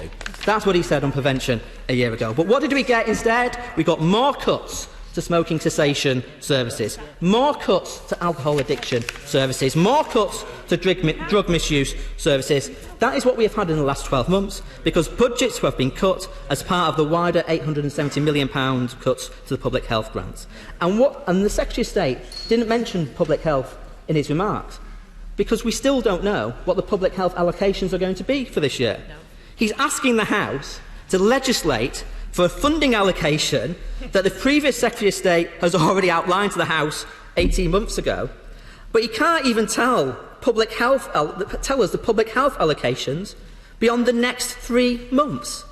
That, I think, Madam Deputy Speaker, just reveals what a ridiculous political stunt this bill is. Of course, I'll give way to the honourable gentleman. In his earlier remarks, he mentioned social care, and you'll be aware that the Joint Select Committee's Health and Local Government Select Committees recommended a range of options, one of which was a social insurance premium. Would he agree to cross-party talks? And all those different options laid out in that Select Committee report should remain on the table for discussions in those talks. The honourable gentleman, because he is a considered authority on these matters, and I appreciate the spirit in which he's made his intervention. We are not convinced that a social insurance model will work. In those countries where there is a social insurance model, I think Germany and Japan, they've largely been building on a social insurance model for their healthcare delivery. And of course, I think in Japan, I may be wrong, and I'll correct the record if I'm wrong, but I think in Japan there's also a taxation element as well. We believe that there is actually a degree of political consensus on the future funding of adult social care. So we would agree with the House of Lords Committee, a committee that includes people like Michael Forsyth and Norman Lamont, that we need a form of free adult social care paid for by taxation. There's a version of it in Scotland, a version of it in Northern Ireland. We believe that if the government is prepared to talk to us on those terms, that we could find a political consensus. But at the moment, the Secretary of State stands outside that political consensus. Does he want to come back? Okay. He makes some interesting points, but isn't the best way forward is not to have a precondition about the subject of those talks and simply have a cross-party discussion, and then he can find out more details of the Japanese system, which is, as he says, he's missing some of the detail behind the Japanese system. Why does he need to make preconditions to those talks? Well, because the government haven't got any proposals whatsoever. I mean, the government has been talking about bringing forward a social care plan for years now. I mean, as I think I've said before in the House, you're more likely to see the Secretary of State riding Shergar at Newmarket than see a social care plan, to be frank. I mean, the truth is, if the government wants to put forward some proposals, then we're always happy to talk to the government. But we're clear. We think taxation is the best way to fund adult social care, and we need a version of free personal adult social care. That's what we've put in our manifesto. That's what the House of Lords proposed. And as I point out, there are some very Thatcherite Tories on that committee in the House of Lords, and by no means red in tooth and claw socialists. And they looked at all these different options, and they came to the conclusion that a taxation-funded system is the best way to go. But of course, we're prepared to have the discussions. But I am grateful to the honourable gentleman for the way he put his question, and I know he's a very thoughtful figure in the House on these things and has done a lot of work on this matter in the House, and I know members on both sides appreciate it. So as I was saying, the Secretary of State cannot tell us the allocations for public health budgets beyond the next 3 months. We've talked about capital, but we still don't have a multi-year capital settlement. We still don't know whether the Secretary of State will be ruling out the capital to revenue transfers that have taken place over the last 10 years. If we can find an amendment in scope, we'll be putting down an amendment to rule out capital to revenue transfers. I hope, if he agrees with me that capital to revenue transfers are not in the interests of our hospitals who desperately need to deal with their repair backlog, that he will support that. And of course, the bill does not bring forward a proper costed plan for workforce. There's nothing in the bill on training budgets when every single trust chief executive will report that understaffing is their biggest challenge and a hindrance to delivering delivering safe care. I mean, the numbers employed by trusts this past decade has grown at half the rate of the 2000s, and this is at a time of increasing need. Vacancies, as I've said, across the NHS are chronic at over 100,000. Staff shortages mean overcrowded wards, lengthening queues in A&E, cancelled operations, exhausted, burnt-out staff with low morale, feeling they have to do more with less. Perhaps we shouldn't be surprised that the numbers leaving the NHS citing bad work-life balance has trebled under this government. The government expects, in these circumstances, to retain 19,000 nurses and recruit an additional 31,000, although they're not actually bringing back a full bursary to do so. And at the same time, vacancies for nursing today are at 44,000. It's hardly going to resolve the crisis in nurse vacancies that our trusts are facing. Not only have the government failed to train enough nurses, they've not dealt with the taxation changes affecting doctors. And on diagnostics, 1 in 10 posts are vacant in England. So if the government is to meet its promise to diagnose 3 in 4 cancers at an early stage by 2028, we need to see significant growth in the NHS cancer workforce as well. And yet we have no funded workforce plan. No funded workforce plan, even though it was promised by the government when they announced these funding allocations back in summer 2018. And this all matters, Madam Deputy Speaker, because the NHS will simply not be turned around without the investment in public health that is needed, without recruiting the extra staff that is needed, without modernising buildings and equipment and fixing our broken social care service. And the Secretary of State will not be able to improve performance across the NHS and level up health outcomes while the government continues to pursue its austerity agenda. We have seen a decade of cuts which has seen child poverty rising and set to rise to record levels. We see increasing rough sleeping on our streets. Insecure work is the norm. Poor quality housing commonplace. Local services cut back and close. We see more air pollution. All these determine the health of our constituents. Madam Deputy Speaker, austerity means that the advances in life expectancy we've come to expect since the Second World War have begun to stall. Infant mortality rates have increased 3 years in a row. The last time that happened was the Second World War. We're seeing increasing mortality rates for those in their 40s, so-called deaths of despair from suicide, drug overdose, alcohol abuse. And the gap between the health of the richest and the health of the poorest is getting wider and wider. But not only has this decade of austerity delivered widening inequalities in health outcomes, we are now seeing widening inequalities in access to health services as well. The poorest wait longer in A&E. The poorest wait longer for a GP appointment because there are less GPs in poorer areas. The poorest have fewer hip replacements. The poorest are less likely to recover from mental ill health. Yes. Is my right honourable friend aware that there is also a tendency for capital funding in new schemes to go to those areas that are far more wealthy than those with the greatest health inequalities? If I give my own experience of Epsom and St Helier Trust, where the local NHS is consulting on moving all acute services to Belmont. The Honourable Lady will have her chance to speak for quite some time later in the debate, and I think that the Honourable Gentleman is just concluding his speech. Mr Ashworth. My honourable friend is absolutely right, and she's right to raise it. But the point is this, that those in the most need of health services now experience the poorest quality of care as well. It's an absolute disgrace. And this political stunt of an underfunding bill will not deliver the scale of improvements our constituents deserve. We will not divide the House tonight, and we will instead seek to amend this bill. But let's be clear. Today, the government should have brought forward a fully funded financial settlement for our NHS and social care. The ever-lengthening queues of the sick and elderly in our constituencies deserve so much better. Order. It will be obvious to the House that a great many people wish to speak this evening and that there is limited time. We will begin with... That means everyone can sit down. We will begin with a time limit immediately of 9 minutes, but I should give notice that is likely to be reduced later in the evening, and also just point out to new members that because the time limit is 9 minutes, it is not required that you take up the whole of the 9 minutes. Brevity is and always will be the soul of wit. Jeremy Hunt. Madam Deputy Speaker, it's a pleasure to see you in your place, and I refer honourable members to my entry in the register as a trustee of the charity Patient Safety Watch, and also wish to correct a detail in my last speech to the House when I said that there were 4 instances of wrong site surgery every day. I should have said every week. It's still an enormous amount, but important to get the record absolutely right. And I want to congratulate the Health Secretary on putting the NHS front and centre of the government's agenda.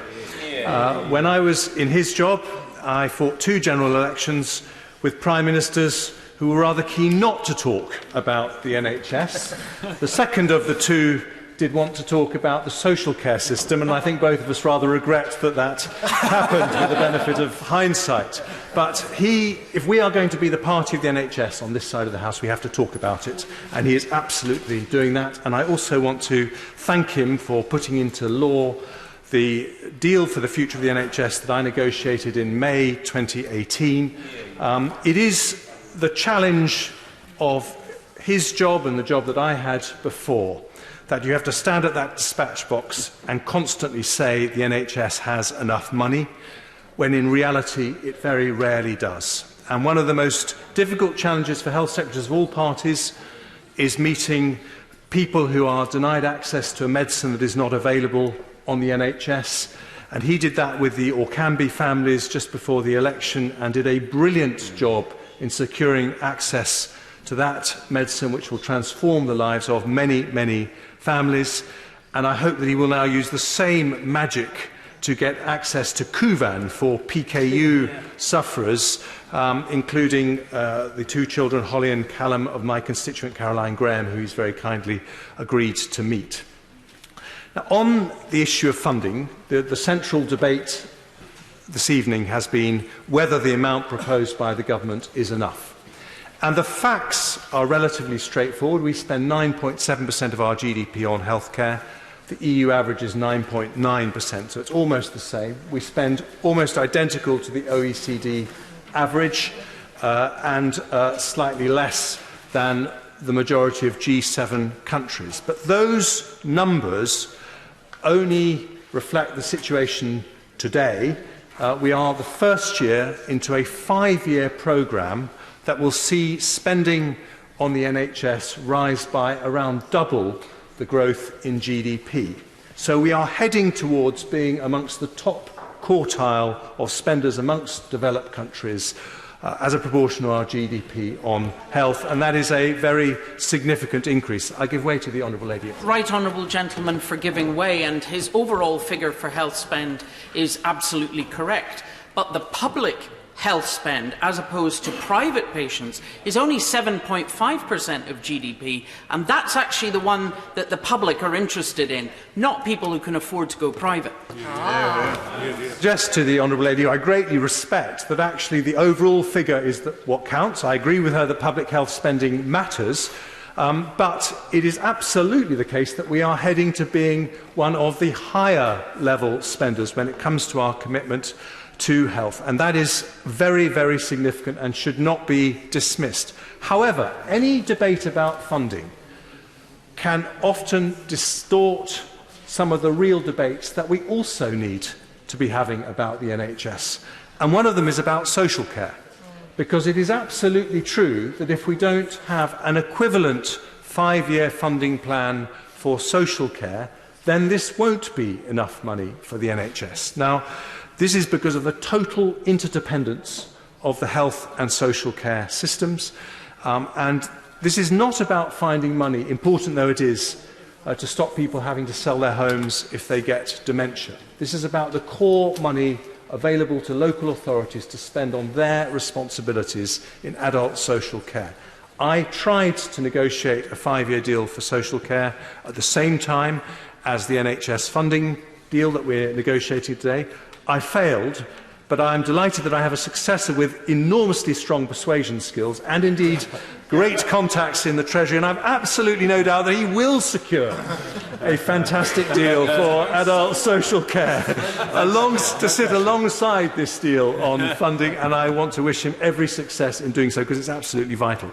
The second distortion in a debate about funding that often happens is that on the frontline NHS now, whilst everyone welcomes additional funding, their real concern is about capacity.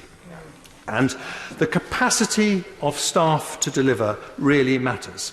Now, I remember year after year trying to avert a winter crisis by giving the NHS extra money. And most of the time I gave the extra money and we still had a winter crisis. Because in the end you can give the NHS £2–3 billion more, but if there aren't £2 or £3 billion more of doctors and nurses to hire, you just end up inflating the salaries of the locum doctors and agency nurses that you have, and the money ends up being wasted. And central to understanding capacity is recognition that it takes 3 years to train a nurse, 7 years to train a doctor, 13 years to train a consultant, and you need to have a long-term plan. And that is why it's absolutely essential, alongside this plan, that we have in the people plan that I know the NHS is shortly going to be publishing, an independently verified 10-year workforce plan that specifies how many doctors, nurses, midwives, AHPs and so on we are going to need. It needs to be independent. I'm very happy to give way to my own friend. I thank the right honourable gentleman for giving way on that point. I wonder if he'd give us his views on the maternity training fund, which I understand is up for renewal shortly, and the key nature of the importance of that to the midwives of the future. Well, absolutely, because when you're talking about workforce, training is vital, and when we have the issues in Shrewsbury and Telford, East Kent and a number of other places, we know from the Mind the Gap report of 2018 that only 8% of trusts are doing the full bundle of care needs in the Saving Babies' Lives bundle. So that maternity training fund is essential, and I very much hope that the Health Secretary will renew it, because I think it really does make a big difference. So it's very important we have an independent figure for the number of doctors and nurses the NHS needs going forward, not one negotiated between DHSC and the Treasury, because the Treasury will always try and negotiate that number down, and then we will end up not training enough people. But I know this is something that the Health Secretary is on the case. And the final distortion when we talk about funding for the NHS is about the link between funding and the quality of care. Because it is totally understandable that many people think that the way to improve the quality of care is to increase funding. But in reality, the relationship is much, much more complex. We pay, as the Health Secretary knows very well, the same tariff to all hospitals in the NHS, and with that same amount of money, some of them deliver absolutely outstanding world-class care, and others don't. And in fact, if you look at the CQC ratings, almost without exception, the good and outstanding hospitals have immensely better finances than the requires improvement and inadequate hospitals, which are often losing huge amounts of money. And the reason for that, as every doctor or nurse in the NHS knows, is that poor care is usually the most expensive type of care you can deliver. If someone acquires a bed sore or MRSA or C. diff or has a fall that could have been avoided, they're going to stay in hospital for longer.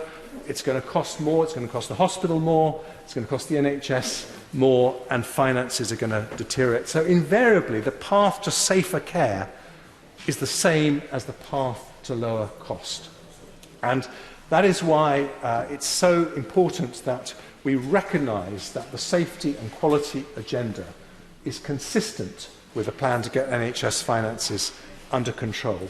And that's why it's also important to remember that mid-staffs happened in a period of record funding increases for the NHS, which is why when it comes to the issue, the very important issue of NHS funding, transparency, openness, a culture that learns from mistakes, innovation and prevention are every bit as important as pounds and pence.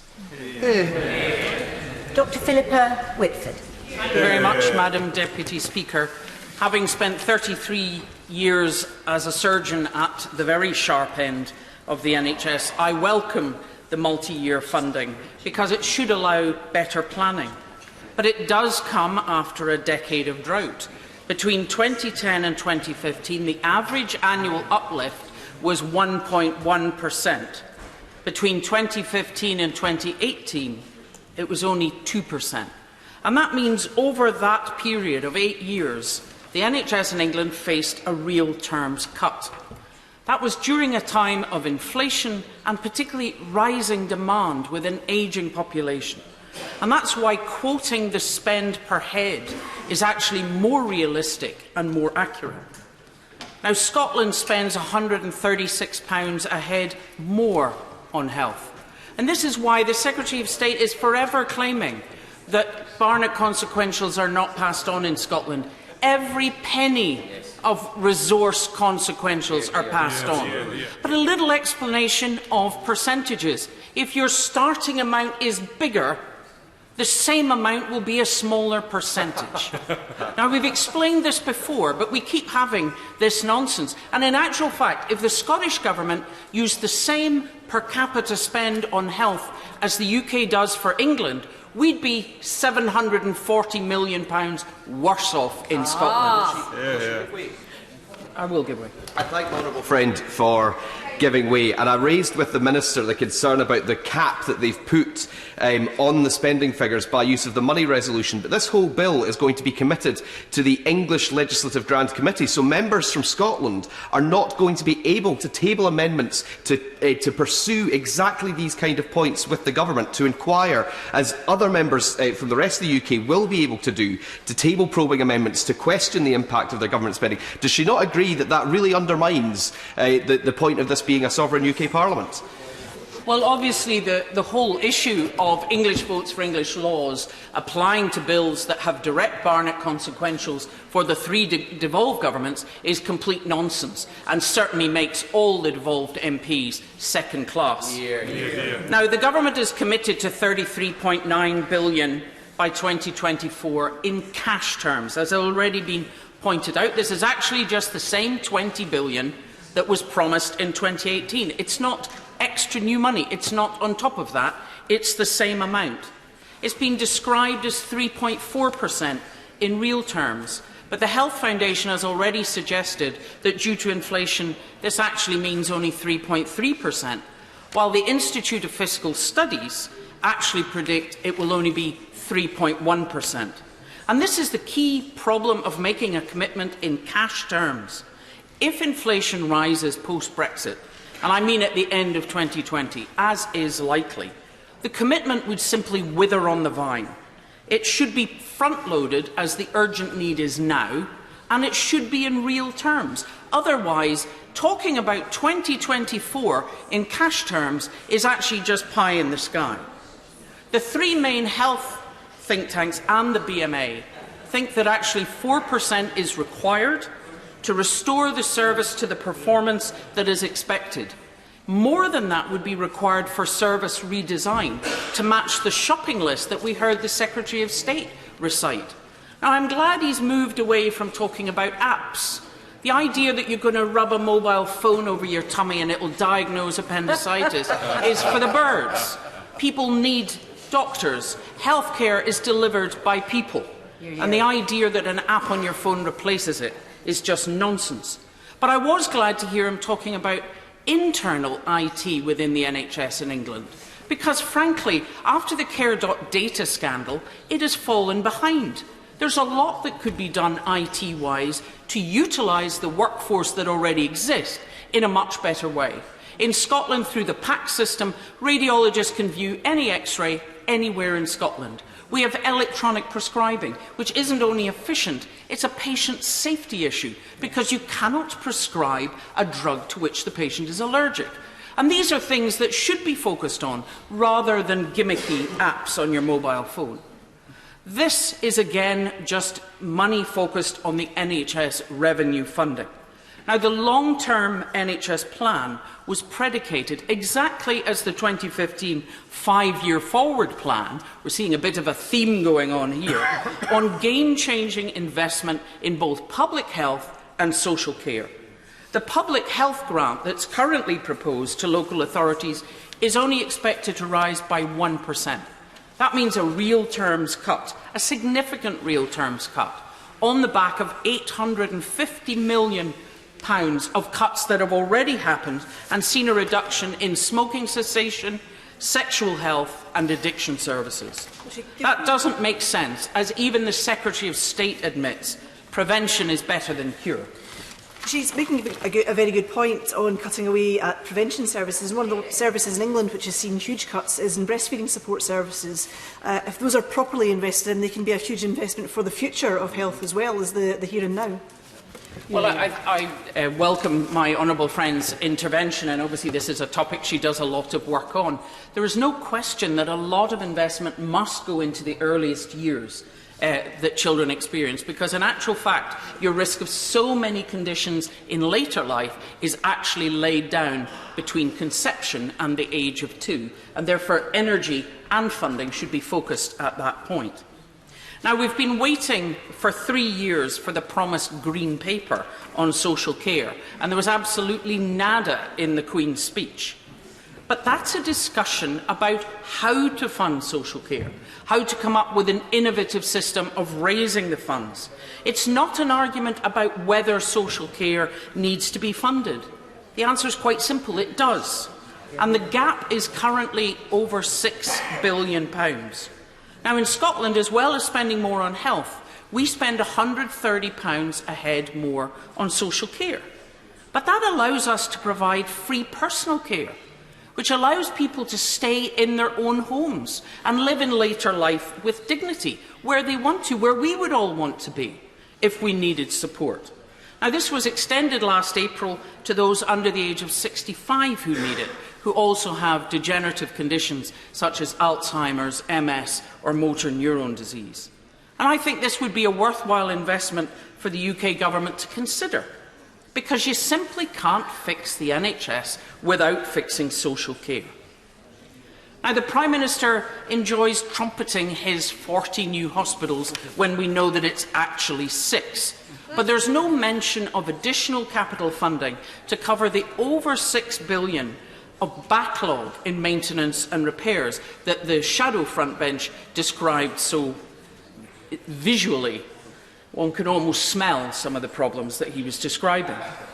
Now, this built up when NHS trusts slid into £2.5 billion of debt after the introduction of the Health and Social Care Act, because the transactional costs, the bidding, the contracting, was taking so much money away from the front line. And what we saw year after year was this repeated movement from capital to resource, just to keep services afloat. And that's something that has to be stopped. Now, the biggest challenge in all 4 health services is workforce shortages. And that's already being made worse both by Brexit, with a 90% drop in European nurses and indeed European dentists coming to this country, and also the issues around the pension tax reforms that are driving senior clinicians, particularly doctors, to be cutting their hours and their shifts. This is making it an acute issue. In their manifesto, the government committed to 50,000 extra nurses, and we saw the Secretary of State leaping up and down in delight, boasting about it. We are to expect these extra nurses over the next 5 years. But the problem is we're still waiting for the 5,000 extra GPs that were promised for the last 5 years. Yep. And there's actually 1,000 fewer GPs in England. Now, everyone should welcome expansion of the nursing workforce from 280,000 to 330,000, whether it's done by recruitment or training or whether it is due to retention. I don't have an issue with that. But it was costed in the manifesto at £870 million. Now, I'm sure everyone welcomes the return of the nursing bursary, even if it's only half of that we provide in Scotland. Unlike in Scotland, nursing students will still have to pay tuition fees, and this is likely to deter some mature students who have a tendency to specialise in mental health and learning difficulties, areas of huge nursing shortage. What's not clear is what the £879 million is actually for. Surely it can't be for their salaries, because that would only be £17,500 a year, which isn't even real living wage. So if it is actually for training and the bursary, have the government forgotten to add their salaries into this bill? Because 50,000 extra nurses is a significant hike in the NHS salary bill. I have to say, if it's the former and they're planning to recruit at £17,500 a year, good luck with recruiting anybody. This government simply needs to reverse the real terms cuts they have made over the last decade. But on a point of principle, they need to go back to discussing funding of the Department of Health and Social Care in the round, not picking out the NHS in England to make it sound like a big number, but actually cutting everything else. It is critical to invest in prevention and to invest in social care. So a return to departmental spending and departmental investment would be very welcome. And in all of this, they need to make sure they are wrapping services around the patient. The patient is the person who should be at the centre of NHS and social care. And Mary Morris. Thank you, Madam Deputy Speaker. This NHS funding bill is, it seems to me, really just the beginning. Because if the government is serious about identifying specifically how much money it will commit to particular parts of the NHS budget, that is to be welcome. And certainly any increase in any part of NHS spending is welcome. So, a 3.4 increase compared to what we've had during a very challenging period of the last 3 to 4 years is very welcome. And I believe that actually it is a floor, not a ceiling. I totally understand the interpretation, I think correctly, of the money resolution, but that relates, I think, specifically to amendments to this legislation. My reading of that, if you like, money resolution is that we can, going forwards in further acts, expand and increase those amounts. My real concern is trying to get to the bottom of how those figures have been arrived at. There's been an assumption that it's all about inflation and looking at comparative figures. But it seems to me there are 3 pieces to this. What are the assumptions underlying the decisions that have come to this figure? What assumptions have we made about inflation? Because Brexit has changed much, I think, since these figures were first arrived at. And how are we looking at demand and need? Does the government really understand what the unmet need is? Certainly reports by the Public Accounts Committee indicate that the government doesn't really have a grasp of that. So that then leads me to question whether or not these are the right figures to do what everyone in this House wants, which is to meet the need of all our citizens for good healthcare and ultimately good social care, which is not part of this legislation. I think this is a bit of a missed opportunity, actually, by the government. I think it would have been very helpful if it had set out how it would flex if the assumptions, presumably with regard to savings and efficiencies, change, if the inflation rate changed, if demand changed. The bit that's missing in this bill is a formula to calculate the increase and some honesty about the basis upon which it has been put together. As has already been mentioned, some specific promises have already been made in a 5-year plan. We've said that mental health will go up by £2.3 billion, which is a 4.6% increase a year. We've said that mental health for children and young people will grow faster as a part of that budget. We said there will be an increase in primary and community healthcare spend in those areas of highest health inequalities. But as yet, we don't have any mechanism for an annual statement on exactly where we are on this spending. And it seems to me that in addition to a formula which explains how we've got to this magic figure, there should be an annual statement which actually reports on these figures, so we can actually see how that 4.6% a year increase for mental health has been delivered. We can see whether children and young people are actually getting the biggest chunk. Points have been made, and quite rightly, that looking at this bill, we're looking at only part of a total health and care ecosystem, if you like. And it's right that we have to look at, and must look at, what we do about infrastructure, hospital spending, and the £2.8 billion hospital infrastructure promise in the spending review last year. Very welcome. But as the member from Central Ayrshire made clear, what about the repairs? With regard to the training budget, again in the spending review, 3.4% increase. But is that really going to cover it? How are we going to measure whether that's actually spent? And as the lady also referred to, the 1% increase in public health grants, can that really be enough? So for me, what's really needed is an annual report on all health spending. And the biggest challenge is, and I'm not the first and I won't be the last to say it in this chamber, to getting this right, are stopping the slippage from revenue budget to capital budgets, and the slippage which will inevitably incur if social care is not properly funded.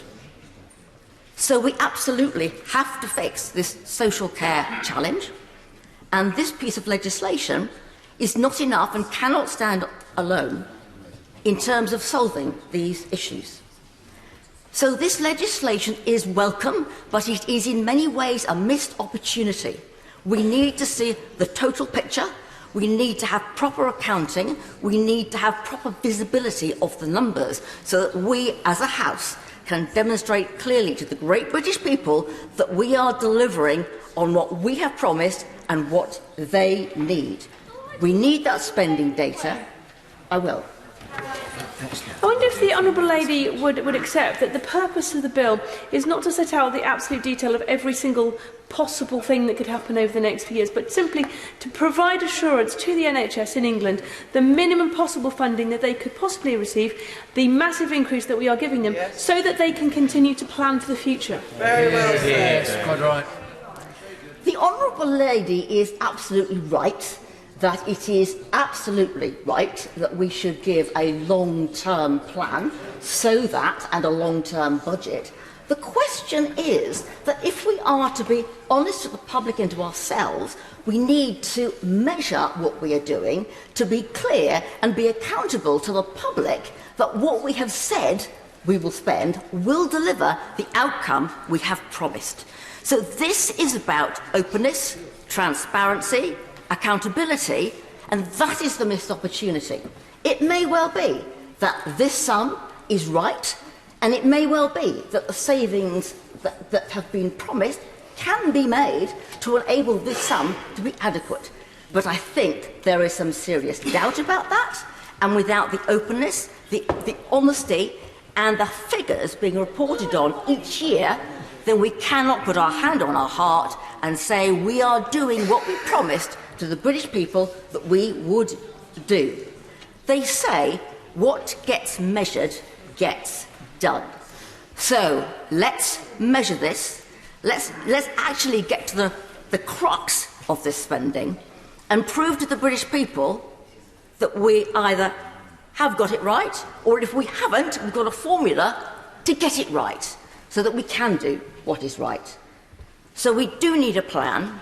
We do need a plan to monitor this 10-year forward plan, which is great in ambition, but needs to be properly scrutinised, needs to be properly monitored, so that this House, not just this government and this party, can be held accountable, but we all be held accountable.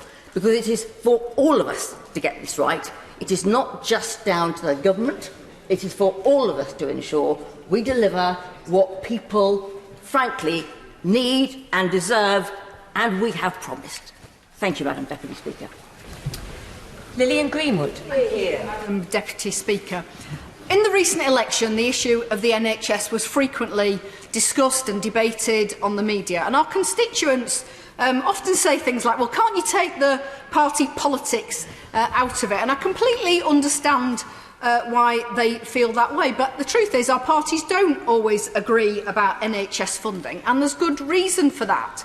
I obviously welcome the extra funding for the National Health Service set out in this bill, but I do worry that it's rather more about presentation than it is about dealing with the very real needs of our constituents and the health service that they rely on. I can't help wondering if the cash increase of £33.9 billion is preferred to the real terms increase of 20.5, just because it sounds like more, when actually, of course, it is, well, potentially exactly the same, but not necessarily. My constituents just want to be sure that the high-quality services will be there when they and their family need them, and for many of them, their experience of using the health service in recent years tells them that it's under real and rising pressure. They tell me that it's increasingly difficult to get an appointment to see their GP. They've been waiting a long time to see a specialist, or that their much-needed operation has been cancelled. They ask for my help when they can't access the mental health support they need, or where an elderly parent isn't getting the social care that they need to enable them to stay in their own home.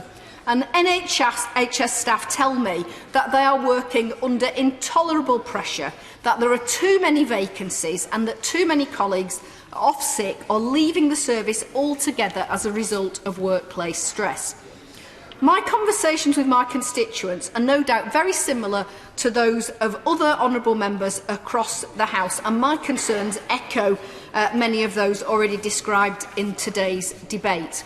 Of course, the funding in this bill is welcome, but it is simply not enough, and my honourable friend set out precisely why. And one of the reasons why it's so badly needed and why it's not enough is that the system has been allowed to get into a state of crisis. Yeah. Now, my honourable friend for Leicester South has been tireless in challenging the government about these issues, and unfortunately the symptoms of recent underinvestment are there for everyone to see. The health ministers may not believe my honourable friend, but here's what doctors in the NHS say. The British Medical Association's briefing for today's debate tells us that a decade of underfunding has led to serious deterioration in the ability to provide safe and effective care to patients. And of course, they note that the A&E waiting time target has been missed for 53 months in a row. So it's not been met since July 2015. That we're at the lowest proportion of patients seen within 4 hours, that there are over 4.42 million people waiting for elective treatment, that there were 145,800 delayed days due to delays in transfers of care, and that 78% of doctors say that NHS resources are inadequate, and this significantly affects the quality and safety of patient services. If ministers won't listen to honourable members on this side of the House, I hope they will listen to the doctors working in our National Health Service. Now, the other reasons why it's not enough money, we know that we've got a growing population, that people are living longer. The development of medical science means that new procedures and treatments are becoming possible, and those developments also generate additional pressures on the system. The National Health Service needs real-term funding increases every year just to stand still, and the lack of sufficient extra resources in recent years has added to those pressures. There's a gap to fill. Now, the problem has already been made worse as a result of wider changes to government policy, and a number of members have made reference to this. The policy of austerity has led to deep cuts into funding for a whole range of local services, and in particular social care, and that puts, of course, additional pressure on the National Health Service. That investment in social care not only needs to be forthcoming, it needs to be properly and fairly distributed on the basis of need, and it must be sustainable. I heard from Nottingham City Council about the fact that so much of the funding is provided on a single-year basis, and it's non-recurrent grant funding. And unless that changes, we can't make the best use of the money available. And of course, adding a precept onto council tax means that places with a lower tax base, those who've got the greatest levels of deprivation and the greatest levels of need, receive the least available funding. So I'm concerned that this extra funding is not going to be able to allow us to catch up, that it isn't sufficient, that it won't be enough if there isn't investment in social care. And as I've said in my intervention, I'm concerned that it's expressed in the cash terms, because that does leave the NHS with a lack of certainty about what funding will be available in real terms, and therefore what can actually be delivered. And I'm disappointed that the Secretary of State wouldn't commit to providing additional funds to ensure that that 20.5 billion in real terms will definitely be delivered. I want to briefly touch on mental health. How will he ensure that I welcome the commitment that mental health funding is going to grow at a faster rate than the overall NHS budget, but how will he ensure that the funding set out in the bill goes where it's required and leads to increased investment in mental health in every local area? And how will he address the urgent shortages in the mental health workforce? I think workforce issues are the largest risk to the delivery of the NHS long-term plan, and the challenges are especially acute in mental health. Finally, Madam Deputy Speaker, I want to turn to the issue of capital funding. A lot of people have already mentioned this. It's worth saying, I think, that many parts of the NHS estate need extra investment. I remember visiting the Meadows Health Centre in my constituency and hearing from patients and GPs and staff how relatively small amounts invested in their building have made a really big difference to the services they're able to provide. But I want to focus immediately on the needs of Nottingham University Hospitals Trust. It's one of the biggest and busiest acute teaching trusts in the country. It's a big centre for specialist services in the East Midlands, a leading university teaching hospital, a regional trauma centre, cancer centre, heart centre, and one of the most research active trusts outside of London, Oxford and Cambridge. We're really proud of our hospitals. We're really grateful to our dedicated and caring staff. But there's a huge concern about the fabric of our three hospital sites. Now, NUH was included in the list of 21 hospitals which will be allocated a share of £100 million seed funding. But that was announced in September, and they still don't know how much they're going to receive. And of course, there's no certainty that even when they draw up those plans, that those plans will be funded and delivered. And in the short term, there's a huge concern that, as well as so that funding in the future may help us, but there's £1 billion investment in capital funding which is needed to provide new and refurbished facilities. And right now, our trust has the highest critical infrastructure risk in the entire NHS outside of London, adding up to £104 million. And I've previously raised with ministers the concerns that the City Hospital still has coal-fired boilers, which are both polluting and totally inadequate. And when is some funding going to come forward? I think it's £24 million over 2 years that's needed to replace those boilers. I will raise it yet again and hope that I get an answer. There are a number of priority requests that the Hospital Trust have put forwards that we need to ensure the quality of patient care. £10 million or 22 million over 2 years for the redesign and partial consolidation of maternity and neonatal service. Many Nottinghamshire mums and premature babies are sent to other places to be treated. Paediatric intensive care capacity is needed. We need ward renewals, and there's this backlog as well. We need that capital investment, and we need certainty, not just in this year, but in future years. Thank you. Well said. It's a pleasure to call Peter Gibson to give his speech. Thank you, Madam Deputy Speaker. The people of Darlington voted for Brexit in 2016, and fulfilling my promise to them in the general election, we will be delivering on that this coming Friday. Yeah. It is an honour, Madam Deputy Speaker, to follow in the footsteps of others who have represented Darlington. My immediate predecessor, Jenny Chapman, served for almost 10 years, and many in this House have told me of how she was respected and liked here. Whilst she and I agreed on very little, Mrs Chapman stuck to her guns on her Brexit position and was a passionate campaigner. Sir Michael Fallon, in his first 2 parliaments, and Alan Milburn, a former Secretary of State for Health, also represented the town. Further back in time, Joseph Pease was the first Quaker to take his seat in this House.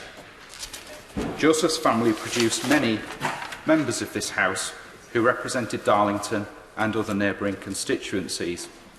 Other notable MPs include Ozzy O'Brien, who won a by-election in 1983, but served for one of the shortest periods on record when he lost his seat in the subsequent general election.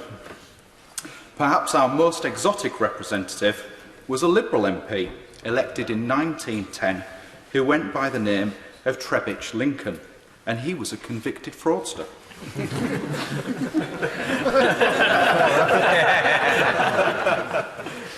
Darlington is the birthplace of the railways. We are the home of Locomotion 1, the engine which pulled the first passenger railway in 1825. Many will have read last week of the cultural vandalism seemingly imposed upon us, planning to relocate our most precious historical asset to another place. The retention of Locomotion 1 in our town is a fight I will continue on behalf of the people of Darlington. Yeah. It is no longer good enough for decisions about the North to be taken by quangos here in London with no consultation or consideration for the people that they affect. Yeah. As a railway town, I will be continuing to campaign for further investment in our mainline train station as we gear up for better train services in the North and ready ourselves for the 2025 bicentenary of the railways. Our marketplace in Darlington is graced by the beautiful 12th century church of St Cuthbert, along with buildings designed by notable architects, including the famous Alfred Waterhouse, responsible for our Market Hall clock tower, which was in part inspired by the Elizabeth Tower of this palace. Indeed, I am told that the bell in our clock tower is in fact the sister bell to Big Ben. Madam Deputy Speaker, our clock and our bell are in full working order. And I am quite sure we will be able to act as a stand-in for the 11 p.m. slot this coming Friday, should a substitute be needed. Darlington is an ingenious town, notable for engineering too. Cleveland Bridge, who built the Sydney Harbour Bridge, has its home here. Cummins, the engine manufacturer, are here too, as are Subsea Innovation and many more besides. We're also home to a large EE workforce, the Teachers' Pension Service and the Student Loans Company. Amazon are coming to Darlington, with over 1,000 jobs being recruited now. We have much to celebrate, but more work to do in bringing more investment and more jobs to this fantastic town. We enjoy excellent transport links, spanning 3 junctions of the A1M. Our ring road is not quite complete, but I am continuing to press my right honourable friend, the Secretary of State for Transport, for the final piece of the jigsaw with the great burden to A1 link, which will open up the A1 direct to the Tees Valley. We are also connected by air via Teesside International Airport. Yeah. Thanks to the intervention of our combined authority mayor, Ben Houchin. Yeah. Indeed, only on Friday last week, I was delighted to attend the announcement of 7 new routes from Teesside Airport, including a direct daily flight to London City. Devolution has reinvigorated our region and rejuvenated our pride. For the past 20 years, I have practised as a solicitor, and for the 13 years up to August of last year, I established and built a regional high street law firm. I'm also proud to have served as a trustee of a hospice for almost 10 years, and it is my intention in this place, through the APPG, to promote the work of the hospice movement.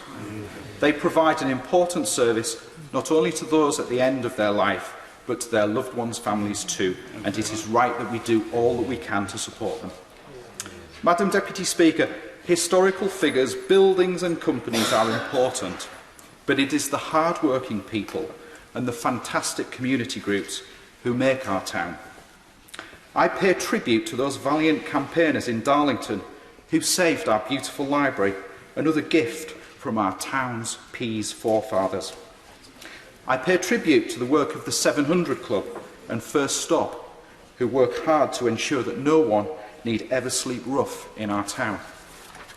And I pay tribute to the work of Firthmoor Community Centre, building a shining example of what a community centre can be. There are many, many examples in Darlington of service above self right across town, and I look forward to working with them and for them all. Madam Deputy Speaker, I welcome the NHS funding bill, which we are debating today, enshrining in law our commitment and pledge to our National Health Service.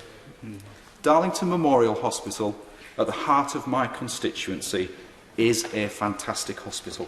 It is loved by the community I represent. It holds a special place in my heart too, as the place where my mother, years before I was born, began her nursing career. I want to thank the Secretary of State for his visits to Darlington during the general election, 2 of them, and I look forward to welcoming back on a visit and a tour of Darlington Memorial Hospital very soon. I have promised the people of Darlington to do everything in my power to preserve, protect and progress our precious Memorial Hospital, and by supporting this bill today, I will be furthering that promise. Madam Deputy Speaker, as a working class boy, educated in a comprehensive school in the north of England, I never dared to dream that one day I would be elected as a Conservative MP for a great northern town, watched from the gallery by my husband. It is a dream realised, an ambition fulfilled. Our country has changed, and so too have these benches. From the places we represent to the backgrounds of our newly elected honourable friends, a truly one-nation party. The privilege and position that the people of Darlington have given me will not be wasted, as I do all I can to serve them to the very best of my ability in the years ahead.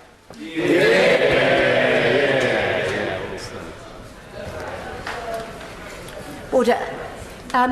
I am aware that there are a large number of honourable and right honourable members who have come into the chamber to hear the maiden speeches, quite rightly. I do think it's important, though, that we also listen to other contributions. There's a bit of chatter going on before, so I think it would just be very respectful if we all listen to each other's contributions. Seema Malhotra.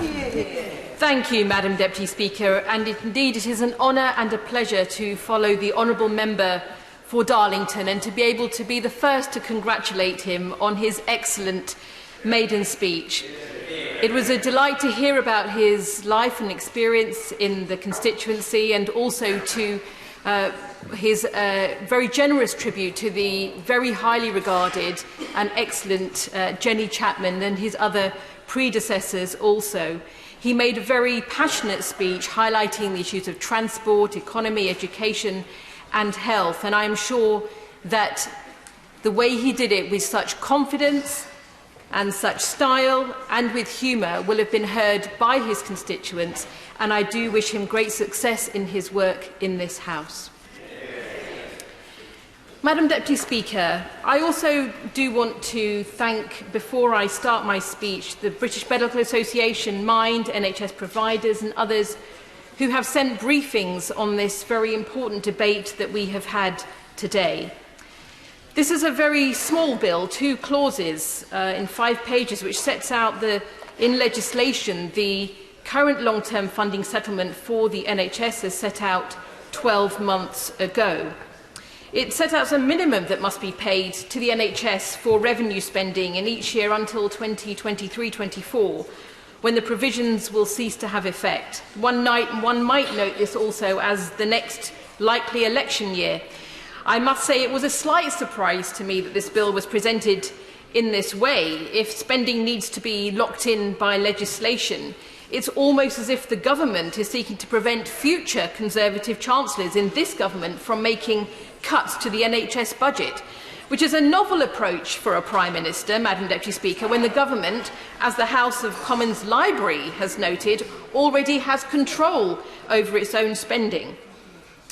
But, Madam Deputy Speaker, I do want to focus on two areas in my contribution today, which goes beyond the bill specifically, but into certainly the government strategy for funding and for the NHS. The first is on capital funding and the urgent support that is needed in my constituency to get the rebuild of the Heston Health Centre back on track. And the second in community health services and social care, with the specific issue being neurocognitive rehabilitation services, which I will be raising today. Madam Deputy Speaker, it is a matter of great concern for the medium and long-term health of our NHS that the NHS capital budget, which invests in our buildings, our beds, our equipment and IT, is today lower in real terms than in 2010-2011. This has already been mentioned, and indeed the fact that we have had 5 consecutive switches from the capital budget to the revenue budget for the day-to-day running of the NHS since 2014, totalling over £4 billion. The consequence is that buildings and equipment are being left outdated, affecting increasingly the quality of patient care and the reliability of appointments. Poor buildings and equipment also has a knock-on effect on the morale, recruitment and retention of key NHS staff. The Minister has intimated that there will be additional funding for infrastructure, but we await further details. But I want to raise the important issue of the Heston Health Centre because I do believe that my constituents won't be the only ones affected by changes in government policy over the last few years. At the end of August, I wrote to the Health Secretary and to NHS England about this matter when my local CCG contacted me.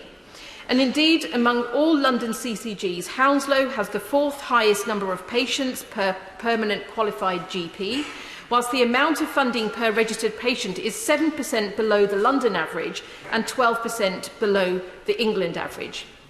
The chair of Hounslow CCG has described the current Heston Health Centre as unsuitable to deliver 21st century primary care. The existing buildings date from the 1970s, they're in need of major repair and they are no longer compliant with disability legislation. The proposed new development is desperately needed to provide patients with the quality of care they deserve, offering 4 GP services in one and providing disabled access, as well as a more attractive place for GPs. Hounslow CCG has been working on this development since 2014. In 2015, the project was the subject of a discussion between the Department for Health, Community Health Partnerships, NHS Property Services, at which the CCG, LiftCo and the NHS England were all represented. And at this meeting it was concluded that the CHP would work with the West London Health Partnership, the Lift company, to take forward the project as a PPP-funded scheme. The problem, however, Madam Deputy Speaker, is that that following this, the funding was then cut, and the CCG in June 2014 was informed that the projects cannot be taken forward by these arrangements following the Chancellor's commitment in 2018 that new off-balance PPP-funded infrastructure projects will not be taken forward.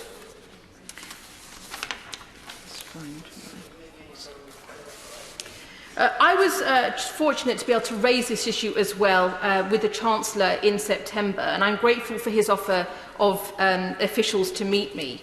The issue, however, is that having originally been granted or been given the green light to go ahead with a project that was identified by the Department for Health as the best value funding option, Currently, we are in a limbo without knowing how the project is going to go forward, without a clear sense of direction for my CCG and therefore for my constituents. So I would be grateful if the Minister could still agree to a meeting with me so that this direction can be given for a project that is desperately needed.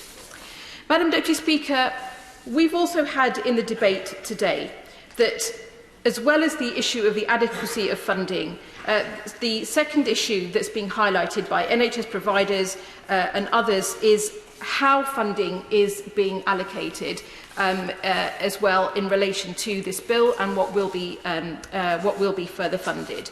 Community health care and social care are issues that I do want to make reference to. And particularly in relation to urgently needed an increase in public health budgets following an almost £1 billion reduction in real terms to public health budgets under this government.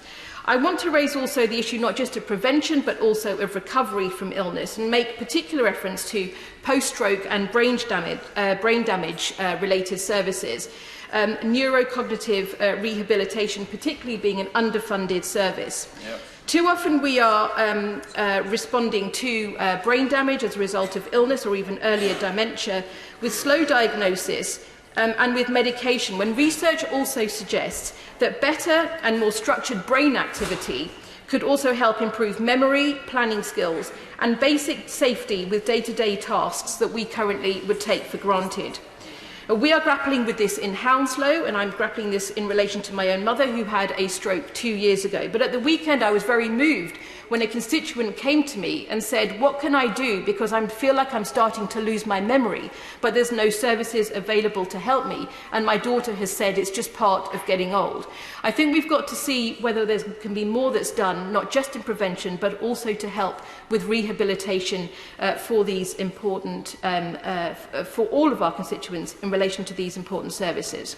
So in closing, Madam Deputy Speaker, this is an important debate today that goes beyond whether this bill was actually needed into how the government is going to be spending its resources, our resources collectively on the NHS. Because going forward we need a plan which funds the NHS properly and provides a comprehensive strategy addressing all our sectors. And I look forward to meeting with officials in relation, I hope, to the Heston Health Centre, but also to work with the government on how we can make sure that the other essential services we need are delivered. It's a pleasure to call Lee Anderson to make his maiden speech. Thank you, Madam Deputy Speaker, for allowing me to make my maiden speech. And as we would say in Ashfield, thank you, me duck, for letting me do this. I am bursting with pride as I stand here as the newly elected Member of Parliament for Ashfield. But I want to pay tribute to my predecessor, Gloria Di Piero, who was the MP for Ashfield for 9 years, and I'm sure everybody will agree in this chamber that she was well respected on both sides of the House. But I also want to pay respect to my 7 colleagues in Nottinghamshire who were all elected on the same day as me last month. They did a fantastic job, and a special respect and a special mention to my good friend, the Honourable Member for Bassett Law. Overturned a 5,000 deficit into a 14,000 majority. Saw the largest swing in the country. He's a modest man, Madam Deputy Speaker. He hasn't mentioned it at all. It's my speech, thank you, Eddie. He's only mentioned his 14,000 majority on one occasion to me. Sorry, it's once a night as we go home over Westminster Bridge. He tells me every single night, but much respect, he certainly has raised the bar. Now, Ashfield was once voted the best place in the world to live by me and my mates one Sunday afternoon in the local Witherspoons. It is really, it's the best place. It's a typical mining constituency, is Ashfield. To the south of the constituency we have Eastwood, which is the birthplace of D.H. Lawrence. Further to the north we have Nunkagate, which is the birthplace of our most famous cricketer, Harold Larwood. And further north in Ashfield we have Teversall, which is where D.H. Lawrence wrote probably his most famous novel, Lady Chatterley's Lover, a book I've read several times. We also have many other great towns and villages in Ashfield, such as Sutton, Kirkby, Annesley, Selston, Jacksdale, Westwood, Bagthorpe, Stampnell. But the place that's closest to my heart in Ashfield is a place where I grew up, which is a mining village called Huthwaite. Now, Huthwaite, like many villages, most of the men worked down the pits in the 70s when I grew up. And I went to a school called John Davis Primary School. And I was always told at school in the 70s, many of us were, work hard, lad, do well, take your 11 plus, go to grammar school, and you'll not have to go down the pit like your dad and your granddad and your uncles. But unfortunately, just a couple of years before we was due to take our 11 plus, the Labour government at the time withdrew it from our curriculum. So I was unable to go to grammar school, and none of our school went as a consequence of that. And just a few years later, I was down the pit with my dad, working at the pit where my granddad had worked and my uncles.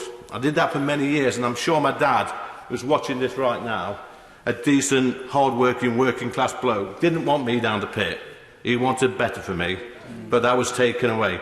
And I can't help but think that had children in my day had the chance to go to grammar school, then they would have had more opportunities and probably had a better life. Because I'm telling you now, when I worked down those pits in Nottinghamshire, I worked with doctors, I worked with brain surgeons, I worked with airline pilots, I worked with astronauts, all these people, these brilliant people, but they never had the chance. And the Prime Minister is quite right when he says that talent is spread evenly across this country, but opportunity is not. And my constituency is living proof of that. People of Ashfield are a straight-talking bunch, a bit dry, wicked sense of humour, a bit sarcastic sometimes, but that's born out of our tough industrial past. You have to remember that we were the people that dug the coal to fuel the nation. We were the people that sent our young people, our young men and women to war to die for this country. And we were the people that made the clothes that clothed the nation. And we were the people that brewed the beer that got us all persistently drunk every single weekend. In 1993, under a Conservative government, we reopened the Robin Hood line in Ashfield, all through the county of Nottinghamshire, which created endless opportunities for passengers to travel for work, for play and for jobs. I'm proud to say that now, as I stand here as a Conservative MP in 2020, that this government is once again looking at extending our Robin Hood line to cover the rest of the county, and they're also looking at reopening the Maid Marian line, which will again carry passengers to the most isolated and rural areas of our country. It's all well and good having good education and good training, but transport it means just as much to the people in my community. My friends and family and my constituents ask me every single day, what's it like to be down here in Westminster? And I say it's brilliant, it's amazing. You know, we've got great staff, the doorkeepers, every single person that works here has been absolutely brilliant to me. It's an amazing place. I've met all these famous people, I've met MPs, I've met lords, I've met ministers. But the best moment for me was last Wednesday night when I got invited to Downing Street, to number 10, for the first time ever in my life. And I walked through that door and there he was, the man himself, Larry the Cat.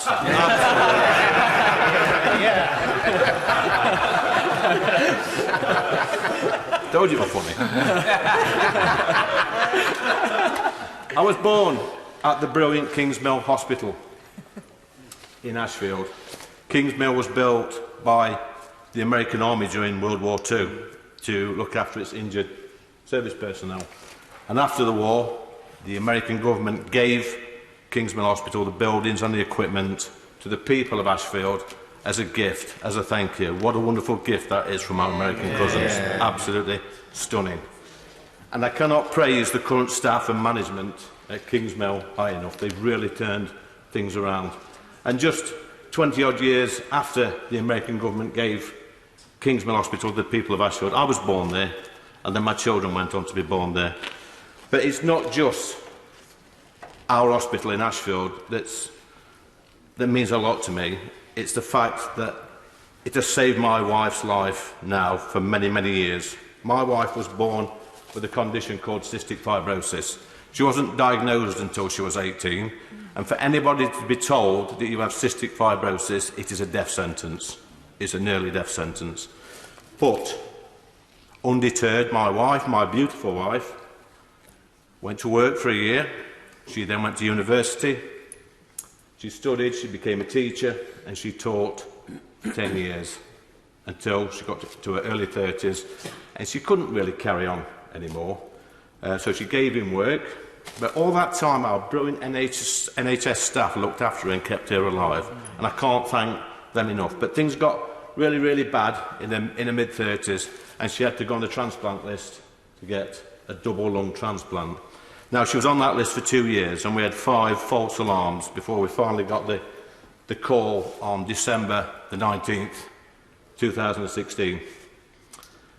It was 14 hours, the operation, and she spent 3 days in critical care. And I thank my lucky stars for our brilliant NHS. They looked after her, they've kept her alive, and last year she was elected as a Conservative councillor in our hometown. I'm incredibly proud. And this party, when they say this party is a party of privilege, I say to people, I'm privileged to be in this party. Thank you, Madam Deputy Speaker. It's a pleasure to call Neil Harvey to make his maiden speech. Thank you, Madam Deputy Speaker, for the opportunity to make this my first speech during this important debate, and I would like to pay tribute to the honourable member from Ashfield for quite a lot of good lines there. I don't think I'm going to match your humour, sadly. I'd also like to pay tribute to the honourable gentleman from Darlington too for making his maiden speech tonight. Being elected here to represent the communities I grew up in is an extraordinary and humbling honour. To do so today in the presence of my partner Lino and our children makes it especially memorable. Hear, hear. The honour of representing my constituency carries with it a significant responsibility to be their voice, their advocate on matters both here and at home, and to endeavour to serve the best interests of every constituent. As a new Scot and a pragmatist, I am a product of this union.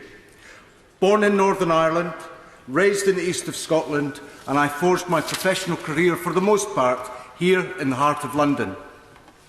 My apologies to honourable and right honourable members from Wales, as I've only landed in Cardiff Airport once for refuelling. And I'm not sure that counts, but hopefully I'll remedy this as soon as possible. Madam Deputy Speaker, if by the Prime Minister's repeated assertions that this is the most successful political union in the world, why have I and so many others never felt that to be true? Could this be an example of the iniquity that my predecessor Leslie Laird rightly focused on in her maiden speech, as she began her service to the constituency in May 2017 until December of last year? Indeed, she lamented how the arguments for economic equity and social justice has been a theme not just of hers, but also that of her predecessor, Roger Mullen, and on this matter they have no quarrel with me. From the coal mining communities of Benarty and Kelty through to its largest conurbation, the Langtoon of Kirkcaldy, the picturesque coastal towns and villages stretching from Dalgety Bay to Dysart, the constituency I serve is bursting with ambition.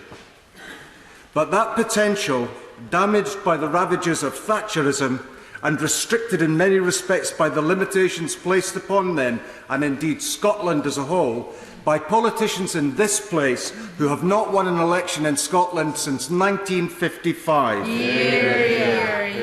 All of these communities have a proud history of hard work, great intellect and a strong sense of community.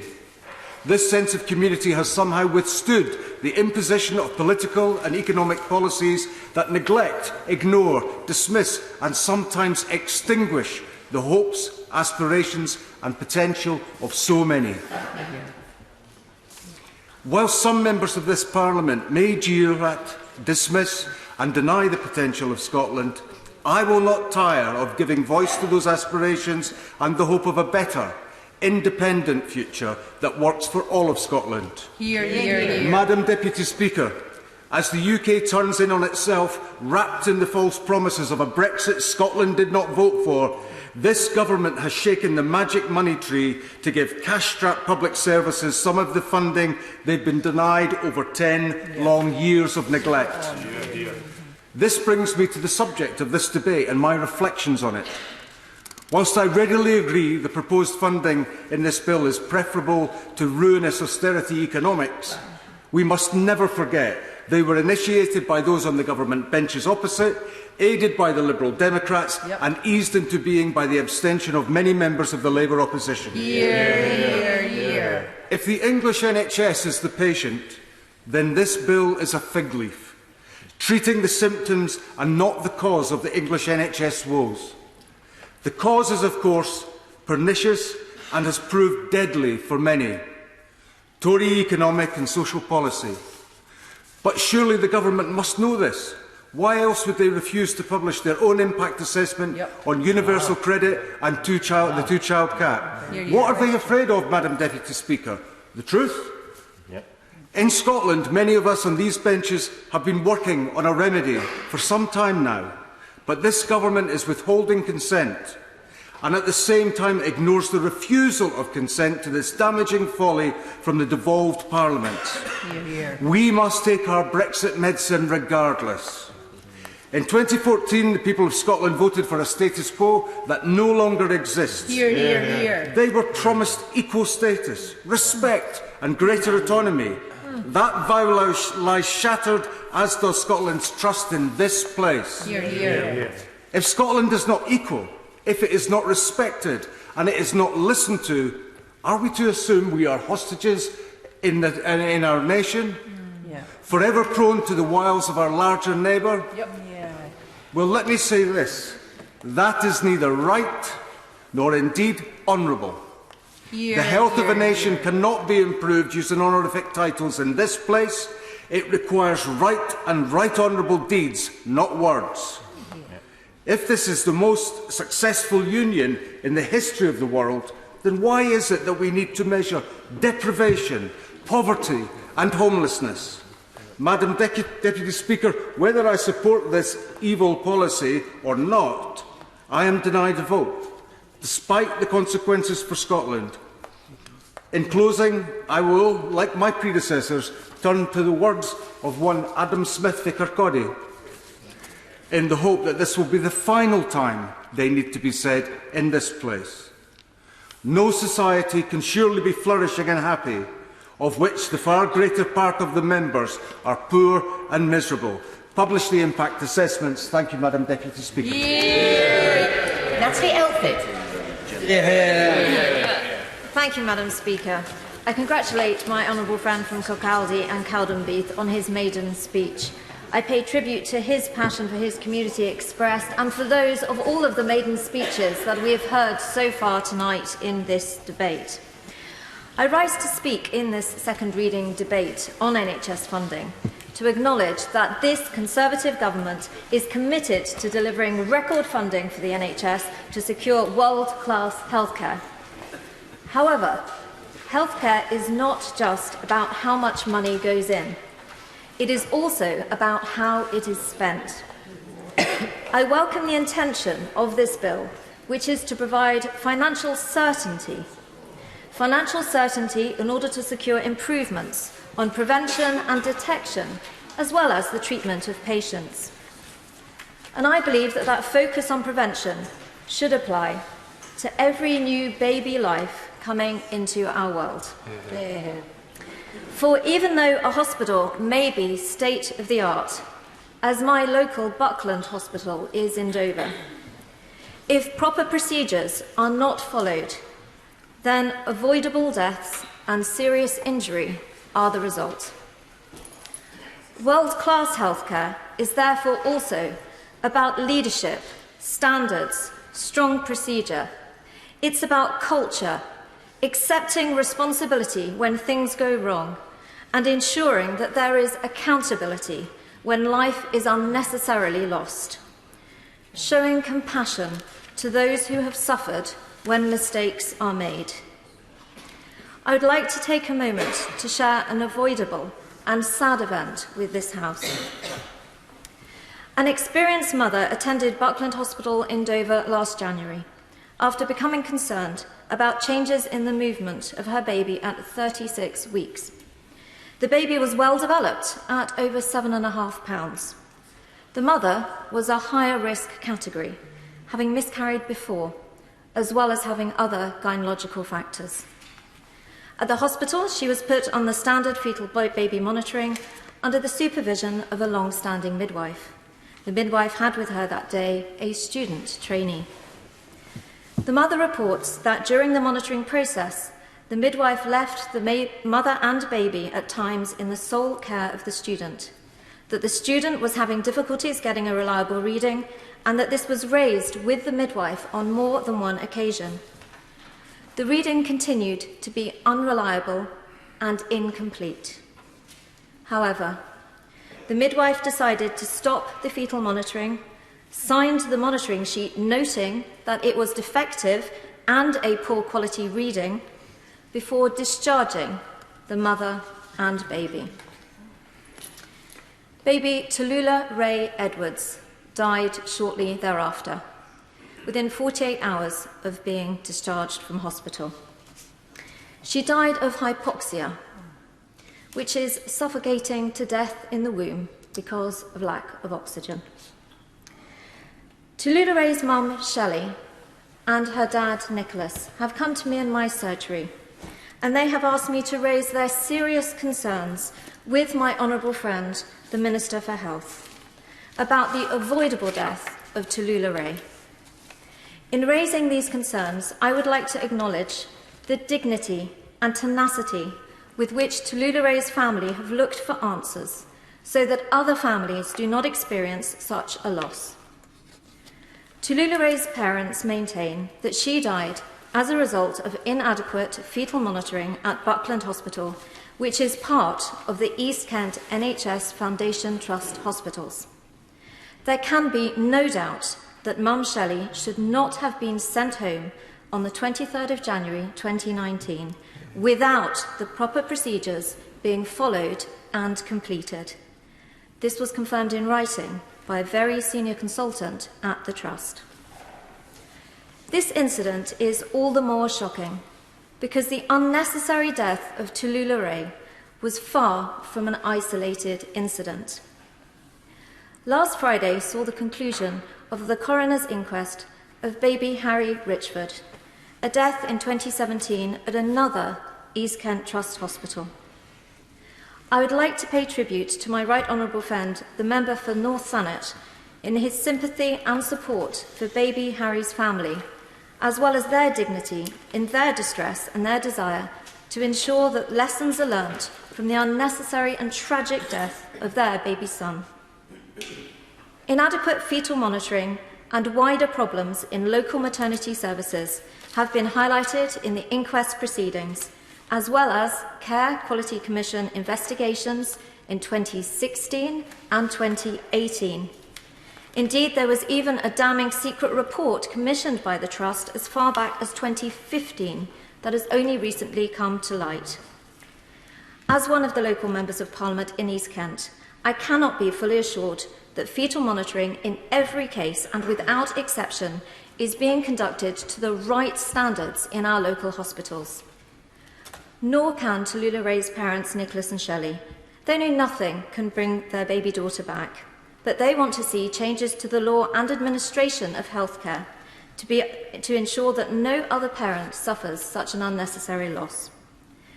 They want to see, first, that there is immediate action taken at our local maternity services so that there is no risk of another baby dying where inadequate fetal monitoring is an issue or procedures are not followed or there's unclear or inadequate advice to patients. This cannot wait for a lengthy public inquiry. It needs action now. Secondly, that the culture of the Trust should be made subject to a further and detailed review. Tallulah Ray's parents are still trying to get answers to their daughter's death. Yet in the latest draft report to them, more than a year on, the Trust has not even bothered to get their baby's name right. The Trust needs to stop hiding behind paperwork and process. It should take responsibility right now so that Tallulah Ray's family can mourn and move on. Thirdly, that the rights to a coroner's inquest are extended to all baby deaths, wherever that death occurs, be it before or after the birth date. I know the government was bringing forward changes to this before the election, and I'd like to ask my honourable friend, the Minister for Health, for an update in how these measures are being progressed to ensure that there is a right to an inquest in these circumstances. To conclude in relation to this important bill on record funding in the NHS, money isn't everything. Effective management and oversight, responsibility and accountability, diligence, respect and compassion, these are all essential features of a world-leading healthcare service. I hope my honourable friend, the Minister for Health, will support me and my honourable friends from across East Kent as we look for urgent and immediate improvements locally to give mums and dads-to-be the greatest possible confidence in our maternity services right here and now. Graham Morris. Thank you, and thank you, Madam Deputy Speaker. And it's a pleasure to follow the honourable member for Dover, who's made some very powerful arguments in support of improving maternity services in her own area, and indeed to follow other honourable members who are making their maiden speeches this evening. I'm sure we'll hear a lot more from them. Madam Deputy Speaker, in the time that I have, I want to make a familiar argument about access and funding for radiotherapy services. I do know that the Minister, the honourable member for Charnwood, has heard this argument on previous occasions, but I'm going to make it again because I'm not convinced that the Secretary of State understands the arguments that are being made. It isn't rocket science. In the United Kingdom, radiotherapy accounts for just £383 million of the NHS resource budget, despite the fact that 1 in 4 of us are going to need radiotherapy at some point in our lives. In his opening remarks, the Secretary of State referred to the government's commitment to invest in new diagnostic equipment and scanners, and I very much welcome that. But he didn't seem to get the link. I didn't hear the penny dropping about the important link between diagnosis and treatment. So I must declare an interest. I'm Vice Chair of the All-Party Group for Radiotherapy. I am a cancer survivor myself, and I've benefited from this particular type of treatment. So I want to basically make 3 points. I want to cover the cancer challenge, briefly the current state of radiotherapy, and set out a future vision for NHS radiotherapy. But this is within the context of the bill and those key points that I tried to make in the interventions about how vital workforce planning is and how vital capital budgets are. It's not just a case of replacing hospital car parks. This is about vital equipment that's essential to improve cancer outcomes for our patients. About 50% of people will develop cancer at some time in their lives, and even if we are fortunate to be spared the disease, I'm sure we all know someone, a loved one, who's been touched by cancer. So I'm not arguing from a completely selfish point of view here, in putting a case for me, my constituency or my region, because being a magnanimous sort of individual and recognise the sentiment in the House, I'm arguing that we should improve cancer services across the whole of the country. And I think access to world-class cancer treatment really matters for every single one of our constituents in every constituency in the United Kingdom. And I do want to take issue with a statement that the Minister, the Secretary of State, has made on more than one occasion. That the results, cancer outcome results that we have And this isn't my opinion, this is the UK Healthcare Journal, this is the Lancet, and these were figures that were only published in November of last year, just before the election, and they actually show that in the comparing nine comparator countries, we had the lowest, in the United Kingdom, we had the lowest survival rates for breast cancer and colon cancer, and the second lowest survival rates for rectal cancer and cervical cancer. And 24% of early diagnosed lung cancer patients are not getting any treatment at all. So in truth, while our cancer survival rates are improving, so it's not a lie that the Minister said, we've still got the worst cancer outcomes in Europe. The baseline is very low. So while I welcome that the government are committed to considering ways to improve diagnosis with a plan to set new cancer diagnosis targets with patients to receive cancer results within 28 days, that's great. But we still need to address the issues about staff capacity and the desperate need for more radiologists, for more skilled people in the imaging teams, to address shortages in endoscopy, in pathology and in the vital IT networks. Unlike chemotherapy, which I've also had on a couple of occasions, which impacts the entire body with chemicals, advanced radiotherapy targets tumours precisely to within fractions of millimetres, limiting damage to healthy cells in close proximity to the tumour. And improved technology, improved radiotherapy technology, allows us to treat cancers that were previously only treatable with either surgery or chemotherapy or a combination of both. And, you know, in terms of the cost arguments, radiotherapy is cost effective for patients and for the NHS and for ministers who are obviously very keen to ensure that we get value for money. A typical course of radiotherapy costs between £3,000 and £6,000, far less than most chemotherapy and immunotherapy cures, with patients experiencing very few side effects. The problem is that access to radiotherapy centres and this life-saving treatment isn't evenly distributed across the United Kingdom. In a 2019 audit showed that 32% of men with locally advanced prostate cancer in the UK are being potentially undertreated, with 15 to 56% of trusts in this survey not offering the sort of radical radiotherapy these patients really required. In England, advanced curative radiotherapy is actively restricted for no good reason, with only half of the 52 centres commissioned by NHS England to deliver advanced radiotherapy that we called SABRE. This despite the fact that the use of SABRE is specifically recommended by NICE. So, we're coming up to World Cancer Day on the 4th of February.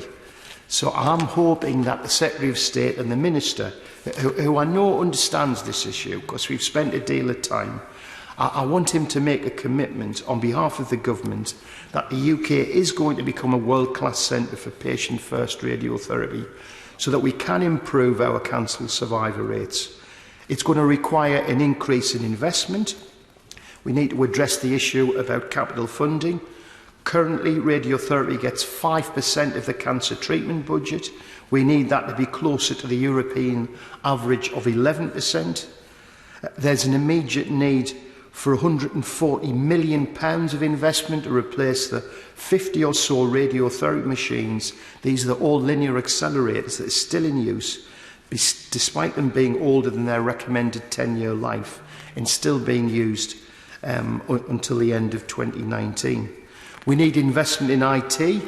We need to help establish the 11 new radiotherapy networks. I think the Minister touched on that, but again it comes under capital and workforce training.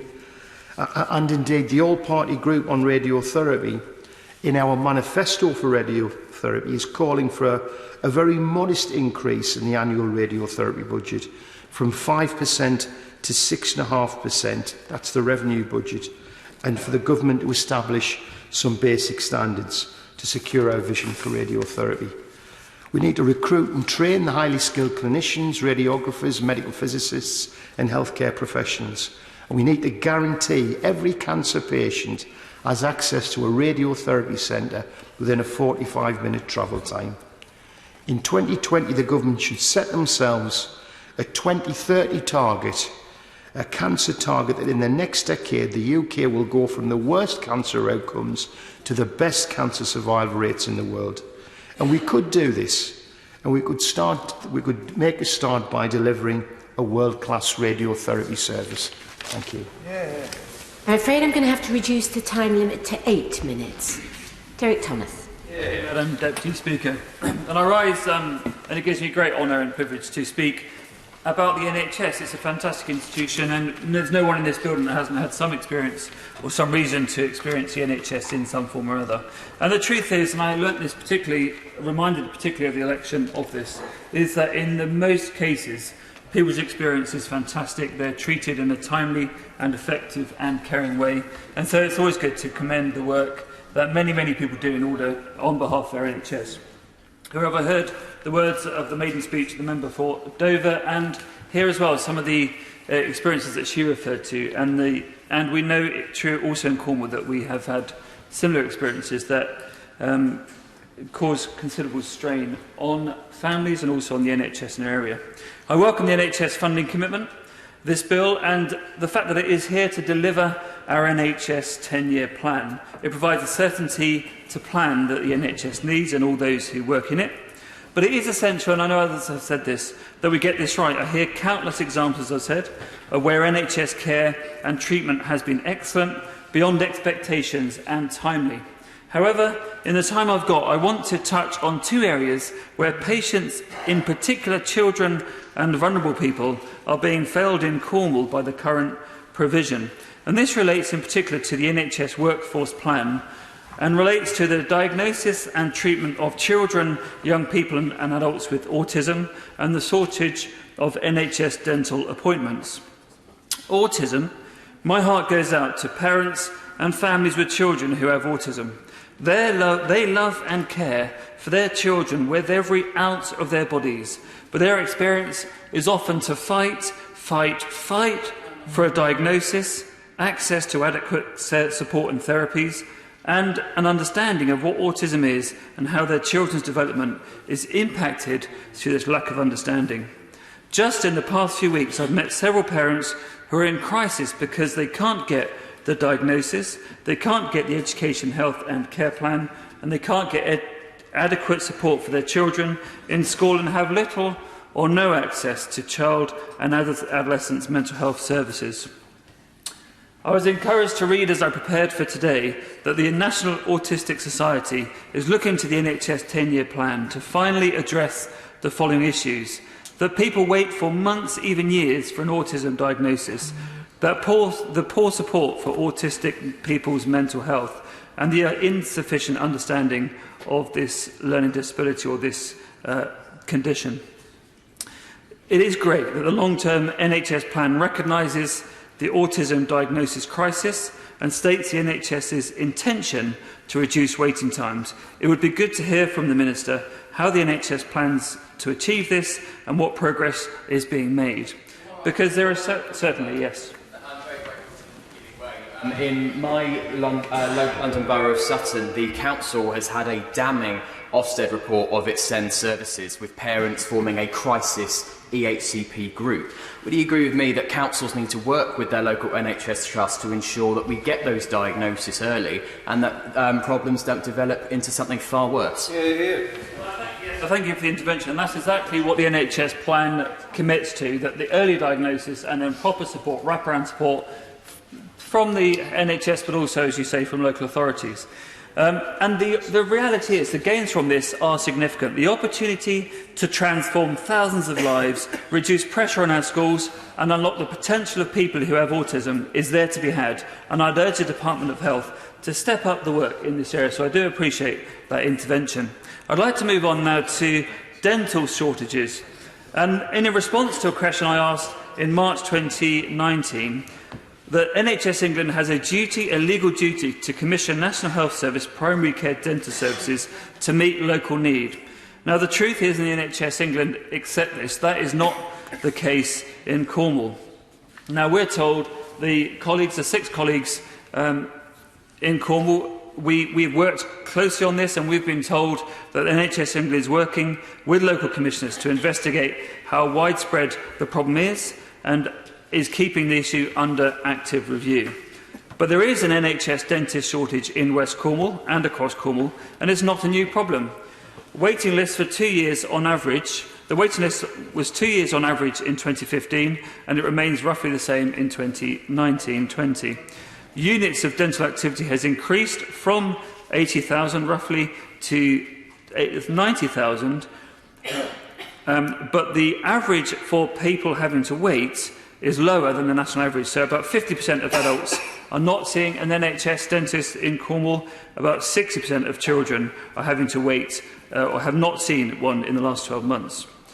And the truth is, and having spoken to dentists that provide NHS dentistry, children and their families are likely to take better care of their teeth and have healthier diets if they have a regular relationship with their dentist. And my concern, and I believe it's becoming a critical problem in Cornwall and also other parts of the rural countryside, and my primary concern is for children from a very early age and vulnerable adults. Both groups report to me the inability to get an NHS dental appointment. Earlier in 2019, as I say, we met with the NHS England and they explained the difficulties being experienced, highlighting recruitment and retention to areas such as West Cornwall as a key concern. The NHS made it clear that dentists in Devon and Cornwall are increasingly unable to meet their contracts. Funding given to NHS dentistry care in Devon and Cornwall is being returned to NHS England. This suggests commission capacity is sufficient. Funding is not the primary issue. The key difficulty reported by practices is the recruitment and retention of dentists. We are fortunate in Cornwall to have the Dental College in Truro, where residents can access treatment. This is based in Peninsula Dental College, part of Plymouth University, where graduates learn their skills for careers in dentistry. However, students who are training to be dentists often return to their hometowns afterwards and cite poor transport, high housing costs, and a lack of opportunities in the southwest as reason not for staying in this area. Work has been being done. As I said, the MPs have worked closely on this, and I want to pay particular credit to our former colleague Sarah Newton, who led the way on this. But it is unclear what progress is actually being made in Cornwall in order to ensure that we care for our young people and vulnerable people's teeth so that they can avoid all sorts of problems that will need to be picked up by the NHS in the future. Can I, while I have the opportunity, request a review of NHS dentist provision and urgently explore what is needed to recruit and retain dentists, especially in rural areas such as West Cornwall? In the 10-year plan, it clearly sets out, amongst others, that its intention is to integrate care and prevent healthcare problems later on, to get the diagnosis and care for people with autism right, and to provide the dental treatment that people need, would help to deliver in this area and reduce the demand both now and in the future. And thank you, Madam Deputy Speaker, for the opportunity to speak on these worthwhile subjects. Neera Wilson. Thank you, Madam Deputy Speaker. I and my colleagues on the Liberal Democrat benches, of course, welcome all commitments to additional expenditure on the NHS, and we will not be opposing this bill. The questions that need to be addressed that other honourable members have touched on are whether the minimum expenditure enshrined on the face of this bill is indeed sufficient, and why the government has only singled out NHS England's revenue budget for protection and is not prioritising in the same way other extremely important areas of the Department of Health and Social Care's budget, which have a huge impact on revenue spend, such as public health, capital investment, workforce development, and, of course, social care.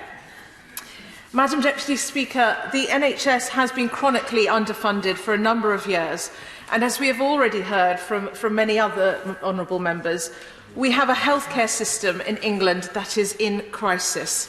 A crisis in waiting times, a workforce crisis, and a crisis in terms of infrastructure. Yet the funding committed in this bill will enable the NHS to simply stand still over the coming years and maintain the level of service it currently provides. These crises will continue. In real terms, as we've already heard, the additional £34 billion only equates to £20.5 billion, adjusting for inflation. This approximately equates to 3.3% every year.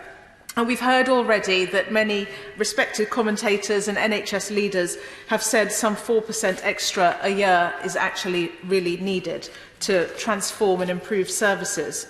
Now, the Honourable Member for Nottingham South made an excellent intervention on the Secretary of State early on, but I fear she didn't get a response when she asked what assurances the government will provide that should the rate of inflation increase due to unforeseen circumstances or indeed due to Brexit, which unfortunately we face at the end of this week, that the promised real terms increase in NHS spending will be protected.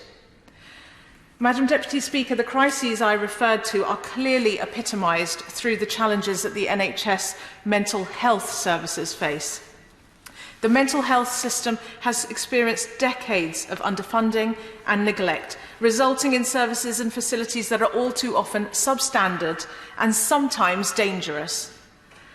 Mental illness represents up to 23% of the total burden of ill health in the UK, but only 11% of NHS England's budget. In terms of waiting times, the most mentally unwell are often left waiting the longest for treatment. And I am particularly concerned that children and young people are being especially let down. 81% of trust leaders say they are unable to meet current demand for community CAMs, and only 3 in 10 young people with a mental health problem were able to access specialist services in 2017-18. In my own constituency of Twickenham, Off the Record, an excellent local charity that does sterling work to support young people with mental health problems, is often told by users of its service that access to local CAMs is only possible if they are suicidal when they present themselves. This cannot be right, Madam Deputy Speaker. And we've heard today from the Secretary of State that he's given assurances around around commitments to increase mental health and indeed CAM spending.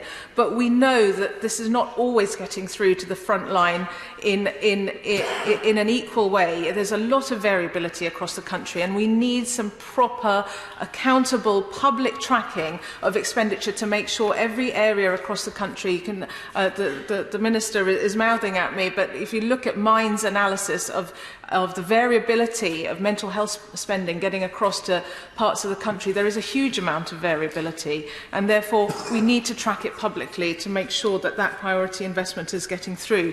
So we've heard much about levelling up from this government, and I hope that ministers will accept that mental health, and CAMS in particular, needs to be a priority area for levelling up.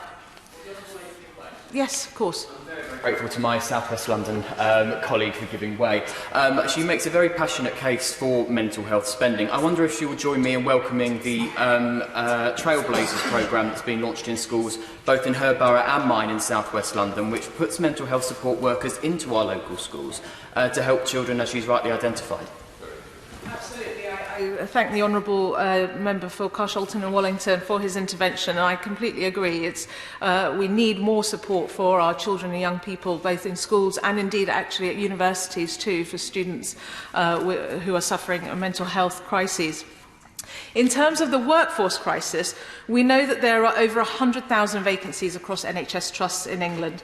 I met a nurse on the doorstep in my constituency during the election campaign who works at West Middlesex. She was literally in tears on the doorstep because of the strain that she and colleagues are under in the hospital. Workforce is arguably the largest risk to the delivery and implementation of the NHS long-term plan, yet the funding in this bill does not include education and training. And again, we did hear assurances from the Secretary of State that money would be forthcoming for this, but it is not guaranteed. So it leads me to question whether this is not a priority area and could be cut should spending come under pressure in other areas. The mental health workforce has experienced little growth over the past decade. Gaps are often filled with temporary staff, which is not only expensive but also undermines continuity of care and relationships. A recent survey by the BMA revealed 4 in 10 mental health staff found their workload unmanageable or mostly unmanageable. If we are to achieve the laudable mental health ambitions in the long-term plan, we need to see substantial investment in expanding the mental health workforce. The crisis in terms of NHS infrastructure is acute and growing. The budget in this bill does not commit to addressing the need in capital spending, either in buildings or indeed in technology. The NHS's annual capital budget is now less than its entire £6.49 billion maintenance backlog, which is growing at 10% per annum. This means leaky roofs, broken boilers, ligature points in mental health facilities and outdated technology cannot be repaired or updated. The Wesley Review described the mental health estate as some of the worst the NHS has, impacting on the quality of care. The review showed how dilapidated buildings and poor facilities hinder treatment and recovery for patients. Will the government use the 2020 budget to set out a major multi-year capital investment programme to modernise the mental health estate in particular? Madam Deputy Speaker, this bill is fine as far as it goes, but frankly it does not go very far. If we want to progress from the status quo and truly transform our NHS services, the real terms increase needs to be around the 4% mark that many respected commentators have called for. And we need a more holistic approach across the whole departmental budget, not just selected areas. We heard from the Honourable Member for Central Ayrshire the huge cuts that we've seen in public health grants to local authorities. And my fear is that public health spending could be cut further as it sits outside the protected budget on the face of this bill. A false economy which just puts further pressure on NHS budgets. And of course, until a solution to the social care crisis is in sight, the NHS will continue to shoulder the costs of inadequate social care provision. This bill is an opportunity to put mental health services on an equal footing with physical health in order to deliver true parity of esteem. I hope the government will provide more guarantees that mental health and CAMHS in particular will not be overlooked and that guaranteed funding will get through to the front line. Liberal Democrats will be supporting what is largely a symbolic gesture in this bill, a political gimmick, to write into law what the public was promised more than a year ago. So, Madam Deputy Speaker, I finish by asking, is this a government that trusts itself so little it has to legislate to keep its promises? Kerry Sandbrook. Thank you very much, Madam Deputy Speaker. And firstly, can I congratulate those members who've made their maiden speeches today, in particular the members for Ashfield and Darlington and Kirkcaldy and Cowdenbeath. They were all excellent contributions and I look forward to further contributions that they make in the future. I wanted to speak today, Madam Deputy Speaker, because I fully support the Government's approach to our NHS and enshrining in law the commitment to this budget. Now, I have a daily reminder of how precious the NHS is, Madam Deputy Speaker, because when I was 2 weeks old, I nearly died in hospital, and I have a scar right across me, which reminds me every day of that time. Ironically, it was because I had a stomach problem and I nearly died of malnutrition, something that I've made up for since, Madam Deputy Speaker. Just last week, I had another example of how precious our NHS is, because one of my little sisters gave, well, she's not so little anymore, she's in the mid-20s, gave birth to my nephew and her first child, little Freddie, who is an absolute bundle of joy, and the staff at City Road Hospital in Birmingham did us all very much proud in helping her deliver her first child. And it's testament to the professionalism of our NHS staff that they can both provide such a fantastic service when things of the birth of a child, for such great news for a family, and at the same time offer professional services to those people at their saddest time in their family's life. And it was reminded me the NHS staff who supported my mother and my stepfather Dave in his final days as he fought his battle with cancer, Madam Deputy Speaker. And it's those staff in the NHS which do so much for so many families, across the country. And I have to declare an interest in that my stepmom and my sister and a couple of cousins all work in the NHS, from a cardiology department to a hospital porter, all playing their role in what is a precious institution that we should all protect for many, many, many years to come. And it's because of my experiences in the NHS that I passionately believe that the NHS long-term plan should be something which is clinically driven. And there are professional NHS staff who have requested that the government do certain things, and it is this Conservative government which is delivering just on that. 40 new hospitals and 50,000 new nurses, 6,000 more doctors, 6,000 more primary care professionals, 50 million more GP appointments and free car parking for those in most need, Madam Deputy Speaker. These are all things that we are delivering on, and I'm proud to say that I am part of helping to deliver. The NHS budget for last year was £114 billion, and by 2024 will be £148 billion, an increase in 30%. This will secure those excellent services that we are used to for many years to come. Now, my first official visit this year as a Member of Parliament was to the Royal Orthopaedic Hospital in my constituency, and it was a pleasure to meet Joe Williams, the Chief Executive there, who rather enthusiastically showed me a picture on the wall of the improvements that the Royal Orthopaedic has made over the last couple of years. Back in 2014, there was a charted there QCQ report, which had lots of red and amber categories on there, and it's pleased to say that out of those 36 categories now, there is only one which is amber, and that is testament to her and her team in that hospital for making all of those improvements and providing an excellent service to the people of South Birmingham. Now, we must also be mindful, and as the member for Dover so eloquently put earlier in her speech, but sometimes the NHS doesn't always get things right, and there are people in every organisation who are a bad apple. Sometimes people get things wrong, sometimes accidents are made, and sometimes systems and processes don't always adapt as quickly as we would like them to. And we've got to do everything that we can as a government to ensure that when things do go wrong, that they are fixed as quickly as possible.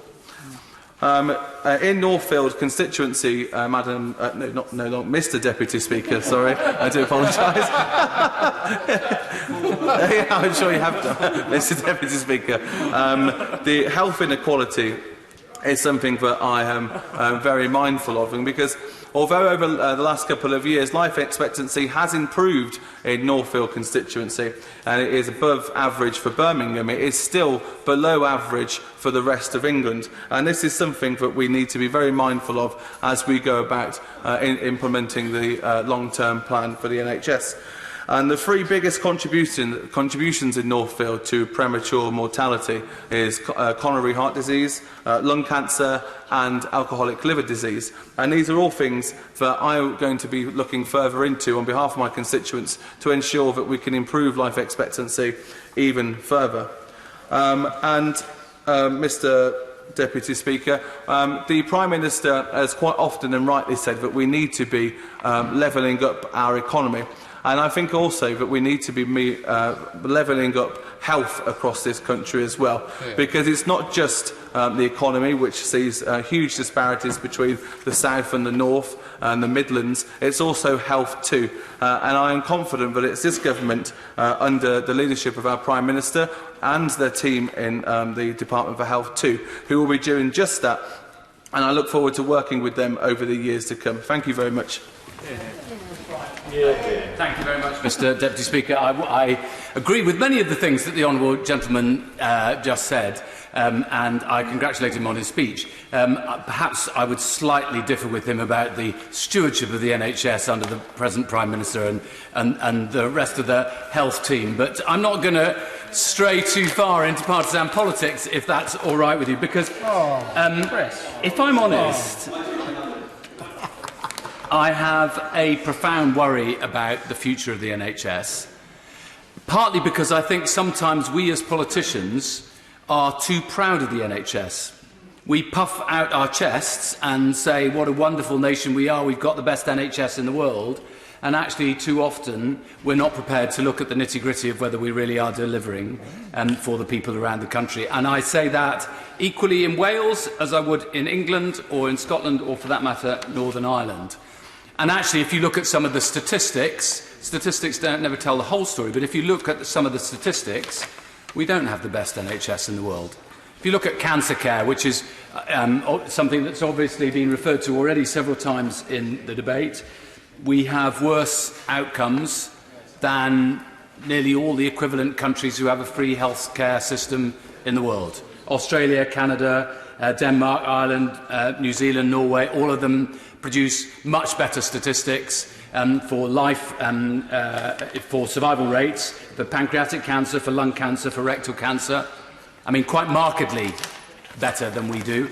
And also, perhaps even more markedly, the gap between us and those other countries, although we are improving, the gap between us and those other countries isn't getting any smaller. So I think sometimes our complacency about the NHS is our biggest downfall. Now, there are all sorts of different reasons for our cancer survival rates not being as good as they might be.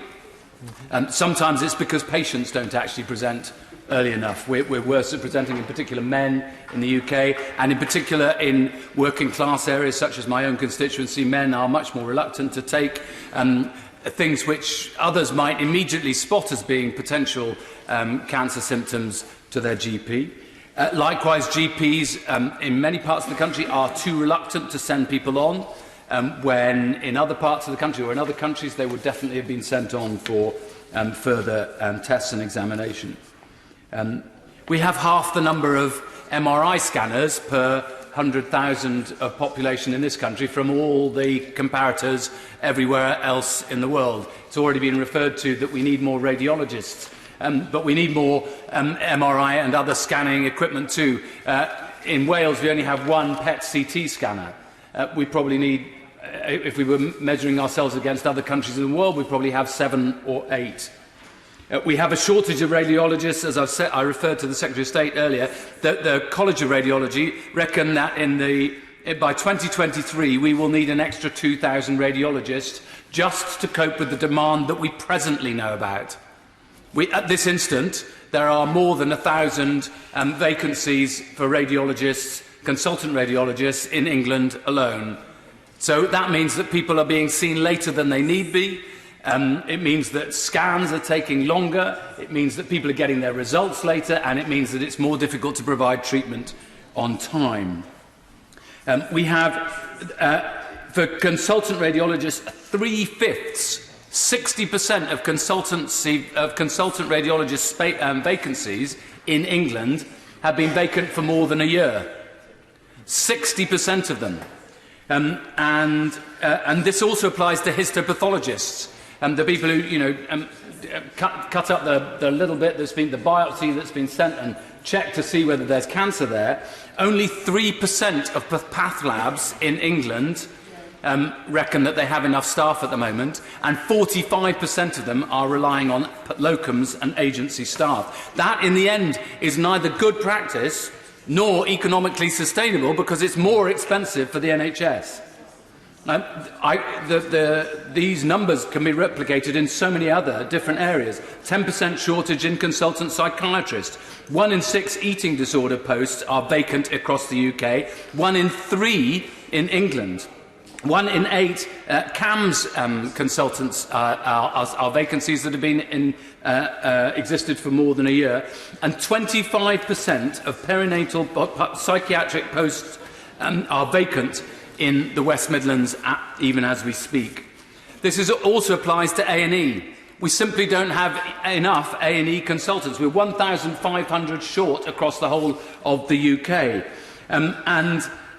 The Royal College of Emergency Care reckons that hospitals need to double the number of emergency consultants they have now in the next few years, and that means increasing the number of training places to at least 425. The government has no plan to get anywhere near there at the moment. No. And this impacts on a constituency such as mine, even though it's in Wales, because we don't have enough consultants in A&E in Wales. You should have roughly 1 for every 4,000 admittances.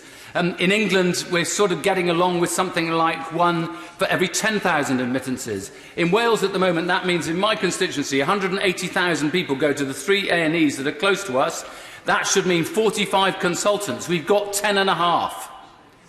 In my own local hospital, the Royal Glamorgan, at the moment there is 1 consultant, and he is leaving at the end of March, which means that our local A&E will be completely unsustainable. Now, I think that the plans that the South Wales programme came up with in 2014 are undeliverable. We're going to end up with a situation where the most used accident and emergency in my patch, which sees 65,000 admittances every year, is going to close simply because there are no staff to staff it. Not because there's no money, but because there's no staff. And when you consider that my patch has some of the worst levels of deprivation across the whole of the UK, some of the worst levels of health need in the whole of Europe, with high levels of ischemic heart disease, poor health in every regard, high levels of diabetes and all the rest, every single measure of health need that you could imagine, and on top of that, we have the lowest number of people who have cars and able to transport themselves to an accident and emergency,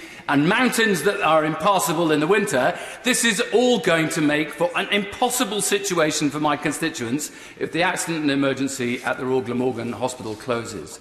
Now, I'm not laying blame anywhere. All I'm saying is we've got to believe more in our National Health Service, so more people want to work as radiologists, as pathologists, as receptionists, because the receptionists sometimes in the cancer clinic are the most important person there. They're the person who makes sure that everybody calms down and gets the appointment when they're needed and no time is wasted and all the rest of it.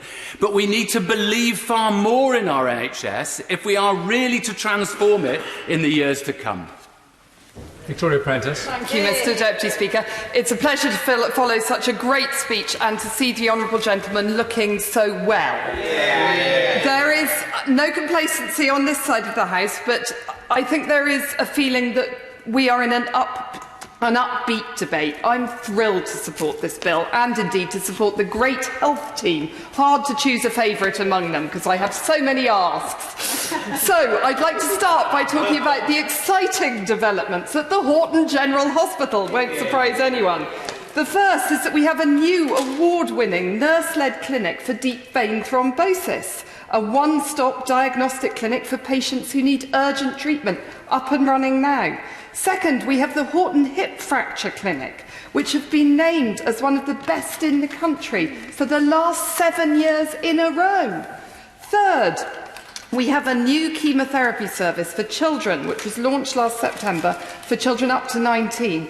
This provides intravenous chemo for patients who would otherwise travel for Oxford.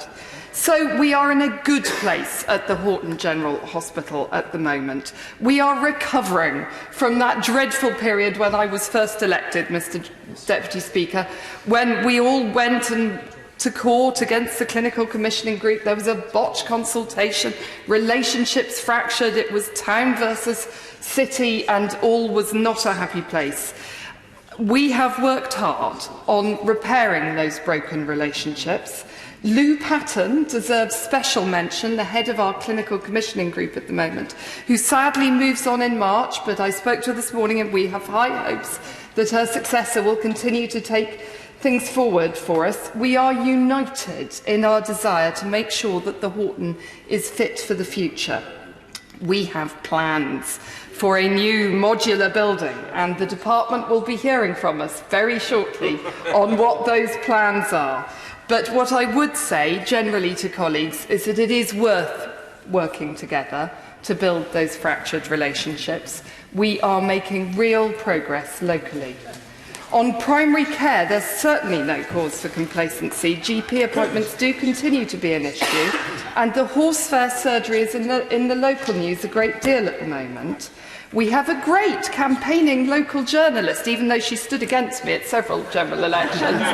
But she is a great campaigning local journalist, and this is one example of how we can work together to put things right. Because of the stories and because of complaints that I had received from constituents, I spoke to the Clinical Commissioning Group this morning, who've told me that they will investigate the issues raised. The surgery recently changed ownership. It's moving from the locum model to more employed GPs, which can only be good, but bravery is needed to tackle real systemic difficulties in the way in which GPs operate, particularly in areas of the country where the buildings in which they work and the ownership of those buildings can make a real difference to the sustainability of those practices.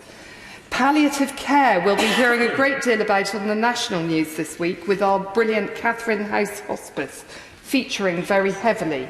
We have real concerns about the funding model for palliative care.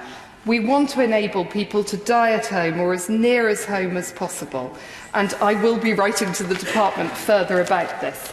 But I want to focus partly today on the all-party parliamentary group on baby loss, in which I've been involved since the very beginning, when I was the vice chairman, because it seemed to me that other members had more current stories to tell. Just this afternoon, those other members either having left this place or moved to ministerial office, I have been elected as chairman. I feel, because I've always been involved, along with the Honourable Lady for Washington opposite, that we all share in the extraordinary success of the group so far. I would like to claim some credit for the way that we bolstered the government's ambition to reduce stillborn and neonatal deaths, and also for Jack's Law, which is about to be enacted in April. But we have much more to do. The Honourable Lady spoke earlier very movingly about Tallulah Ray. We must make absolutely certain that these mistakes do not happen again. I have two specific requests of the department this evening. The first is for data. The department have an ambitious target to reduce the numbers of stillborn and neonatal deaths. We need to see what we've been doing for the past 5 years and what works to enable us to take the Saving Babies' Lives care bundle forward in the most strategically and useful and efficient way. So I will be writing to the department on behalf of the APPG specifically to ask for data. Second major ask is for the National Care Bereavement Pathway.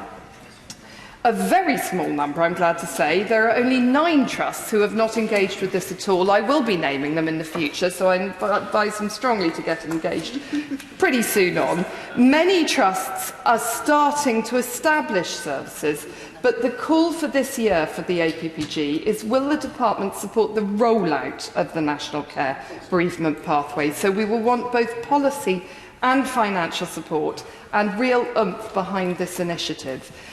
In particular, I'm very grateful that the department asked that clinical CQC inspectors have to put into the maternity framework that the National Care Bereavement Pathway had to be a part of the maternity section. I would ask that that is also included in the A&E and gynecology sections going forward of CQC inspections. I think only if hospitals have to consider this at the nitty-gritty level will they insist that this is taken forward seriously. I've trespassed long enough on your indulgence, Mr Deputy Speaker, but I welcome this initiative and I really think there's hope for the future. Elliot Colburn. Mr Deputy Speaker, and I begin by declaring an interest as someone who recently worked in the NHS and speaking on this bill. Thank you very much. We've already heard some very passionate speeches about some of the benefits that are going to come about in our National Health Service as a result of this additional investment. But I want to focus on one aspect of it, which is the improvement to the NHS estate. Which is building new hospitals and improving existing ones. My constituency of Carshalton and Wallington is home to St Helier Hospital, which is older than the NHS itself, in fact. It's over 80 years old. There have been many, many battles fought over the decades to prevent partial downgrading or even total closure, which has been dangled in front of St Helier for so long. But however, thanks to the Conservatives in government, we now have £500 million worth of investment going into our local NHS trust. And I want to thank my right honourable and honourable friends, the members for Sutton and Cheam, Reigate, Epsom and Ewell and Wimbledon for their work on this before my arrival in this place and for supporting me since I got here in campaigning for the same. This investment represents the long-term future of St Helier Hospital. This investment has in fact already begun, with over £100 million being pumped in already to do things such as doubling the size of the Accident and Emergency Department at St Helier, but also the building of a brand new renal unit at St Helier, which really is world class. And I do invite the health front bench to come and visit that new renal unit at St Helier. It really is fantastic. But perhaps most excitingly, this investment means that we will have a brand new, a third hospital within the catchment area of the Epsom and St Helier NHS Trust. And this means for the first time, we have a plan for local healthcare, which means people aren't going to have to travel to Croydon or to Tooting to get access to the healthcare that they need when they are most vulnerable. And it will also mean that the over half of the hospital estate covered by Epsom and St Heliers, which is currently too dangerous to provide healthcare in, can be brought back into use. That means we will no longer hear stories of having to pull beds away from the walls because the walls are either damp or they're leaking. But it also means we won't have stories such as ambulances being used to transport patients from the back of St Helier to the front because the lifts are too small for a modern hospital bed. But most importantly, it means that we have not one, not two, but three local hospitals providing world-class healthcare to local patients. Now, the consultation on the site of that third hospital has just launched. It is open until the 1st of April, so I encourage all residents of Merton, Sutton and Surrey to have their say. I've got a copy of it here for video reference. Log on to improvinghealthcaretogether.org.uk and have your say about where you want this exciting future of our healthcare provision to be. But more than just St Helier, this bill, to me, as someone who's worked in the NHS before, really does present an opportunity to accelerate the progress we have in delivering the NHS long-term plan. It will provide the NHS with the funding, the staffing and the infrastructure that it needs to deliver better patient outcomes, which of course must be the primary driver to future-proof our NHS. This investment must also go hand in hand with a change of healthcare delivery in this country. And I'm delighted to see the commitment from the health front bench on things such as social prescribing, empowering local pharmacies and of course prevention. And all this and more will mean that our NHS will be better equipped to tackle the healthcare challenges of the future, particularly the scourges of illnesses such as dementia and cancer, levelling up mental health investment and continue to provide excellent care for all of us when and where we need it. Aye. Thank you very much, Mr Deputy Speaker. I wasn't expecting to be called this early. I am delighted. Well, I say this early. It is unusual for me to be called this early. Getting used to this new age. He hasn't written a speech. Just perfecting it. I'm delighted to be called to speak at this time on this debate on the NHS funding bill. A bill that demonstrates our commitment to implementing our promise to the British people in the last election. Investing in our NHS. Investing a record amount in our NHS, in fact, the biggest cash increase in the history of the NHS, delivering new hospitals, more nurses, more doctors, more primary care professionals in general practice, millions more appointments in GP surgeries every year across England, demonstrating once and for all that the NHS is safe in Conservative hands and putting an end, I hope, to the disgraceful lazy scaremongering trotted out every election by the parties opposite, in place of, and in fact caused by, a dearth of actual realistic policy proposals that actually appeal to the British people. This, of course, is a debate about NHS funding. It has been rightly certified as relating exclusively to England, as it is fully devolved, and it has, of course, focused on the areas and how the money will be spent best south of the border. But I think it would be remiss of this House to let the bill pass second reading today without at least mention of the effect that this transformative amount of money being invested in the NHS, coupled with decisions on funding in education, local government and policing taken by this Conservative government, will have north of the border in Scotland. Thanks to this Conservative government, the block grant to Scotland will increase by an unprecedented £1.1 billion this year to £29.3 billion. 635 million of this increase is due to our commitment cemented here today to boost spending on health to record levels, for it could be transformational. Indeed, Mr Deputy Speaker, it needs to be. For the fact is that despite the bluff and bluster of the Scottish National Party, in fact actually because of the bluff and bluster of the Scottish National Party, obsessed with stoking division and grievance and foisting upon the Scottish people another referendum they do not want, the health service in Scotland is suffering. Before I go on, I'd like to put on record my thanks to the amazing people that work in NHS Scotland, particularly at NHS Grampian. They do incredible work. They go above and beyond to serve the people of Scotland and the people of North East Scotland. Their service and their sacrifice is one I think everybody in this room is grateful for, and I include the Honourable Lady in that, and not just for her service in Scotland, but also overseas. In fact, my admiration for what she's done in Palestine genuinely knows no bounds. But I do think that health service workers are being let down by the Scottish Government, for whom everything, investment in our NHS, education of our children, delivery of policing, plays second fiddle to the obsession of separation from the rest of the United Kingdom. The story of the SNP's management of Scotland's NHS is sadly one of underfunding. While spending on the NHS in England has increased by 17.6% between 2012 and 2013 and 27% in 2018, it only increased by 13.1% in Scotland over the same period. I would be delighted to give way. The honourable gentleman was not in his place when I spoke earlier to point out the fact that if the global funding in Scotland is higher, then the Barnett consequential makes a smaller percentage. Scotland spends £136 more per head on health and £130 more on social care. So I think you should go and actually work out a little bit of mathematics, because percentages relate to what the starting point is. Well, I thank the Honourable Lady for her intervention, but I was taking these figures from the Scottish Parliament's Information Centre figures, a Parliament that is oft quoted by members on those benches. But moving away from funding, I'm afraid that the story of the SNP's record on the NHS in Scotland is actually also one of failed waiting time targets. The 12-week treatment time guarantee unveiled by Nicola Sturgeon when she was Health Secretary in 2011 has never been met. Not once. For the quarter ending September 2019, just shy of 30% of inpatient and day cases were not treated within 12 weeks. The situation is even worse for my constituents living under the NHS Grampian umbrella, where over a quarter of patients, 34.6%, were not seen within the mandated 18-week referral time in the month ending September 2019. Now, this is not the fault of the amazing people at NHS Grampian, you understand. Mr Deputy Speaker, how can they hope to meet targets when they are being so chronically underfunded by the SNP? Again, according to the Scottish Parliament's Information Centre, the 2019-20 cash allocated to the NHS Grampian Health Board was £7.7 million short of the target set by the NHS Scotland Resource Allocation Committee target.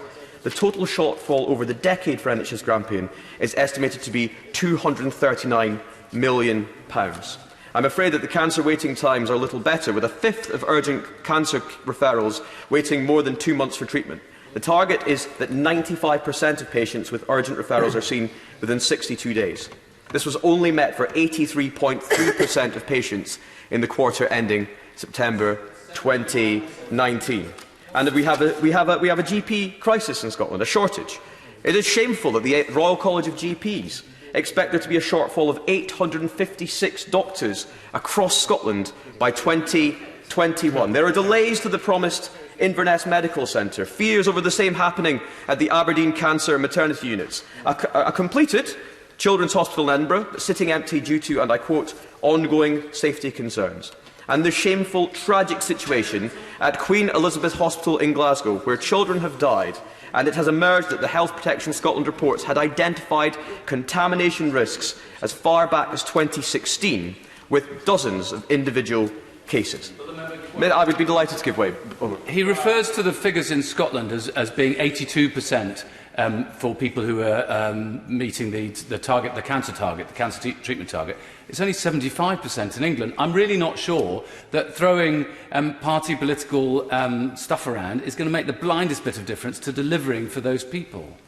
thank the honourable member for his intervention, and I tend to agree with him, but I'm trying not to get into, and I've deliberately avoided getting into England is better than Scotland. I'm trying to make the point. I'm agreeing. Look, I am agreeing with the honourable lady and the honourable gentleman. I'm trying not to get into that debate. What I'm saying is that it could be better, and that the SNP have been responsible for over 10 years for the NHS in Scotland. They are missing their own targets, and it is being underfunded. So when the SNP come into this chamber and harangue and castigate and berate this government here for the record investment they are giving the NHS south of the border, maybe they should look closer to home and sort the problems in Scotland. They're failing to meet their own targets. Yes. Mr. Honourable Speaker, Mr. Deputy Speaker, I know that honourable members across this House, and especially on the SNP benches, care deeply for the health and well-being of the Scottish people, as do I. But I ask them to bear the record of the Scottish Government in mind when attacking this government. This government is investing record amounts in the health service, and I ask them to join with me in welcoming this record boost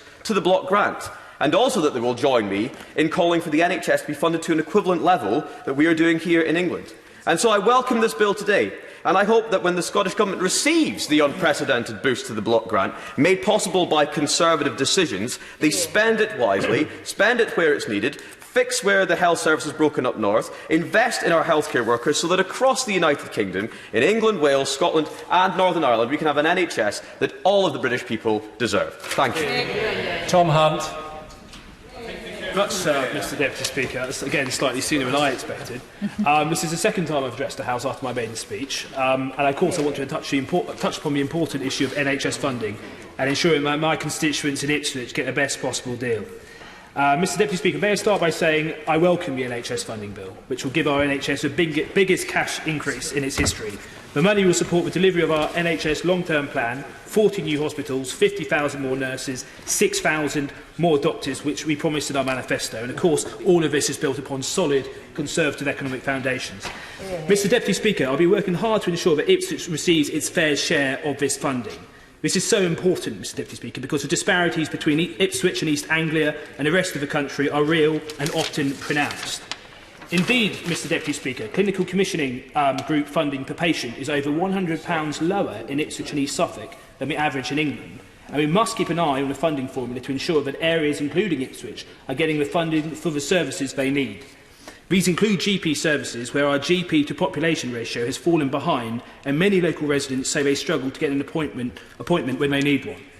Mr Deputy Speaker, we have a unique opportunity in this Parliament to make a real difference to parts of the country which have felt left behind, and I will do everything I can to ensure that this message is heard loud and clear. Will my honourable friend give way on that point? I'll give way. Thank you. Would you agree that, as part of that levelling up priority, that it's really important that we restore some of our services in existing hospitals, such as the A&E at Bishop Auckland Hospital? Absolutely, of course. The levelling up agenda, it touches many parts of the country, in North of England, but also East Anglia as well. So I agree with the honourable member for Bishop Auckland. I would like to use this opportunity to touch upon a recent inspection report of the East Suffolk and North Essex NHS Foundation Trust by the Care Quality Commission. The trust was formed following a merger of Ipswich and Colchester hospitals in July 2018. The inspection gave a trust rating of requires improvement. This is of course disappointing, but had just one of 80 criteria in the inspection been different, the trust would have received a good rating. We should also hesitate before drawing direct comparisons between the last inspection 5 years ago, which rated Ipswich Hospital good, and the latest inspection, which was uncovered both Colchester and Ipswich Hospital, a hospital that was previously rated requires improvement. Nevertheless, the report's recommendations for improvement will be important to bear in mind as we consider health funding going forward. Cutting referral waiting times, improving capacity for emergency mental health care and ensuring staff have the right training to provide patients with the correct care were all mentioned in the report, and these are areas that must be priorities going forward. I therefore welcome the provision in the NHS long-term plan for better training opportunities for NHS staff, as well as additional staff and funding for mental health services. I trust that the Government will closely consider the specific needs of Ipswich and those of East Anglia as these plans move forward, in the interest of levelling up the whole of the country. Indeed, Mr Deputy Speaker, planning permission has recently been approved for a brand new £35 million A&E department at Ipswich Hospital, which is expected to open in spring 2022. I, of course, would look forward to an invitation to cut the ribbon. This new department will make a real difference for over 100,000 people. And 100,000 people it would treat every year. and I hope the Government will recognise this and continue to support further significant upgrades in Ipswich going forward. Investment has been confirmed for a new orthopaedic centre in East Suffolk and North Essex by 2024. I know many in Ipswich are concerned that it may be located in the centre of Colchester. I want my constituents to know that I'll be closely monitoring developments around the new orthopaedic centre to ensure that they'll be able to access these services smoothly with minimal disruption. I will endeavour to ensure that if the orthopaedic centre is located in Colchester, patients only have to go there for main operations, and all other appointments should be made in the hospital closest to them.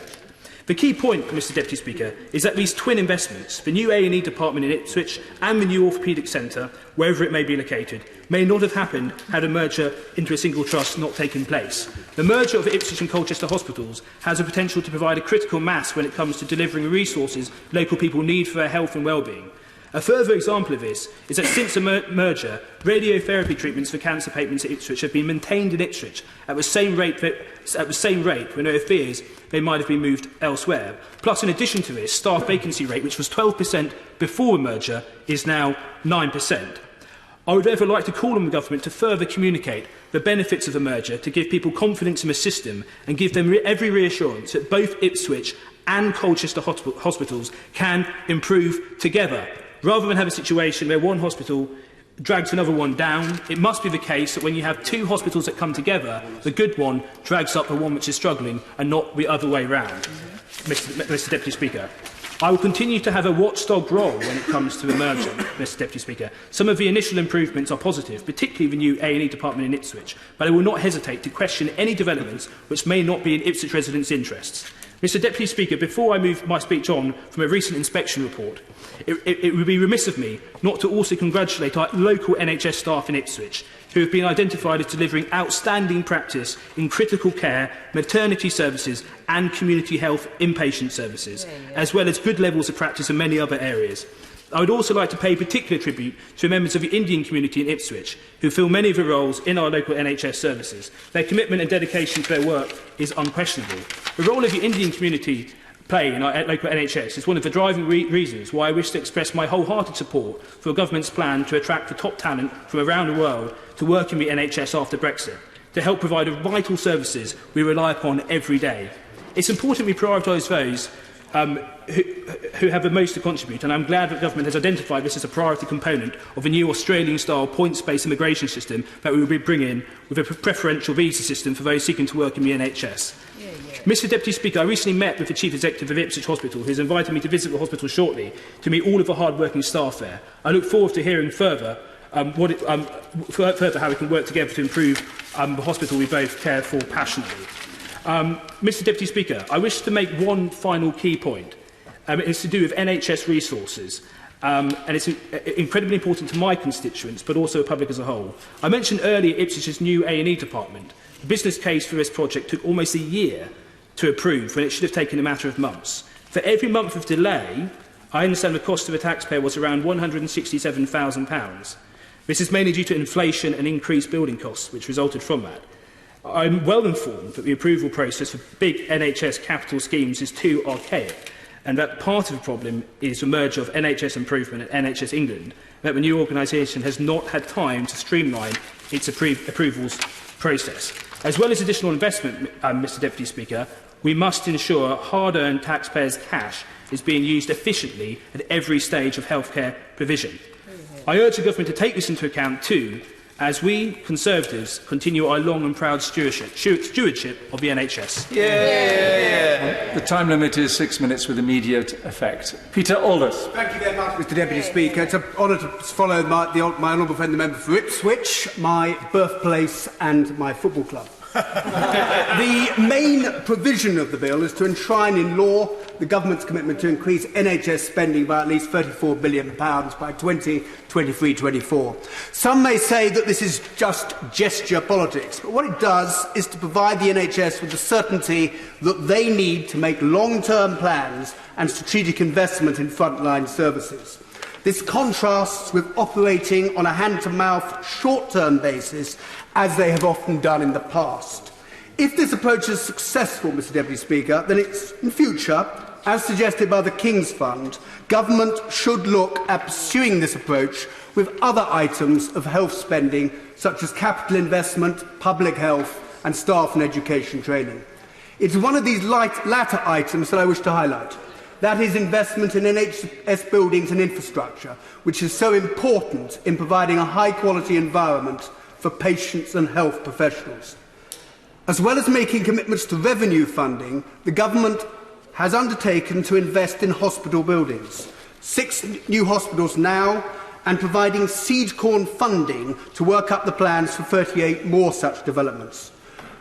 One of the latter is the James Paget Hospital on the Lowestoft Road in Galston, in the constituency of my right honourable friend, the member for Great Yarmouth. James Paget serves his and my constituencies, as well as part of that of my right honourable friend, the member for Suffolk Coastal. James Paget is at the heart of our local health economy, and thus this investment is extremely welcome. I understand that the seed corn funding is due to be paid over to the hospital very shortly, and they are already mapping out their plans for the future.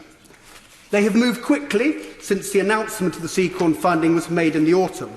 Their board, liaising with the Great Yarmouth and Waveney Clinical Commissioning Group and the Norfolk and Waveney SDP, are working up their development plans.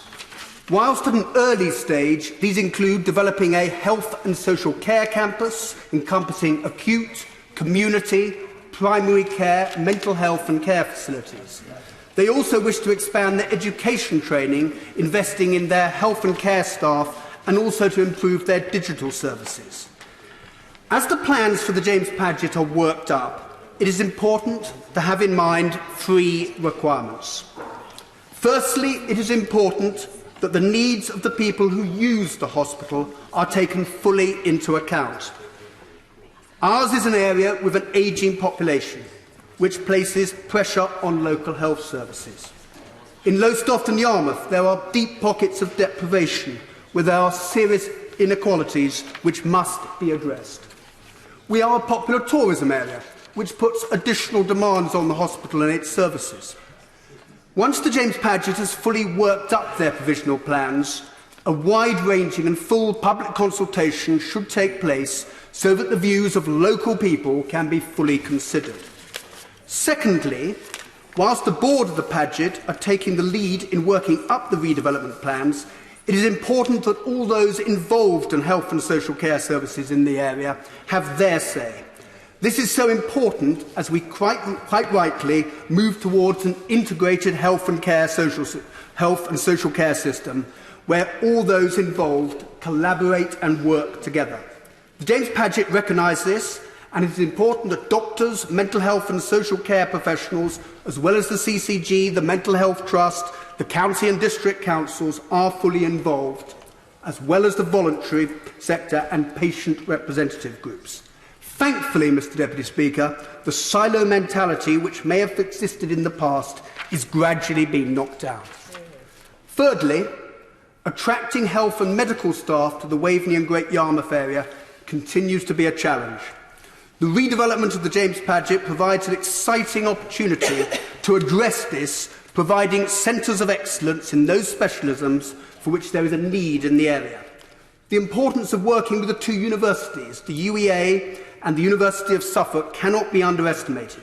The former have a medical and health science faculty that includes the Norwich Medical School, which provides clinical rotations at both the Norfolk and Norwich and at the James Paget. There is also a science faculty, which includes biological science and pharmacy courses. The University of Suffolk, which is more recently established, includes a School of Health Sciences, which has courses in adult nursing, mental health nursing, radiography and postgraduate courses in public health nursing and advanced clinical practice. It would be great if in future more of these courses could be delivered on the Lowestoft and Great Yarmouth campuses of East Coast College. Mr Deputy Speaker, the seed corn funding for the James Paget is extremely welcome. We now need to ensure that the hospital's redevelopment takes place in a timely manner and that the bespoke, high-quality facilities are provided for local people that meet their needs. By doing this, we can ensure that we have a resilient District General Hospital serving the Waveney and Great Yarmouth area for many years to come. Dean Russell. Thank you, Mr Deputy Speaker. I'd like to talk a little bit about the future of the NHS, because I think one of the things that we've talked a lot about, which is quite rightly so, around funding and so on, is bricks and mortar and nurses and porters, which is fabulous. But we also need to look at where we're heading over the next 10, 20, 30 years. And I think there's a really big role here to play around technology. And I'm very pleased that the Secretary of State, Matt Hancock, has a great legacy within the digital world. And I think that brings a really great power to the direction of where the NHS is headed. Because when we look at the way the world's changed, it's no longer just about infrastructure, which is an absolutely key part, but it's also about the data that we use and how we consume that. And we've talked today brilliantly from the speeches around the chamber around the role of prevention. And I think prevention isn't just about leaflets telling people to not shake hands if they've got a cold or a flu. It's actually about understanding what's happening in the world around us and how we connect the dots of data around patient health.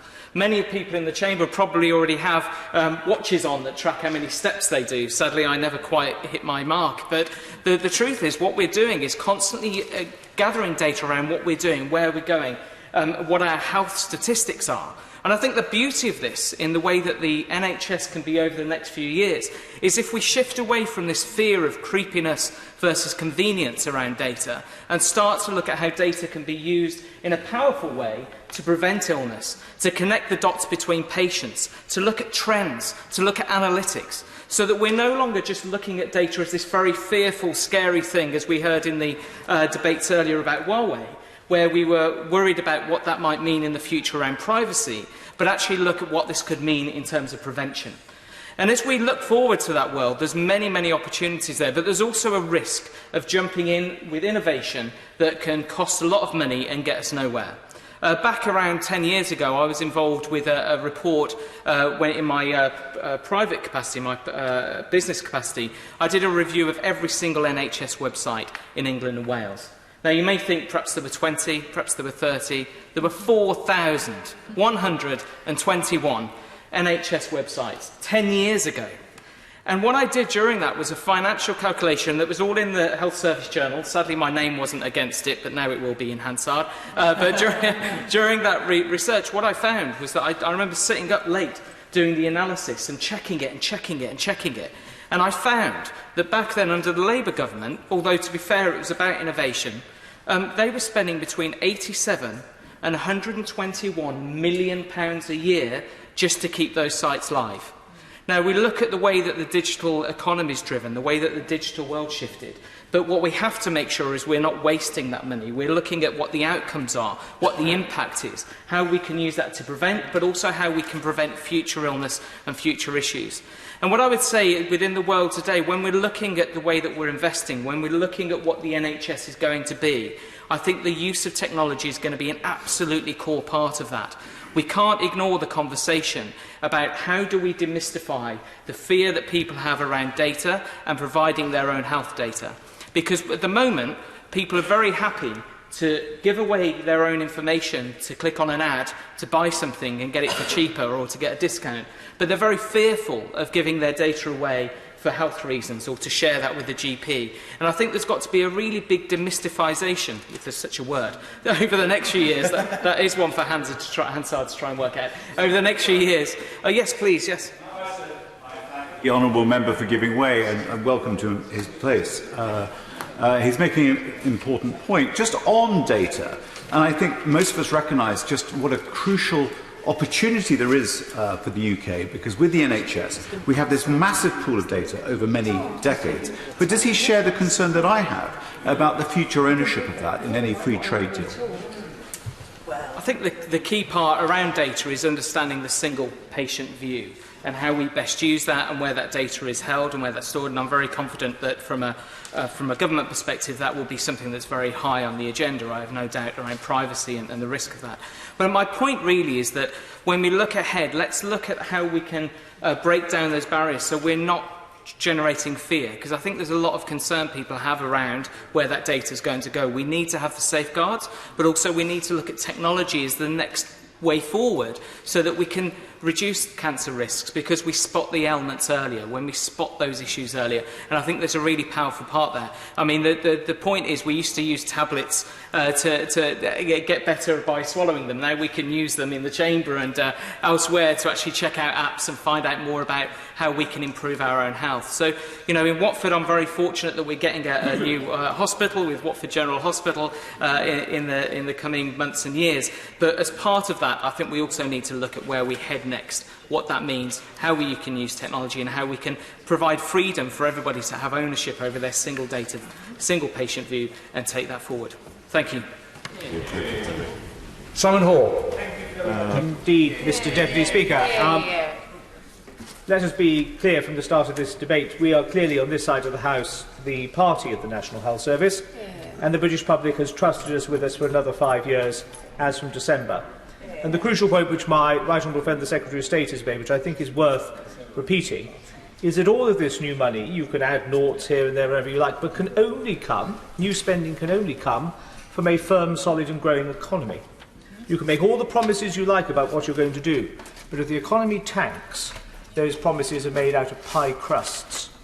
And that is, I think, why the British people have entrusted us with the health service. I very much welcome this bill, and I hope I can influence my honourable friend, the Minister on the front bench, and his colleagues to think about where some of this new money can be spent. Let me just canter through the North Dorset wish list, if I may.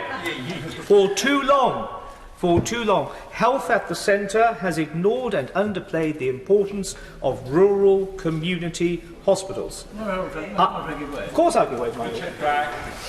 He may canter as long as he likes, so long as he doesn't canter onto my patch.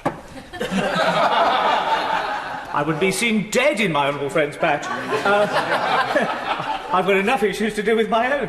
We have two community hospitals, Westminster Memorial in Shaftesbury and the Exon Community Hospital in Blandford. I'm a friend of both.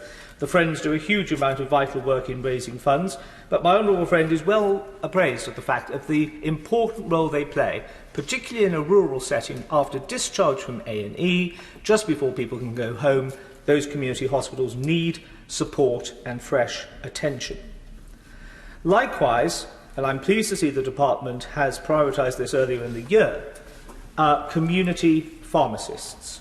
A huge and important role, and I would love to see, I'm told by our CCG that it's almost a cardinal sin to even consider it, but I would love to see a representative of the community's pharmacies on the boards of each CCG by mandate. They have a vital role to play in our NHS family. As the previous chairman of the APBG on multiple sclerosis, Mr Deputy Speaker, can I urge a greater rapidity with regards to the prescribing of medical cannabis. NHS dentistry needs a fillip. I'm often contacted by constituents, indeed was by a lady from Stallbridge the other week. She has been on an NHS dentist waiting list, trying to get on that list for now 2 years. That is simply not good enough when dental health is coming under pressure. Also, with an APPG hat on, my honourable friend, and I know my right honourable friend, the Secretary of State, is alert to the need for a speedy renewal of the health grant for those suffering with thalidomide. That takes place in 2022-23. And we all know the story of thalidomide. I'm not going to rehearse it. But I do think that we owe the victims of that scandal our support. And I hope that it will be renewed, either from new money from the Treasury and the Comprehensive Spending Review, or indeed from the NHS budget at the moment. I also think this is an opportunity, as we think about, as my honourable friend the member for Watford said, thinking about the future of the National Health Service, we would all hold it in even greater esteem if all of us as patients were alert to the cost, the actual cost of our medicines and our treatments.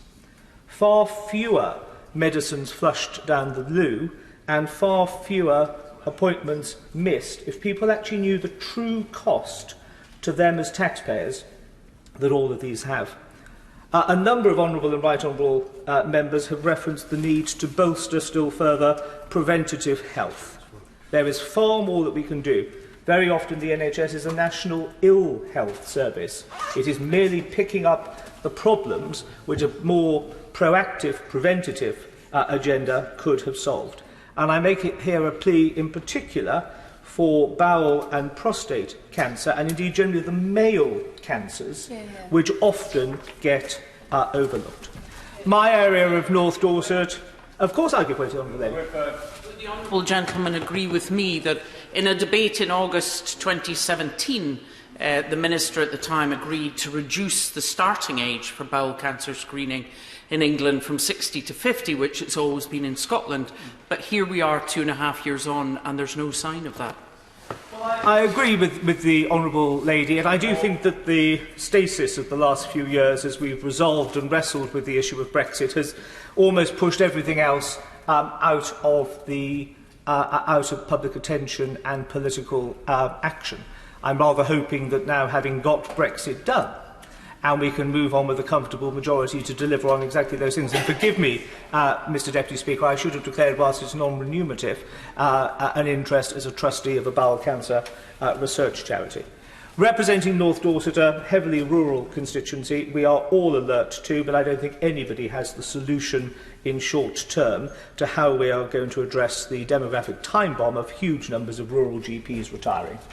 How we fix that? Of course, will my honourable friend forgive me? Because I just want to make two final points, and then I know that there are other people wishing to speak. But we do need to focus resolutely, particularly on delivering GPs in rural areas and trying to find innovative ways to make general practice in a rural location attractive and with a very clear career path. If we don't, it will be a continuing problem and all of our constituents will suffer.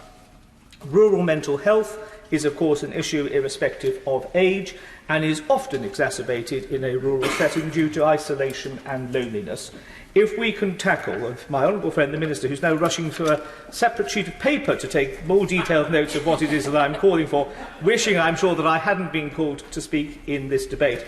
Every member of this House will have their pressing concerns. There will be an awful lot of overlap in the Venn diagram of pressure on the department, but this is a golden opportunity. Let us not just fritter it away on the easy, but let us do that long-term thinking to find the sustainable, sensible solutions to some of our health issues and problems in rural North Dorset and across the country, and the Minister and his team will be thanked. Yvonne McDonough. Thank you, Mr Deputy Speaker. I'm really grateful for you allowing me to join this debate because it has particular relevance to my constituency in Mitcham and Morden. Mr Deputy Speaker, my mum came from Ireland to London in 1948 to train in that first generation of NHS nurses. She trained and she spent her whole working life as a state-enrolled nurse in large, long-stay mental health hospitals. She loved her patients, she loved the NHS, she loved her country that gave her the opportunity to work and raise her family. The same can't be said for her views on Mrs Margaret Thatcher, who she blamed for making her redundant in the early 1980s, when myself and my sister Margaret were still at university. But she taught me one thing. She had a phrase, and it was, much gets more. Those who have get more, those who have little get least. And we know that life expectancy for more well-off people is getting longer, not only longer, but longer in terms of good health. We know that poorer people, their life expectancy is going down in the 21st century. And the period that they live in ill health is getting longer. We also know that those who are well off have better GP services. We know that poorer people access the NHS in different ways, often via A&E. So one would have thought that the allocation of monies would go to, for acute services would go to those areas that were poorest. Which brings me back to my mum's phrase of much gets more. Because in my constituency of Mitcham and Morden, my local NHS is still consulting on a plan that removes the A&E, the maternity unit, the paediatric services, in-house surgery from St Helier Hospital to Belmont. To those who have more will be given. So what's the answer? The answer appears for my local NHS in its deprivation research to be partial with the truth. And I would just like to put on record for the Minister that, as you know, in our country we break down areas into lower super output areas as ranked by levels of deprivation. As such, those relocating health services can consider the impact that their decision will have on the most deprived communities. The latest consultation in my area acknowledges this requirement, has even produced a deprivation impact analysis. The title is promising, but the content's utterly bewildering. But the statistical reality is, of the 51 most deprived lower super output areas in the catchment area, just one is nearest to the site in Belmont that the NHS want. Meanwhile, 42 of the 51 are nearest to St Helier Hospital. That affects my constituency. So my question to the Minister is, does he agree with me that acute hospital services should be based where they are most needed and must not negatively and disproportionately impact deprived communities? If so, does he now see that I've put the flawed evidence on record that the consultation should review their deprivation analysis before proceeding further? What's more, the consultation assumes that my constituents will travel to the new site regardless of where it is, but they won't. These plans put severe pressure on St George's and Croydon University Hospital, both of which are regarded as having too many people arrive at them right now. Mr Deputy Speaker, let me make this clear. I am providing concrete examples of missing and flawed evidence in the consultation analysis, and yet this is the same analysis that has been used to determine Belmont as the preferred site for capital funding. So I ask the Minister, will he meet me urgently to discuss these proposals? I appeal to him before another penny of taxpayers' money is spent on this bogus consultation, and to hopefully make my mum's phrase that much gets more is not true in the NHS in South West London right now. I hope it's not true, but you know, Breeder was normally right about everything. Richard Draggs. So thank you very much, Mr Deputy Speaker. It's a pleasure to take part in this debate. And can I congratulate the people, those who have made their maiden speeches. Can I also praise all those who work in the NHS in South Dorset and Dorset generally. And I concur with many things that my friend and colleague from North Dorset said earlier. And can I also congratulate the Secretary of State, not least for endurance capability, for sitting on the benches for so long and listening to us all, for which I am grateful, and I'm sure all other colleagues are too. My friend and colleague from North Dorset mentioned, and rightly so, community hospitals, which are so important to certainly rural constituencies. I know they're important everywhere, but particularly to us. And we have struggled to keep open Swanage. We won that battle. Sadly, we've lost the beds on Portland, but all the facilities have gone to a hospital in Weymouth. The Portlanders, who are fiercely independent, and rightly so, jealously guard all that they have, and they are very sad that the beds have had to move, and that was entirely due to the lack of trained staff. So there is one case there highlighting the urgent need for more trained nurses. In Poole, although it's not in my constituency, a decision was made by the CCG to move A&E from Poole to Bournemouth. Now, those who live in Swanage, that means a considerably longer journey, sometimes through rush hour traffic in Bournemouth, which can be bad, or alternatively going to Dorset County, a journey that's slightly longer. Can I just urge the Minister that what we need down in Dorset is money to keep the ambulances in their local towns and villages. So, for example, Swanage has an ambulance station. It was under threat, as I understand it. It's now not. And that ambulance must remain in Swanage, available to Swanage people, so that it's not called from, say, Wareham. That's a 20-minute journey down, 20-minute journey back. That's now over an hour to A&E. That simply isn't on. And I'm working with the CCG to try and ensure that that is the case. And finally, because I'm going to speak very briefly, and that's all the time I have, of course, is on the Dorset County Hospital and its plans for a new A&E. These are desperately, desperately needed. The figure is eye-watering, I'm afraid. It's £62 million are needed to completely refurbish Dorset County Hospital A&E. What they've got now, they're low-roofed, there's no space, there's a shortage to move out more beds. They're working really in conditions that are not suitable for the demand placed on this hospital. It's on balance, its budget, I'm glad to say. They reckon they're going to draw even this year, but it's forecasting a loss of about 3 to 5 million in the year next. What we would love from the government is a little bit of attention to our rural acute hospitals, which seem to suffer due to the funding formula and various other things.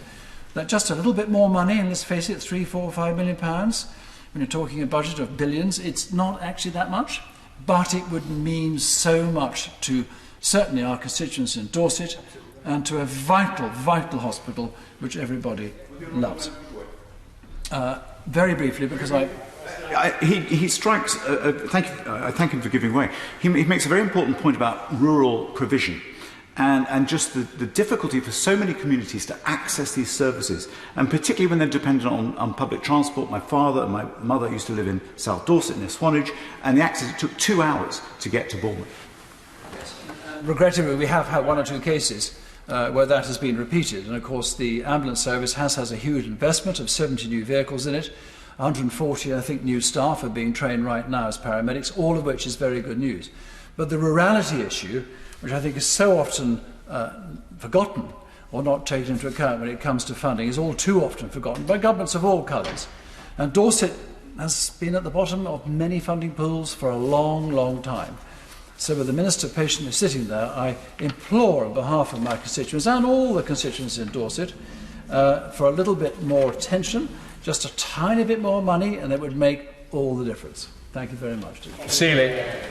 Thank you very much indeed, Mr Deputy Speaker.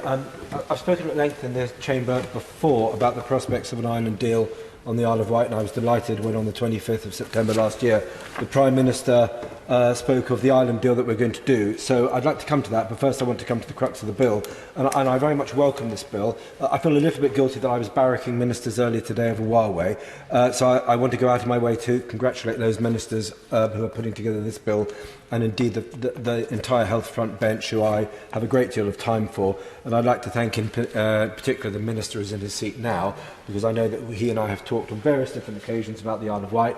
He is extremely knowledgeable, not only about his constituency, and I apologise for making sure that he is, but for many other constituencies as well. I know he does his job.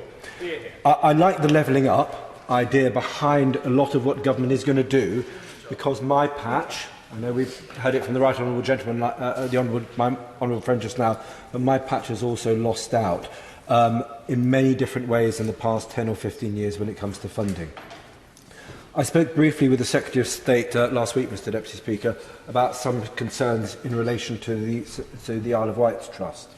We have an increase in serious incident reporting, which was reported by the HSJ under Freedom of Information request last week, and I congratulate that journalist responsible for that work. I have to say, in part, the increase in reporting was because this was being encouraged by the new management, and I'm, I think, very supportive of the new management, which is trying to turn things around in the hospital. Our staff morale, sadly, it tends to be at the bottom of those staff morale charts, which are turned out by the NHS, and we have issues about recruitment, somewhat because we're an island, but that feeds morale issues, the uses of locums, and there's less time for patient treatment. We're now in requires improvement rather than special measures. So when I was talking with the Secretary of State last week, he specifically said, focus on the management. And I said, you're absolutely right, Secretary of State, to focus on management issues and how we need to support the management team on the Isle of Wight and all our senior doctors, our consultants, as well as all the NHS staff. But there is also an issue of funding, which I would like to remind my honourable friend of in the couple of minutes that I've got left. He knows that I've talked to him about this because I've spoken about it to the Secretary of State, who admitted in July that the Isle of Wight was unique in its health geography, and there are places in this country, including the Isle of Wight, where healthcare costs are higher. And I just want to remind him of that and say that I wrote to the Prime Minister, I think he's forwarded the letter to the Department of Health and others. We estimate, working with the Isle of Wight NHS Trust, we estimate that the additional costs of providing NHS services on the island to the same standard as the mainland is approximately £11 million.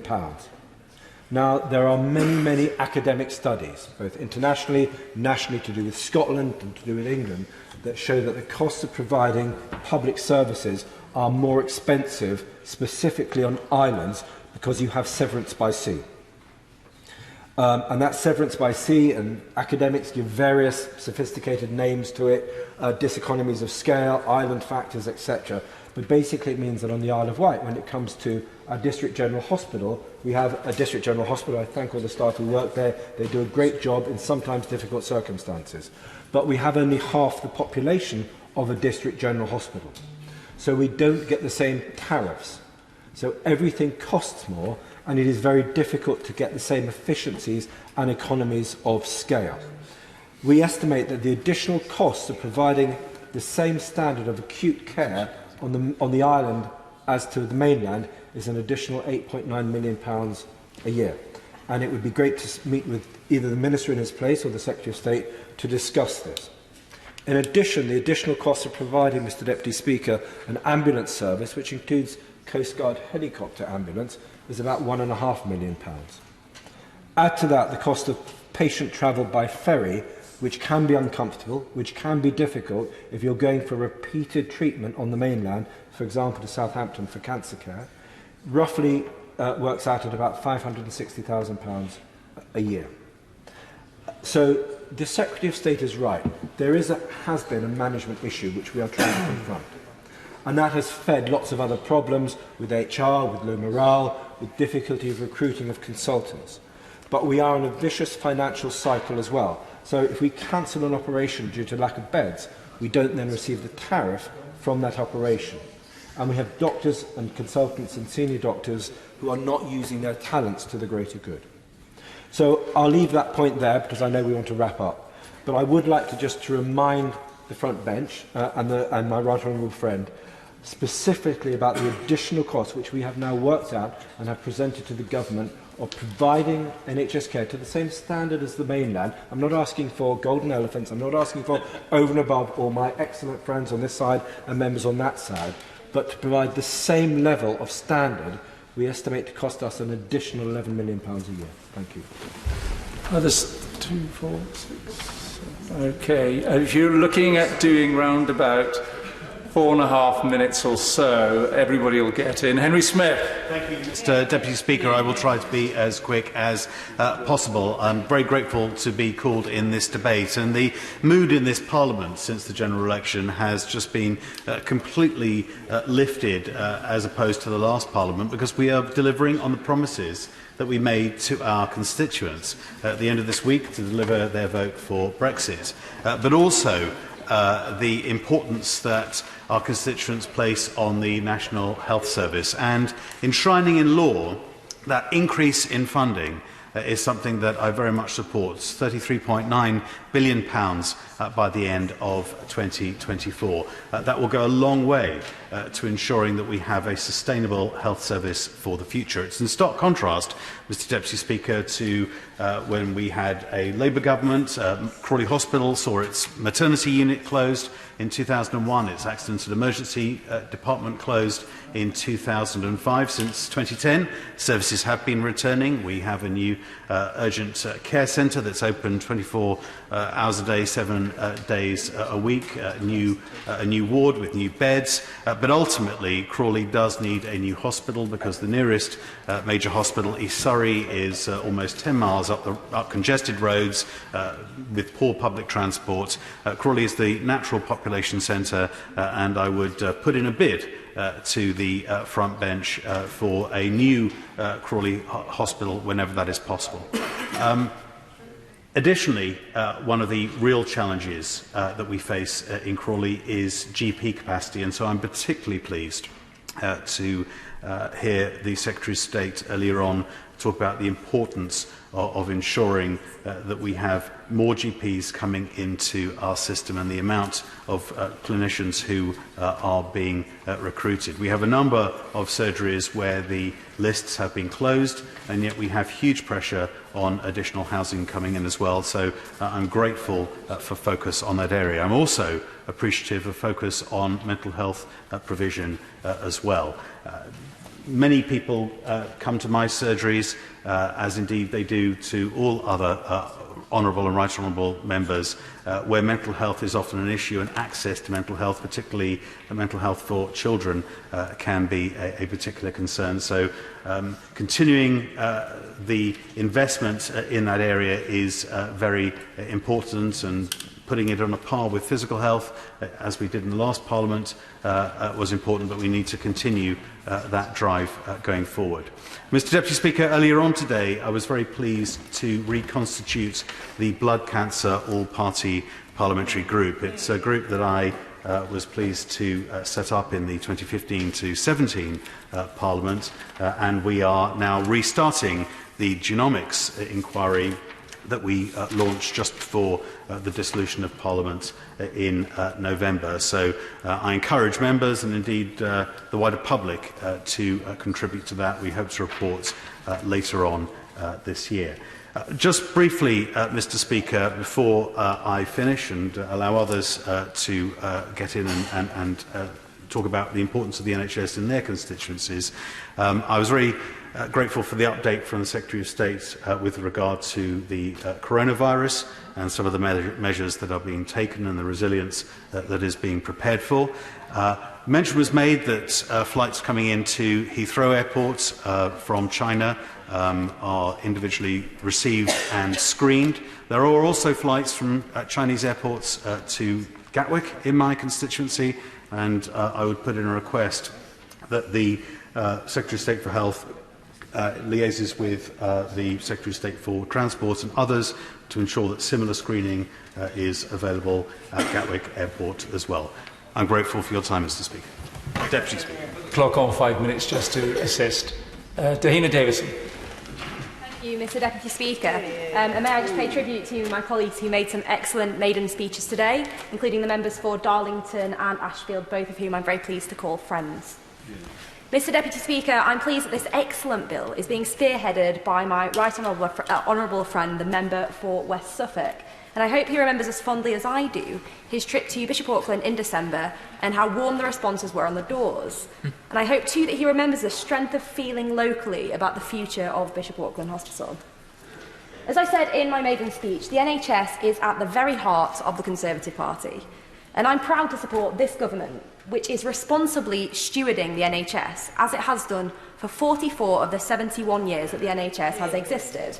And whatever the opposition may try and peddle on Facebook, under a Conservative government, the NHS will always remain free at the point of use for all of those who need it. Mr Deputy Speaker, I welcome the record NHS funding from this government and the bold step to enshrine that funding into law with this bill.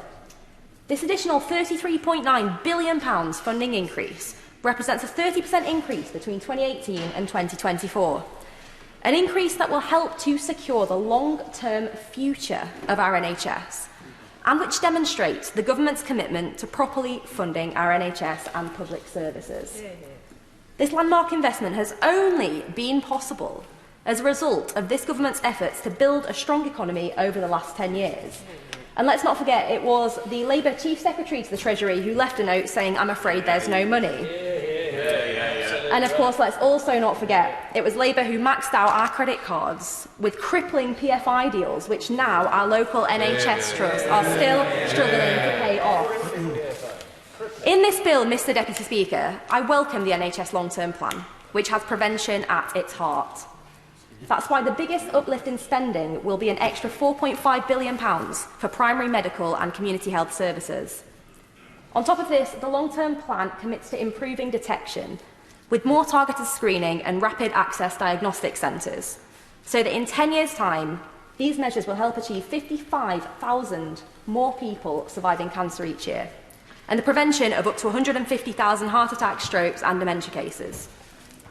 In this bill, Mr Deputy Speaker, I also welcome the NHS long-term plan, which will deliver on our manifesto commitments to build 40 new hospitals across the country, as well as investing in hospital upgrades in the biggest investment in hospital infrastructure in a generation.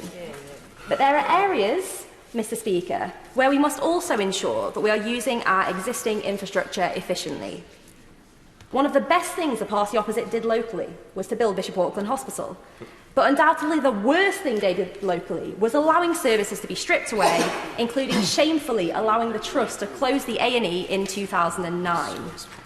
As a result, in Bishop Auckland and Barnard Castle, our local hospitals sit with empty, unused wards, while Durham and Darlington see frequent overcrowding and patients struggling for beds. And these underused hospitals are not drafty, old, imposing buildings on their way out. These are bright, shiny, airy buildings which have a welcoming and warm environment. Mr Deputy Speaker, due to the strength of public feeling, I put local healthcare provision at the centre of my election campaign. Bishop Auckland Hospital should be a focal point for healthcare in our community, where a wide variety of healthcare services are available for residents right across our area. This is overwhelmingly what residents want, but the ongoing removal of services does precisely the opposite. And as Bishop Auckland's, I'd be delighted to give way. I support my very brief intervention, Mr. Speaker. I obviously support my right honourable friend and neighbour in her campaigning for Bishop Auckland Hospital, and will be behind her 100% on that. Could I ask her to also just mention very briefly the support that she'll be giving me for our rural services, particularly Shotley Bridge Hospital, which does need an urgent rebuild as well? Absolutely, and that's exactly why I said about making sure we're making the most of our existing infrastructure. I'd love to work with my honourable friend on that too. So this is overwhelmingly what residents want, and I'm committed to fighting the tide of removal of services wholeheartedly, because this hospital is a lifeline for my constituents, especially those in our rural communities. At the weekend, I attended the local NHS Trust consultation on moving the award-winning stroke rehabilitation unit. They want to move it to an overcrowded hospital, combining it with a busy, stressful acute ward which is not conducive to recovery. Frontline staff have contacted me to express their opposition. The public are expressing their opposition, and I was proud to stand up at that meeting and express my own opposition and how I will be fighting against that ward closure. And I'm really grateful to my right honourable friend for meeting me to talk about this issue, and I'll continue to work with him to ensure that part of the increased funding provided in this bill will go to Bishop Auckland Hospital and enable it to become that local focal point of healthcare once again.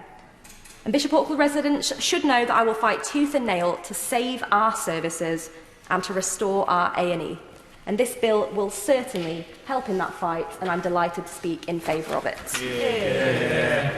Very much, Mr Deputy Speaker. Delighted to see you in your place. It's the first time I think we've been in the chamber together since you've taken that up, and congratulations to you. I'm very pleased to be supporting the second reading of this bill tonight, and I think this displaces any doubt whatsoever that the Conservatives' commitment to the NHS is absolute. It's going to be cast in legislation, and it's a rising budget way into the future. And I think it reflects what we have, an ageing population. One only has to go around a modern hospital to see even more advanced machines that are very expensive. We have procedures that were just not even thought about just a generation ago. And, of course, pharmaceutical products that are advancing and are, by their very nature, very expensive. And I think what we're going to see in the future is an NHS that's even more important, because as we advance into an age of gene mapping, DNA mapping, you will find that the insurance company providers will be saying, and I don't think we'll want to hear the answers to some of them, they will know our dispositions that are likely to happen in 40, 50 years' time. So the NHS will be very much more at the heart of everyone's healthcare. But I do have concerns about throwing money out unless there's something behind it in terms of administration and great care on looking after that money. I'd be very fearful that NHS Trust simply reach out again for that locum hotline, and we will not see that money spent where it ought to be in front line. My area in South Thanet, we have issues of GP numbers. we have just one GP per 2,500, some of the worst in the country, where the average is actually 1 per 1,600. So it's little wonder that our A&E departments find themselves under stress, and the issue of GPs is a complex one. It's retention, it's early retirements, it's morale issues, but we have tried to implement an international recruitment scheme. Hasn't gone quite as well as I think many of us would have hoped. But I'm particularly worried about procurement. I launched an extensive freedom of information request across the entire country a couple of years ago, aimed at NHS trusts and CCGs, police and fire authorities, even universities. And I published those results with the Taxpayers Alliance in January 2018. I asked a very simple question. How much do you pay for a ream, 500 sheets of 80 GSM photocopy paper, which every institution uses by literally the pallet load? Mr. Speaker, any one of us could go to the high street and probably pick up a ream of photocopy paper for £2.50. The average NHS trust procures 25,000 reams, so of 500 a year. Now, I found that the highest price paid by CCGs was £5 for a ream by Wokingham CCG. The lowest price paid, very well done, by Haringey CCG at £1.62. For NHS trusts, the lowest price paid was £1.40 per ream by Colchester Hospital, University NHS Foundation Trust. The worst and highest price was £4.65 by Portsmouth Hospital's NHS Trust. A very simple issue to ask questions about, but one wonders what else is being procured badly. How much are trusts paying per kilowatt hour for electricity? What are they paying for their telecommunications, their medicines, and everything else? Am I right, Honourable? I will. If I may just to add to that, I think one of the big challenges as well as we move into the digital economy is procurement of advertising and social media advertising in particular. I think there's definitely something to look at in that, with Facebook and Google and so on, all taking huge amounts but in small pockets across the country, not just from trusts and the NHS, but from all aspects of government and businesses as well. And I'd love to see that looked at. Thank you for giving me that. I think my honourable friend makes a very good point, and that comes down to a point of just how much they spend on recruitment consultants, and this whole other panoply of expenditure, which, being a very big procurer, could actually get some very, very competitive and keen prices. My honourable friend from North Dorset made a very good point about the cost of medicines, repeat prescriptions, and that has to be a major issue because £20 billion a year is spent across the country, and nearly a sixth of the NHS budget on medicines, many of which are on free prescription, repeat prescription. My wife, a pharmacist in the community, sees far too often bags full of expensive drugs come back to the pharmacy when the loved one has demised, and they have to be thrown away and complete wasted money. So I think we need to ask some difficult questions to the NHS. Let's not just try and throw more money at and hope for a better outcome. I think we need to be rather more clever. But we must say that the NHS, great as it is, it's become that national institution of great love, but it doesn't always do things perfectly. I will. Mr Deputy Speaker, I thank the member for giving way, and I'm listening with great interest to the new member's excellent contribution. There is some evidence that the NHS provision in Scotland is somewhat rackety, and when he describes what he does about the cost of bits of paper and so on, would it not be a good idea if we were to apply the same tests to how the NHS delivers NHS services in Scotland? Well, I know the honourable member would have great interest in Scotland. This is a debate about England. But yes, I think everywhere across this country needs to have a very serious debate. Are they operating as you'd operate if it was your own business? And I think the answer to that across many items of procurement, whether it's paper, telecommunications or power, the answer is probably not. But I just wanted to finalise, Mr Deputy Speaker. I had the benefit of a couple of interventions and time about how the NHS doesn't always do things perfectly. I reflect about the death that was recorded by the coroner last week at the QEQM, Queen Elizabeth Queen Mother Hospital maternity unit. The coroner said that young Harry Richford, who died after a week following a very difficult caesarean, that death was wholly avoidable. that death was contributed by neglect, that Harry was failed. We can't just keep saying we'll learn from these things. We need to embed improvements so that our healthcare system in this country is very much the best on this planet, and I'm sure this government will deliver that. Thank you, Mr. Deputy Speaker. Be added on now for any interventions. Joe Gideon. Thank you, Mr. Deputy Speaker. I'm delighted to contribute to this important debate. I made several key commitments to the people of Stoke-on-Trent Central, not least of which that we would get Brexit done in order to get our money out of Brussels and into our NHS. We are meeting the first part of that commitment on Friday, when finally we will be honouring the referendum result and leaving the EU. The second part of the commitment requires us to pass this NHS funding bill. Only a year has passed since the publication of the NHS long-term plan, and I am delighted that we are so close to enshrining in law its commitment to ensuring financial stability. Indeed, the plan sets out how the NHS will be taken forward in the coming decade. It includes a hugely welcome commitment to more integrated care and a greater focus on prevention. Our NHS can be trusted to care and cure to the best of its ability, but if we can help people to avoid being hospitalised, to avoid falling ill, then it is a win-win all round. Particularly important for Stoke-on-Trent is the promise to target a higher share of funding towards geographies with high health inequalities and increase investment in primary, medical and community health services as a share of the total national NHS revenue spend. One thing I particularly want to highlight in the long-term plan is that commitment to adult social care funding, that it doesn't impose any additional pressure on the NHS, and the NHS funding settlement we are debating tonight takes that pledge into account. We really need across the House to work constructively to find future solutions to the pressing needs for adult social care. They are needs that are increasing as we live longer. We must welcome that we now live longer and meet that challenge. And I don't think I will be alone in pushing the Treasury to reassert itself as an active partner by proving more generous than any of us has so far been led to expect. And of course, I will still be keen to see the necessary capital resource available for improved and relevant health provision in Stoke-on-Trent. There is a need for building work at Royal Stoke University Hospital to improve the patient experience and the efficiency of care. The current hospital dates in part back to 1842 and has developed over that time. Its development has been pretty disparate in sets of buildings scattered across the site. To optimise the provision of acute beds investment is needed in rationalising the campus.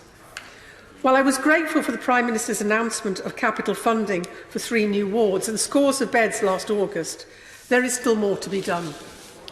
As the Secretary of State was a welcome visitor to Royal Stoke recently, he will know that it is a wonderful hospital with superb, hard-working staff. But he will also know that it operates under a cloud of financial problems stemming from the PFI deal it was lumbered with by the Labour Party. The financial consequences have forced the Trust into special measures, with sanctions being applied it cannot afford. May I say to the front bench, a review of the sanctions placed on those trusts that are clearly working to exit financial special measures would be welcome. I certainly applaud the Department for working with the Trust to eliminate the deficit in this financial year, but I would be grateful if my honourable friend could confirm that the Department is actively looking at the genesis of this story, at the sorry situation at Royal Stoke, Labour's shoddy PFI deal, that it might finally be resolved. In conclusion, Mr. Deputy Speaker, this is a government that gets things done, and it gets things done for a purpose. After years of uncertainty for our public services and businesses, we are getting Brexit done and moving on to the long-term planning needed to meet the challenges of the 2020s. And we are showing that, yes, we are getting our money out of Brussels into our NHS. This bill is a hugely significant step in restoring public faith in our politics, and I would be proud to support it tonight. Andrew Lower. This government's now committed £33.9 billion, the largest cash increase in the history of the NHS, and I'm hopeful this funding will go where it's needed the most, and when combined with the NHS long-term plan, it will help provide direction and certainty During the last Parliament, I sat on a joint committee between the HCLG and the Health Select Committees, which commissioned a report on adult social care, and this recommended various ways the funding of adult social care could be reformed. As a former county council leader and as Vice President of the LGA, it's been of interest to me for a long time, and as an MP in Northamptonshire, that interest is even more acute, as there's no point pretending that the weight of adult social care costs have not had a large part to play in the crises that authorities experienced. In recent years, increases to adult social care funding have come and have been welcome, but they've been piecemeal, and that can affect a local council's ability to plan for anything beyond the short term, which is why I'm encouraged by the confirmed funding and long-term plan covered in this bill. Social care and public health funding need the same long-term certainty as NHS funding. A joined-up approach between local authorities and NHS staff, where both are working in tandem with one another, is vital to delivering adult social care, especially in constituencies like mine. And this is an approach that I'll continue to push for across Northampton South and Northamptonshire, and I've had several meetings with colleagues, council leaders and healthcare professionals discussing an integrated joined-up approach to adult social care across the county. This could be a radical and an exciting pilot, a blueprint if you prefer, if handled with ambition and vision. Mr Speaker, I'm fortunate in having been able to go on numerous visits to Northampton General Hospital in my constituency, both publicly and for private meetings with staff. I've got a very good relationship with Dr Sonia Swart, the Chief Executive of NGH, and I'm immensely proud when I meet the dedicated and hard-working NHS staff on my visits there. There's one thing I'd like to see a commitment or have further discussions with ministers about, and that is a £6.5 million funding for a new children's A&E facility in Northampton General Hospital. I've seen firsthand the brilliant work carried out by the staff there, but some of the facilities are in desperate need of updating, and it's something I'm very keen to help deliver. So to conclude, I believe this bill will help deliver the funding and the commitments we've made in our manifesto, transform patient care and support those who use the NHS and that provide first-rate care free at the point of delivery. Thank you. She said she has. Jonathan Gomez. Thank you very much, Mr Speaker. And may I continue and follow on from the words of my honourable friend and neighbour in Stoke-on-Trent Central and hammer home the point to the front bench that in Stoke-on-Trent we are left with a disastrous PFI deal, an albatross hanging over our neck, handed to us by the previous Labour government, that is costing us £15 million a year simply to service the debt. So my Christmas wish list for the Minister of Health is that the Royal University Hospital of Stoke-on-Trent will get that PFI deal paid off so that money can go back to the frontline services, invest in our staff and ensure that we see more hospital beds. Because what the front bench and the opposition are forgetting is that we had 200 beds short in Stoke-on-Trent when they built that new hospital. It's this government and the previous government that invested money to see over 140 new beds into the Royal Stoke, and I hope to see that type of investment continue further down the line, because the Royal Stoke University Hospital is born out, obviously, the mid-staff's crisis, disaster that hangs as a dark shadow over the city of Stoke-on-Trent. I would like to place on record my thanks to Tracy Bullock, who met with me this previous weekend, and as someone who was a frontline nurse, is someone who continues to actually deliver flu vaccines across the area of Stoke-on-Trent. She is someone who I have firm belief can help turn around the trust and ensure that we see it back to where it once belonged. I would also like to put onto the wish list about the funding per head. Staffordshire CCG is underfunded when you compare it to similar CCGs elsewhere. I had the honour of running in Washington and Sunderland West in 2017, and I found out that in the city of Stoke-on-Trent, we are receiving £224 less per head if you use the 2017-18 figures than the city of Sunderland. And it gets even worse if you represent, like I do, the areas of Kidsgrove and Torque, which are not within the city confines, where it's £411 per head. So seeing that money invested into Staffordshire to make sure we're levelling up across this country, like the agenda is saying, will go a long way in helping us with that. Because another area that we have problems with is the retention of our GPs and the recruitment of GPs. Staffordshire has an issue in getting more GPs into the area, and whilst I welcome the fact we're going to have 50 million more GP appointments, something that we desperately need in Staffordshire, the fact we're going to have 6,000 more nurses, 50,000 more nurses, 6,000 more doctors. I know I will get a smack on the hand for getting that one wrong. But the idea is that we have this great opportunity to see those people come to Staffordshire. But if we have more funding per head, then there is a better attraction for those people to come to our area to invest in those services. And finally, to round up in those final 3 minutes, the Hayward Walk-in Centre. This service, 18 months ago, was rated inadequate. Even in September 2019, we saw that the urgent care was rated inadequate. However, since the inspection in December 2019, we have seen this service now rated as good, thanks to this government's, or the previous government's, beneficiary funding into the Hayward Walk-in, and a multi-million-pound investment to make the Hayward Walk-in Centre one of 4 hubs, integrated care that will provide a good practice for the people of Stoke-on-Trent, Kidsgrove and Torque. So I would like to add all those things onto the wish list. I'm sure the Minister is delighted. He's probably got streams of paper to go back with and deliver for everyone. I would like to give my full and unwavering support to this bill, to the front bench. Thank you very much for making sure that we deliver this much-needed investment into our NHS. Thank you very much for giving to the Royal Stoke. Thank you very much for giving to the Hayward Walk-in Centre. But I look forward to even more coming our way so we can truly deliver for the people of Stoke-on-Trent, Kidsgrove and Torque. Steve Mothers. Thank you, Mr. Speaker. Well, we've had a number of backbench contributions today from the members for South West Surrey, Newton Abbott, Nottingham South, Darlington, Feltham, Heston, Ashfield, Kirkcaldy and Cowdenbeath, Dover, Easington, St Ives, Birmingham, Northfield, Rhondda, Banbury, Carshalton and Wallington, West Aberdeenshire and Kilcardy, Ipswich, Waveney, Watford, Bishop Auckland, South Thanet, Stoke-on-Trent Central, Northampton South, Stoke-on-Trent North, South Dorset, North Dorset, Mitcham and Morden, Isle of Wight and Crawley. And as you would expect, Mr. Speaker, time constraints mean I won't be able to go through each one of those contributions, but there are a few I'd like to pick up on. First of all, my honourable friend, the member for Nottingham South, expressed a concern that she believed this bill was more about presentation than substance, and I think she's absolutely right about that. And she also said, as a number of members did, that there was a need for sustainable long-term settlement and social care, and we'll return to that later.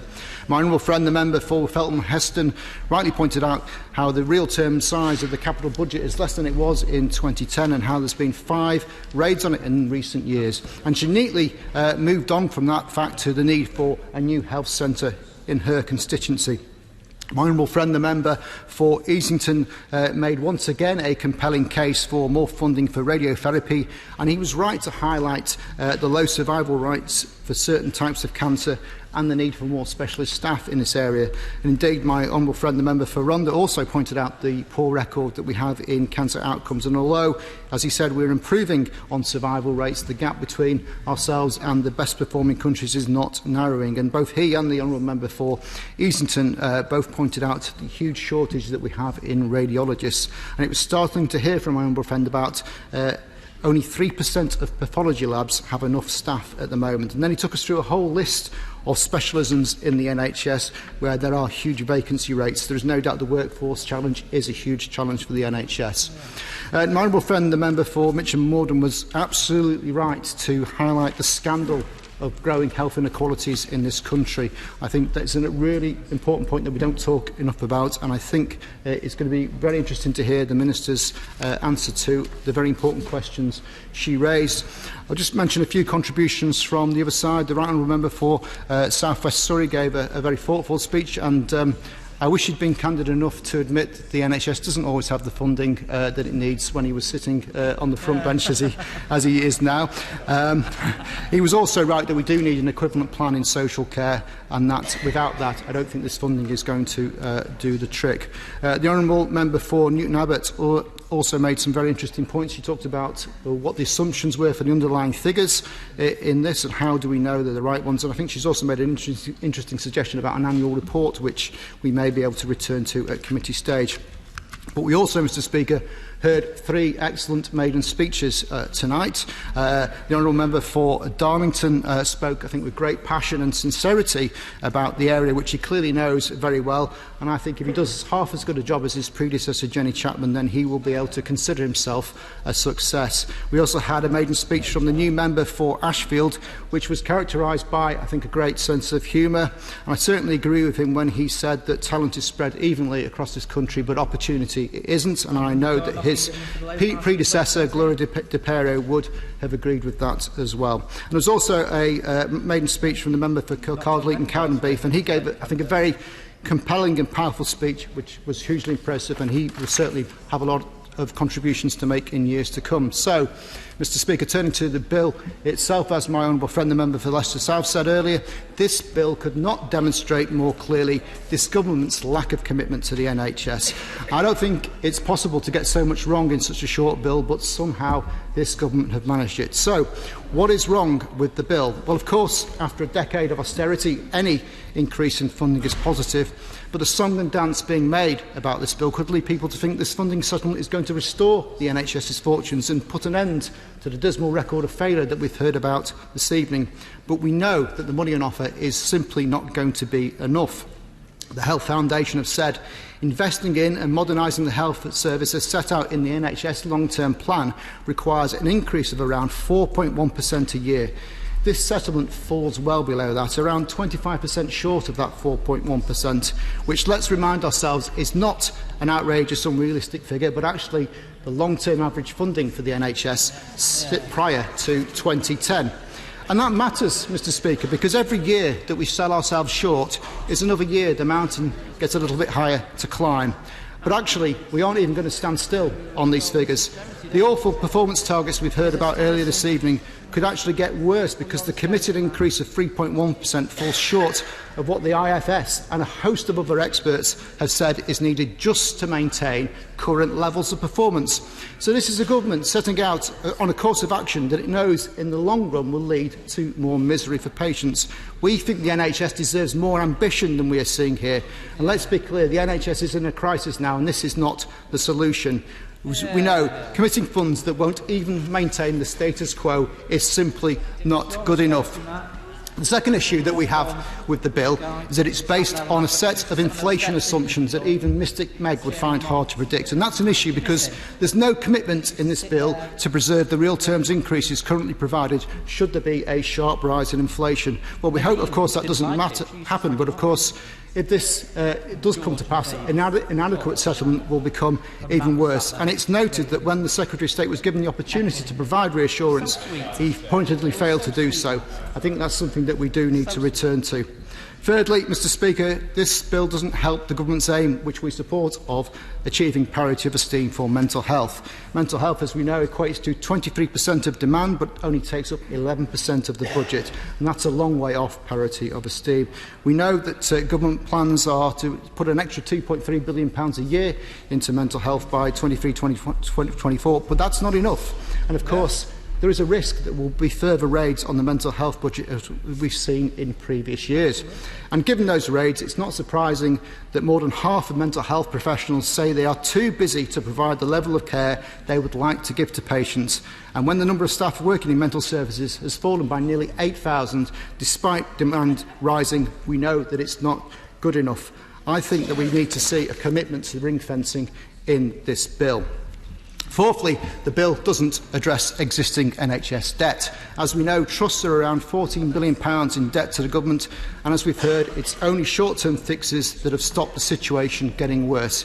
It is not clear what assumptions have been made about existing provider debt in these figures, and it would be a crying shame if much of this extra money being heralded by the government as being for the use in the NHS actually ended up going back to the government in debt repayments. And the final issue, Mr Speaker, is that this actually looks at matters in isolation.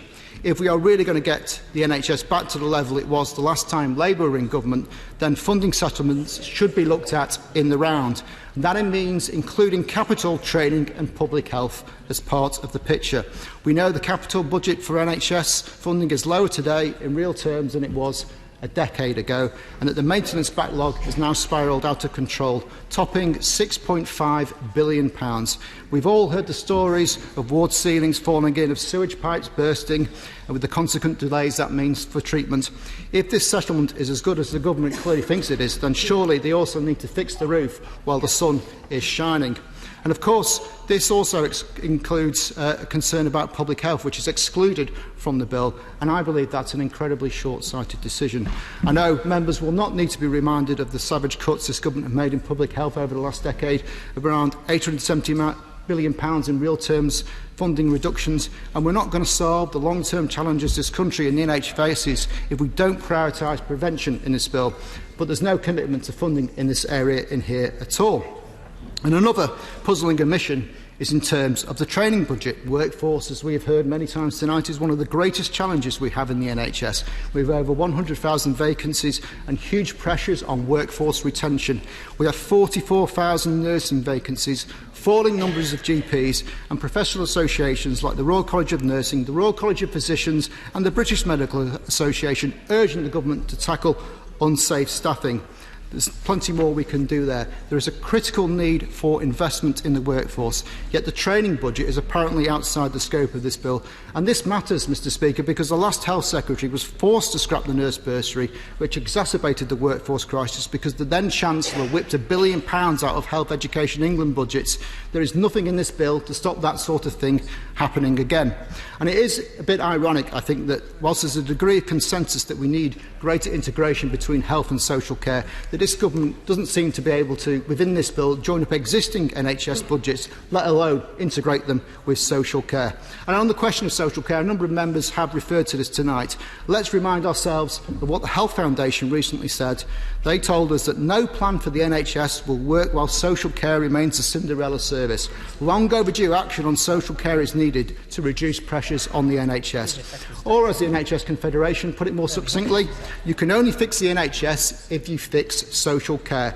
And that, Mr Speaker, is the gaping hole in the middle of these plans. So let's sort social care out as soon as possible. So let's move on with this bill. We believe, in conclusion, it fails to deliver the investment the NHS needs. It does not invest enough in cash terms. It's a paucity of ambition. It only applies to revenue. It doesn't apply to capital investment. It doesn't apply to training or other areas of spending. It does not account for inflation. And, of course, vital spending is not ring-fenced. We won't be opposing this bill tonight. We're not going to fall into the rather obvious trap the government have laid for us. But we will hold them to account over their continued failure to properly fund the NHS and the adult social care system. Patients and staff deserve better than this. Ministerial. Thank you. Thank you, Mr Speaker.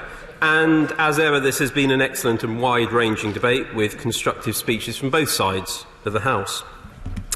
As my right honourable friend, the Secretary of State, has said, the NHS is the people's priority, and it is our priority. Today we are taking another important step on delivering on our manifesto commitment, our pledge to the people to enshrine in law the record funding for our NHS. The NHS has a long-term plan to build a sustainable health and social care system that can rise to the challenges of the future.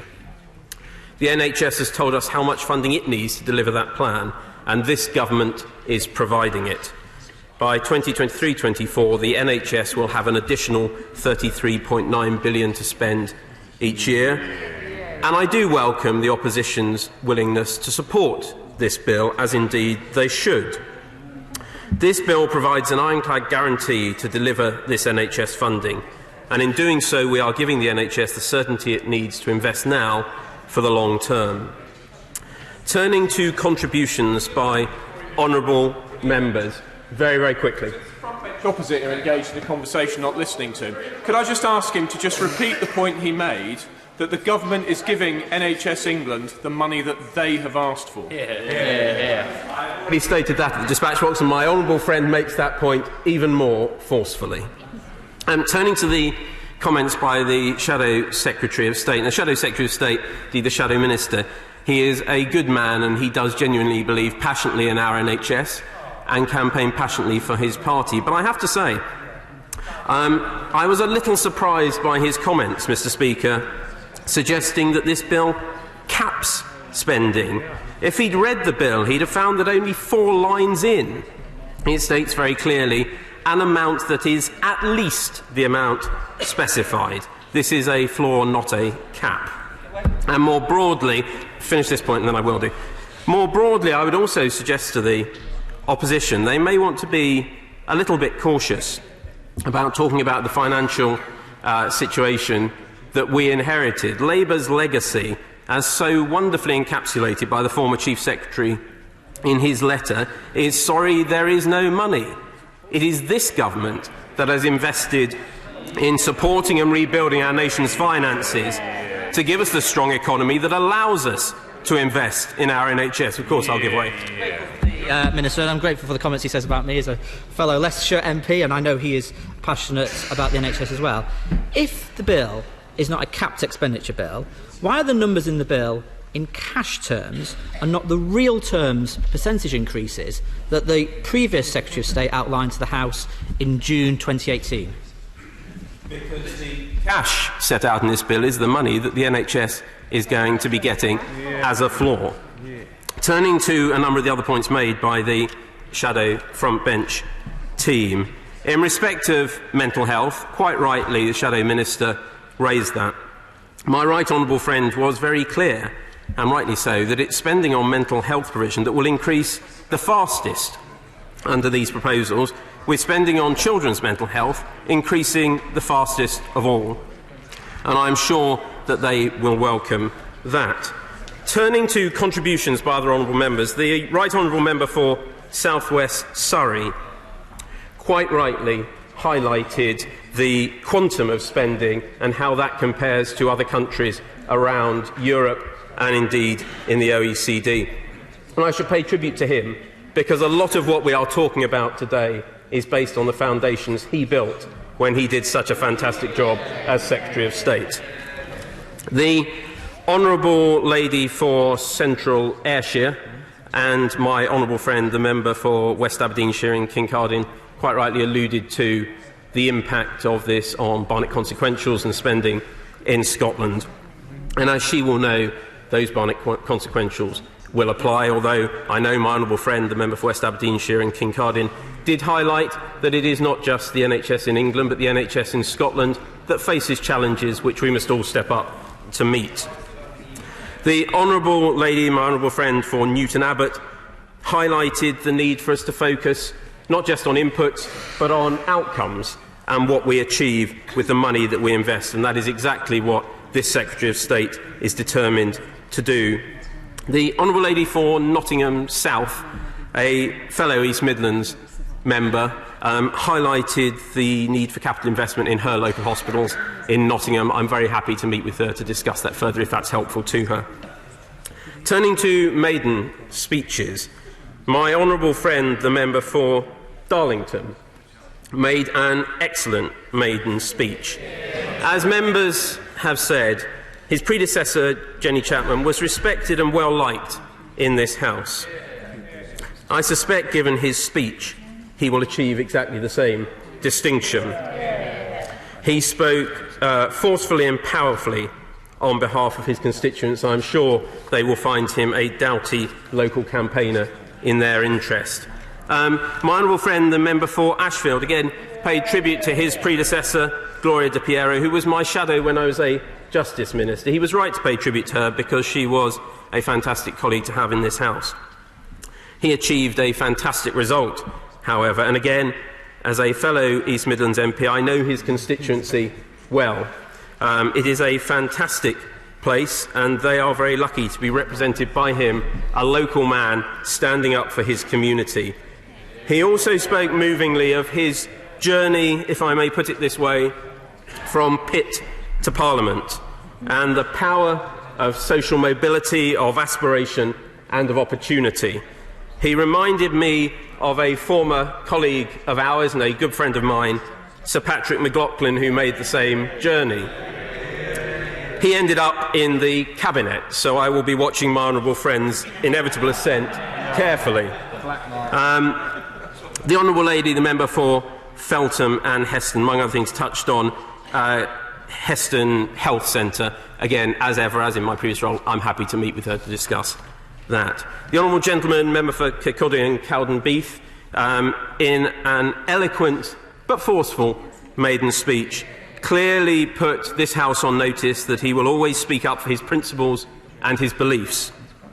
And while we may on occasion disagree on policy, I doubt we will disagree at his passion and determination to champion his constituents' interests. The Honourable Lady, the Member for Dover, also focused on achieving outcomes. She also touched on the tragic case of Tallulah Ray Edwards' death. I extend my condolences to her family, but can I also say that my honourable friend, the Parliamentary Under-Secretary of State for Patient Safety, the member for Mid Bedfordshire, I know will be happy to meet with her to discuss that in more detail. Member for Easington, always a pleasure to meet with him and to hear from him. We've met previously, and he and my honourable friend, the member for Bury St Edmunds, are due to meet again to discuss this in, I think, a few weeks' time, and we'll pick it up further. The honourable member for Birmingham Northfield, can I pass on my congratulations to his sister on the birth of Freddie, and pay tribute to all staff, as he did, working in our amazing NHS for the work they do. Many honourable members paid tribute to them, the honourable member for Rhondda, the honourable member for Banbury, and I have no doubt that I will be hearing from her about the Horton on many occasions in the future. The honourable members for North Dorset and South Dorset made powerful pleas for investment in their community hospitals and in their local health infrastructure. I'm a regular visitor to the constituency of my honourable friend, the member for North Dorset, so I look forward to visiting both colleagues in due course. Honourable member for Crawley, as well as talking about Crawley Hospital, highlighted the need in the context of the coronavirus for Gatwick Airport to be included in these conversations, and I know that my right honourable friend will have heard what he said and is already factoring that in. Before concluding, I will touch very briefly on two other contributions. The two members for Stoke-on-Trent and indeed the member for Stoke-on-Trent South, who was not here, have all highlighted the issue of PFI. I am happy to meet with them to discuss it. And in respect of the honourable members for Carshalton and Wallington and Mitcham and Morden, I have to say my honourable friend made a very strong case for the benefits this investment will bring for all those who are served by this trust. I would encourage the honourable lady to engage with this process and engage with the benefits that this investment will bring. Mr. Speaker, the nation's health and social care is the... I'm afraid with 1 minute to go I won't. The nation's health and social care is the people's priority, and it is our priority. Key to delivering on our long-term plan and the NHS's long-term plan is giving the NHS the investment it needs. This bill does exactly that. We are delivering on the people's priorities and on our pledges to the NHS. Mr. Speaker, I commend this bill to the House. The question is that the bill now be read a second time. As many of the other opinions say aye. Aye. The contrary, no. I think the ayes have it. The ayes have it. Programme motion to be moved forward. I beg to move. The question is, as on the order paper, as many of the other opinions say aye. Aye. The contrary, no. I think the ayes have it. The ayes have it. Now come to the money resolution to be made formally. I beg to move. The question is, as on the order paper, as many of that opinion say aye. Aye. The contrary, no. I think the ayes have it. The ayes have it. We now come to motion number 4 relating to the Joint Committee on Statutory Instruments. Bill Wigan. I beg to move. The question is, as on the order paper, as many of that opinion say aye. Aye. The contrary, no. I think the ayes have it. The ayes have it. I now come to petition. Martin Day. Thank you, Mr. Speaker. It's not often I get such a large audience for delivering a petition. It's as if I'm the warm-up act for another event, which is actually entirely appropriate, as the petition I'm delivering is for Falkirk's Forgotten Villages and a campaign against ending fuel poverty. And I wish to pay particular tribute in doing so to Claire Mackey and Fiona Gordon of Slamanan, who collected over 1,500 signatures on another petition on this issue to deliver to Falkirk Council and to Scottish Power. Scottish Power's tariffs have increased by double over a year and has seen some of the residents in these villages paying as much as £150 per week to heat their homes. Absolutely shocking, and it will be of interest to many members from across central Scotland, as there are some 230,000 people living in villages without gas. Which brings me on to the petition. The petition of the residents of Linlithgow and East Falkirk declares that concerns about Thermoflow wet electric heating system that was installed in homes in 2010/11 have reached an unacceptable level. Notes that the unaffordability of the tie-in tariff has added food poverty and serious physical and mental health implications to fuel poverty suffered by those affected. Also notes that the resistance of Scottish Power, Neat Heat and Falkirk Council to address the problem, and further notes the wider implications of excessive UK energy costs. The petitioners therefore request that the House of Commons urges the Government to liaise with Scottish Power to resolve this long-standing issue in any way possible, enforce accountability and recompense those adversely affected, and consider legislation to cap energy prices, and the petitioners remain, etc.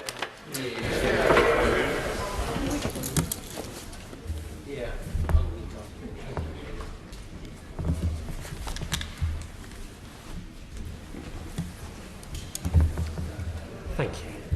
Petition Falkirk's Forgotten Villages campaign.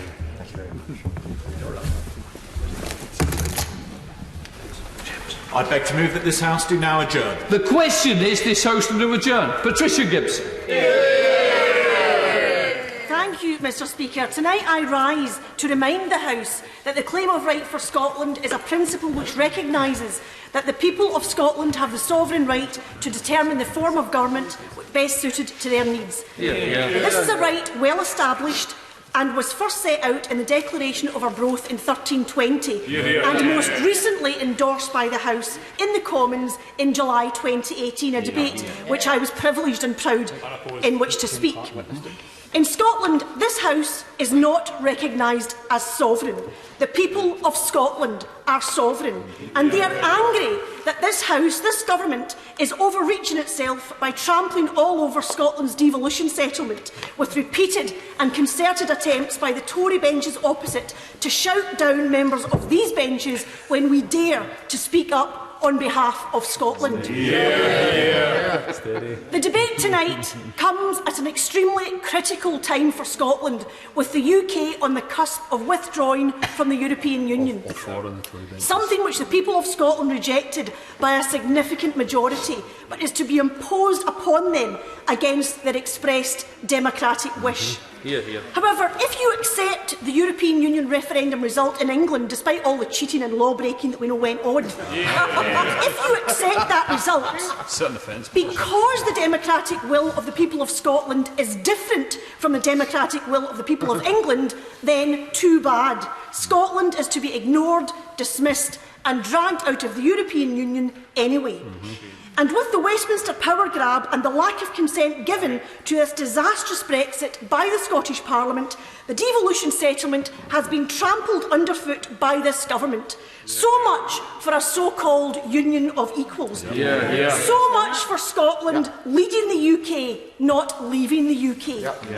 How can this be a union of equals when the democratically devolved legislatures in Scotland, Wales and Northern Ireland have all refused to consent to this Tory government's withdrawal agreement that will damage our jobs, it will damage our prosperity and our relationships with our European partners. This Brexit, which may yet deliver a no-deal scenario, is to be forced on Scotland against her will, exposing for all to see the myth of the so-called union of equals. In the general election a few weeks ago, the Tories in Scotland unequivocally urged voters in Scotland to vote Tory to stop Indie Ref 2. We in the SNP stood firmly and proudly on a platform of saying no to Brexit and saying yes to the people of Scotland's right to choose their own future. And Scotland, by and large, I'll just finish this point. Scotland, by and large, did not vote Tory, but voted SNP in huge numbers. The SNP won 80% of the seats in Scotland, and yet this government still refuses to accept that the people of Scotland have made their choice. They want Scotland to have the right to choose its own future, because no one is better placed to make decisions for Scotland than the people who live in Scotland. Now, I hear what the Honourable Lady is saying, but in the week of the general election in my constituency and other constituencies, SNP candidates told voters that this election wasn't anything to do with independence. They were to vote SNP if they were against Brexit or if they were against Boris, but it had nothing to do with independence. But yet at 10 o'clock on the 12th of December, it was all to do with independence. This is the kind of willful fingers and ears that we have come to expect. Not everybody in Scotland who voted SNP is yet persuaded of the arguments for independence. But what they do want, Mr. Speaker, is the right to choose. Now we know. That's what we stood on. We know that the Minister will say, he will trot out well-worn phrases, the lily-livered lines about the SNP not winning over 50% of the popular vote in the election in 2019. However, he must consider that the first-past-the-post voting system, which he supports, is the one in which we are working. And further to this, the SNP in Scotland has won the council elections in 2016, the Holyrood elections in 2016, the general election in 2017, the European elections in 2019 and the general election in 2019.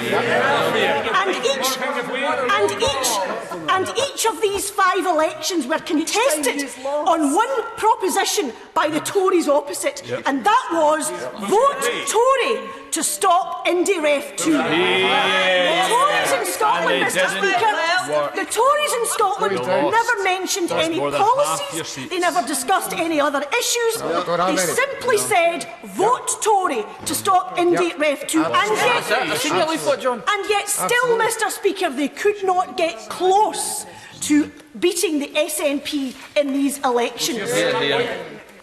For anyone to deny the democratic right of Scotland to have a say over her own future path, to try to shift the goalposts on what winning an election actually means or what winning an election actually looks like is deluded.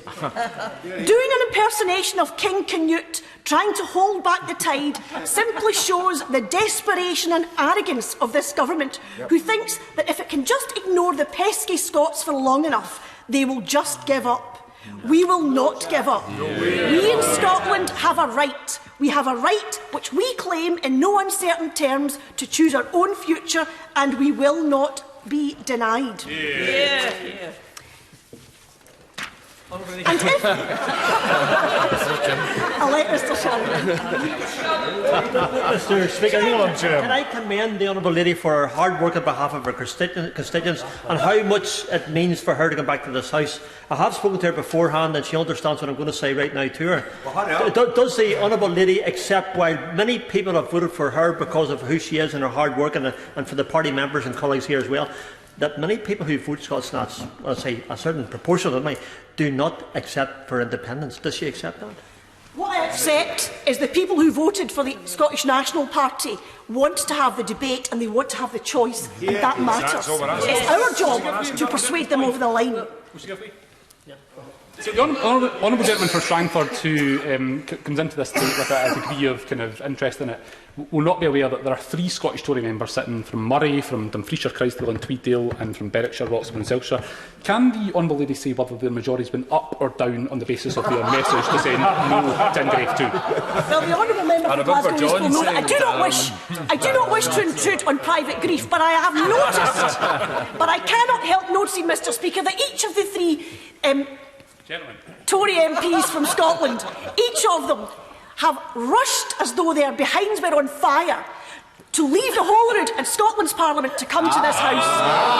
And I have to question why that might be. And if not winning over 50% of the popular vote is the only tool in the government's arsenal to deny the people of Scotland the right to choose their own future, then where is the democratic mandate for this government to press ahead with its version of a damaging Brexit? A Brexit born out of a very narrow referendum result, with the Electoral Commission itself saying that that referendum was characterised by law-breaking, cheating and dishonesty. In last year's general election, the Tories won 43.6% of the vote. Now, if we follow the UK's government logic on Indiref 2, then this Tory government most certainly does not have a mandate for its version of Brexit either. And therein is crystallised the unsustainability of the Tory government's position, to which even, and this might be a surprise to some of the members opposite, the government's position is so unsustainable that even some frontbench Tory MPs are admitting it secretly off the record. For the government to continue to hold on to the unsustainable position that Scotland should be denied its claim of right to exercise its democratic will to determine its own future, this will and can only deepen the current constitutional crisis. There is no doubt that England and Scotland's elected representatives have quite different and diverging constitutional mandates. But be in no doubt, each mandate is as valid as the other. Now let me turn to the tired and frankly insulting mantra trotted out too often by the benches opposite. The people of Scotland voted no to independence in 2014. They did, there's no denying that. And it seems, according to the beleaguered and very absent Secretary of State for Scotland, it appears not. It matters not how the people of Scotland voted in the past 5 elections or how they may vote in future elections. The Secretary of State has apparently decided that independence for Scotland can only be put to the people of Scotland once in a generation, regardless of any democratic choice they may choose to make. Summarised as, you'll have had your democracy then. This is quite frankly absurd and silly talk and insulting to the people of Scotland. What the Secretary of State for Scotland has revealed is either he knows nothing of or does not subscribe to the claim of right for Scotland, or he has clearly not read the Smith Commission, which is odd for a Secretary of State for Scotland, and I wish I could say I'm surprised about that. I hope the Minister standing in tonight for the beleaguered Secretary of State for Scotland, I hope he does not, when he gets to his feet, insult the House or the intelligence of the people of Scotland by saying this once-in-a-generation nonsense. I would draw the Minister's attention, and he really ought to listen to this because it's really important. I would draw the Minister's attention to the final report from the Smith Commission, most specifically Chapter 2, Section 18, which clearly states, and I quote, "It is agreed that nothing in this report prevents Scotland becoming an independent country in the future, should the people of Scotland so choose." That seems pretty clear to me, and the former Secretary of State for Scotland, no wonder he's blushing. This unanimous verdict of the Smith Commission was an implicit agreement that a second referendum vote was and is constitutionally valid. It is inconceivable, Mr Speaker, inconceivable that this would have been included in the final published report if the members of the Smith Commission, a bare 2 months after the first vote, thought the matter had been kicked into the long grass for a generation. Because democracy is not an event. It is a growing, living, evolving, organic thing.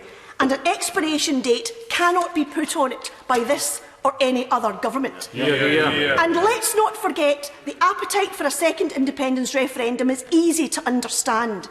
The people of Scotland voted no to independence in 2014 because they were fed lies, mistruths and fear. They were told that in order to remain in the EU they'd need to vote no. They were told that if they voted yes they'd lose their pensions. And I don't have time to go through all the broken promises and the lies. But this time, when the independence referendum comes, and come it will, Scotland will make a different choice. Because the people of Scotland will see through the snake oil salesmen and the spivs who perpetrated these lies last time round. The people of Scotland will say to people in the opposite benches, when the facts change, I change my mind. What do you do, sir? I urge the Minister to remember the words of the former Tory Prime Minister John Major. No nation can be held in a union against its will. The myth of the Union of Equals has been hopelessly exposed, and the people of Scotland realise that Scotland's future must be as an independent nation. And I urge this government to do the right thing and respect democracy. Every day of denial only feeds the fire of independence, and for a referendum on this issue, the momentum for which cannot be stayed. Now, I understand that the benches opposite, when they're full and even when they're empty, I understand that this government fears an independent Scotland building a more fair, more equal, more compassionate, more outward-looking country on their doorstep. But that's surely a matter for them. No Westminster government has the right to choose Scotland's path, and how dare it even try? And I will just end, Mr Speaker, by saying this government must prepare itself. Prepare yourselves for what is coming, because your arrogance, the arrogance of this government, its intransigence, its contempt for democracy, mean it shows that the UK is fatally disunited and is about to lose Scotland. A sovereign people will not be silenced. We will not go quietly. The clock is ticking and this union's time is up, and well this government knows it. Minister Douglas Ross.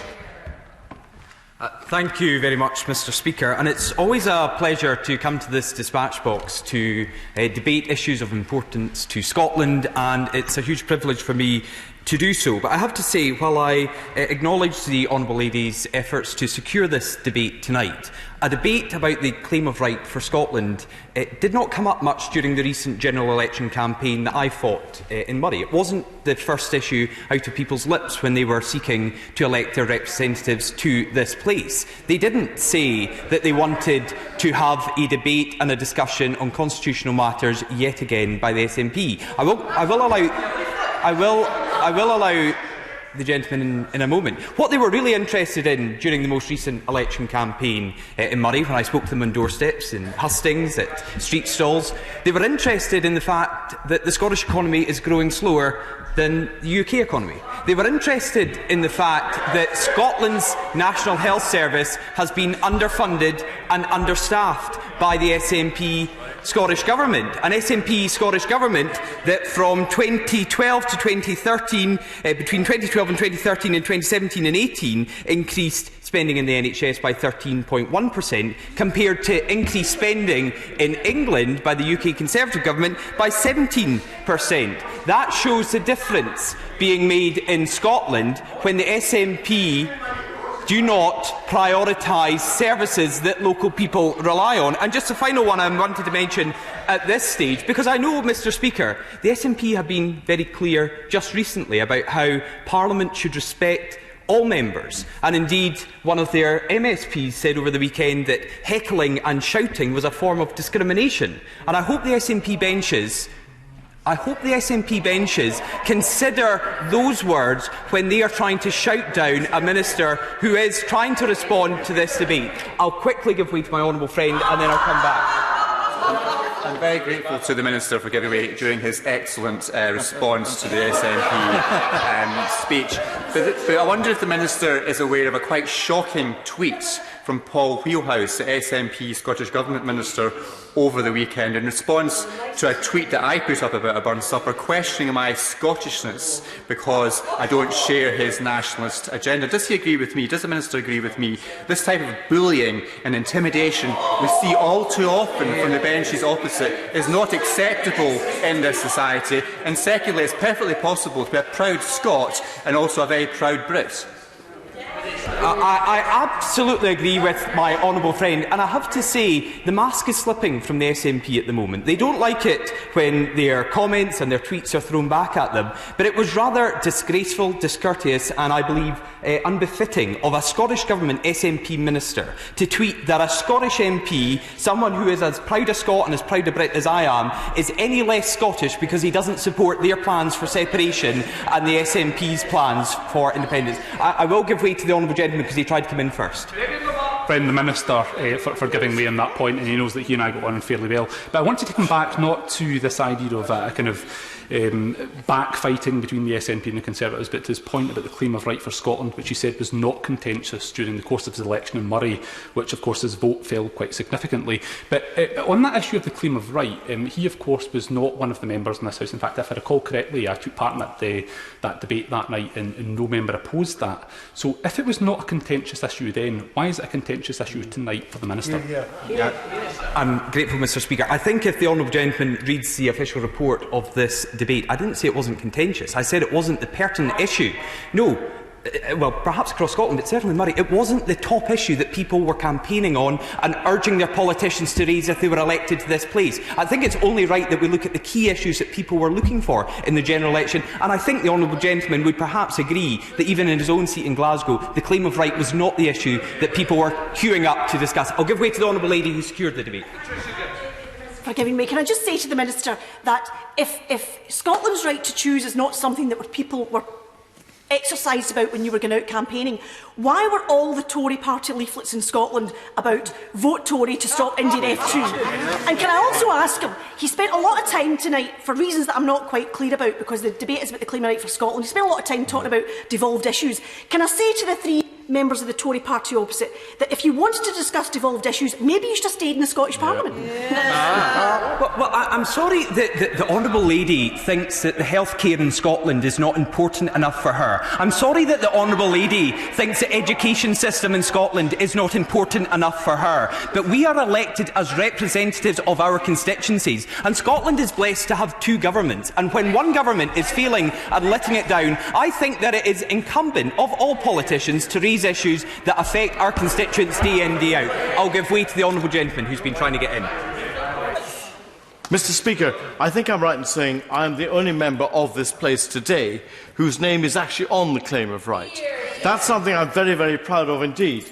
The claim of right to which I put my name was about the Scots having control over their own destiny and over their own services, if you like. Surely, therefore, the standard of service delivery we see is what the Scottish Government will be judged against. Right now, we know it all of us, all of you in the Scottish National Party know this, that on the health front, the Scottish Government is failing. We know on transport it's failing. Yes, oh yes, we do. And on that, the Scottish Government will be judged. And if Indy Ref 2 ever comes to it, they will be judged according. And I think, I say to the Scottish National Party, be careful what you wish for. I'm grateful to the honourable gentleman for that intervention, and it's quite telling, sitting on the front bench here, to look at the faces of the leader of the Scottish National Party, who has been very considered in his reactions during this debate, compared to some of the reactions of other members of the SNP. Because something that the right honourable gentleman for Roscommon-Lochaber is very accustomed to saying in this place is that the people of Scotland are watching. And I think if people back in Scotland are watching tonight, they are seeing an SNP parliamentary group who are obsessed with the Constitution, who simply want to speak about separation, that don't want to discuss the relevant issues for constituencies across Scotland. I have given way. Well, I'm sorry if SNP members continue to shout me down, but I listened to the debate. I listened to the debate from the honourable lady. I believe with consideration, and I've taken on board a number of her points. And if I may come on to the points made by the honourable lady, well, she's shouting across, what about the leaflets? And that was one of the things I wanted to pick up on, because on leaflets, independence and separation never featured on a single SNP leaflet. They didn't want to tell people that the election was about that. And interestingly, from a number of SNP MPs who were returned here, and I'm looking particularly at the honourable gentleman for Angus because his letter was put out in the public domain, were actually writing to Labour supporters to say, vote for me this time. You may be a traditional Labour supporter, a strong unionist, but vote for me on this occasion, not to support separation and independence, but just to stop the Tories getting in. And I will give way to the honourable gentleman because he wrote that letter to Labour supporters. I thank the Minister for giving way, particularly as he brings me into this debate. Yes, indeed, we did write to non-SNP supporting members of the Angus electorate, and we did that elsewhere, I'm sure, in Scotland, and that was to invite them to, notwithstanding their views on the Constitution, to take a view on a more progressive way forward for the country of Scotland. And that's exactly the view that they took, and I'm pleased that we did that. Absolutely. Now, my honourable friend, who secured the debate, said very clearly in her excellent speech that not everybody in Scotland is persuaded of the case for independence, and there is not a single MP on these benches who is not on that page. However, we will not be swayed from our priority to make sure that the case for independence is aired as clearly and as manifestly as possible. And will the Minister tell me, Mr Speaker, will he tell me the case that my honourable friend made, which was that devolution is not an event, it is a process? What will the Minister and his government do when they run out of concessions to make because it's independence? I'm grateful, Mr Speaker, that the Honourable Gentleman for Angus has confirmed in the House of Commons, it will be on the official record, that the SNP garnered votes at this most recent election on the pretence that it was nothing about independence, it wasn't supporting independence, and then yet less than a month later we're here discussing constitutional issues because it's all the SNP can bring forward. I do want to pick up on a number of the points that the Honourable Lady made during her speech. She spoke about the absent Secretary of State for Scotland. I'm just scanning around, I can't see the Shadow Secretary of State for Scotland anywhere in the chamber either. The Honourable Lady said the people of Scotland have made their choice. And I agree, the people of Scotland have made their choice in the same way the Right Honourable Gentleman for Ross-Scanlon-Caber said at Prime Minister's questions last week. The people of Scotland said no. The people of Scotland said no in 2014.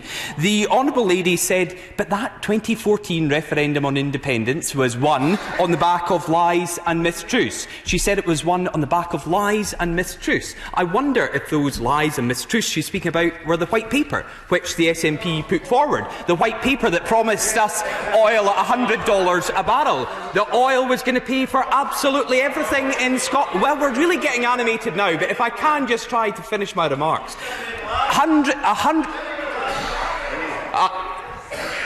$100 a barrel, we were told, the Scottish economy would be based on. We were also told that it was a once-in-a-generation event.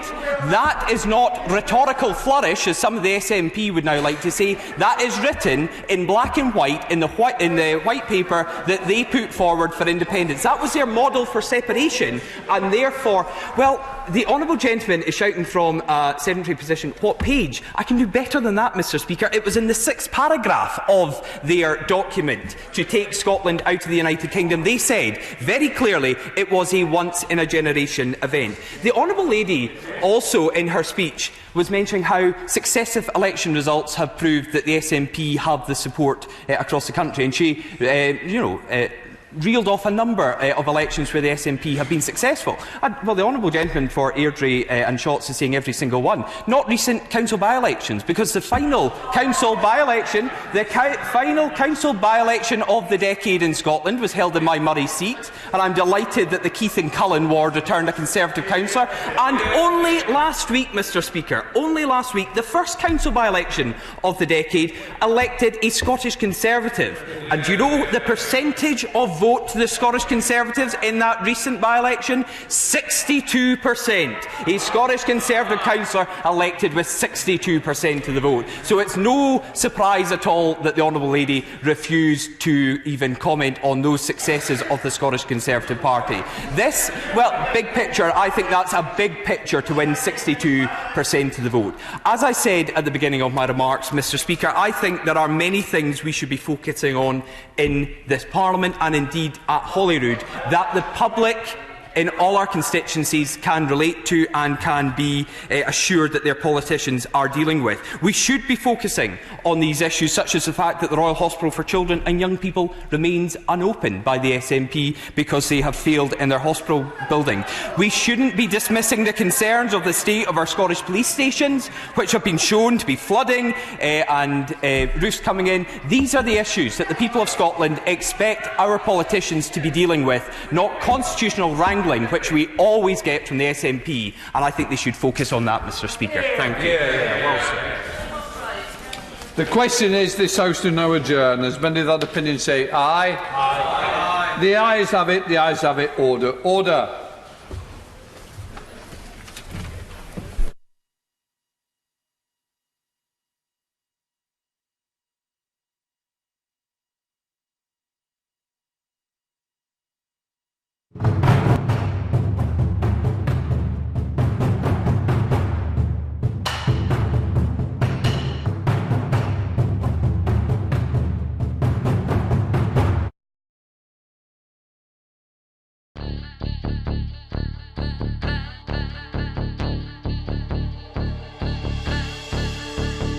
How do you mean no more commission? Well, no one in Scotland can commission an idea. You know, if I went to BBC Scotland and I said, oh, I've got this great idea for a sitcom, I've got this brilliant idea for a drama, you know, there isn't one person in Scotland that can okay it unless it goes through London.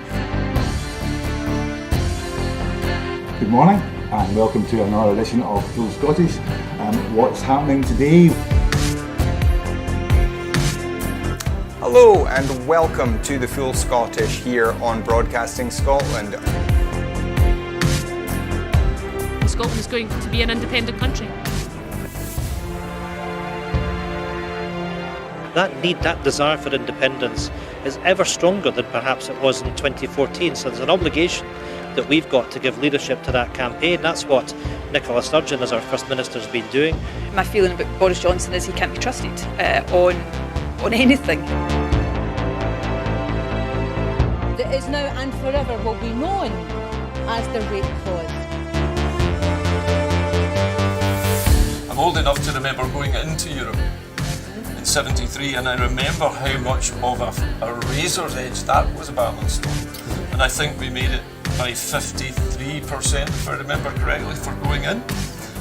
And ever since that time, England particularly has been pretty much schizophrenic, down the middle about whether it felt British or whether it felt European.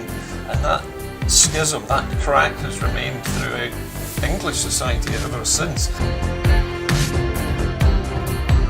Scotland means business. Scotland's voice won't be stilled, it won't be silenced, it has to be heard. About the work that's been done by Broadcasting Scotland in giving community activists, yes activists, Scottish activists a platform other than the traditional media outlets.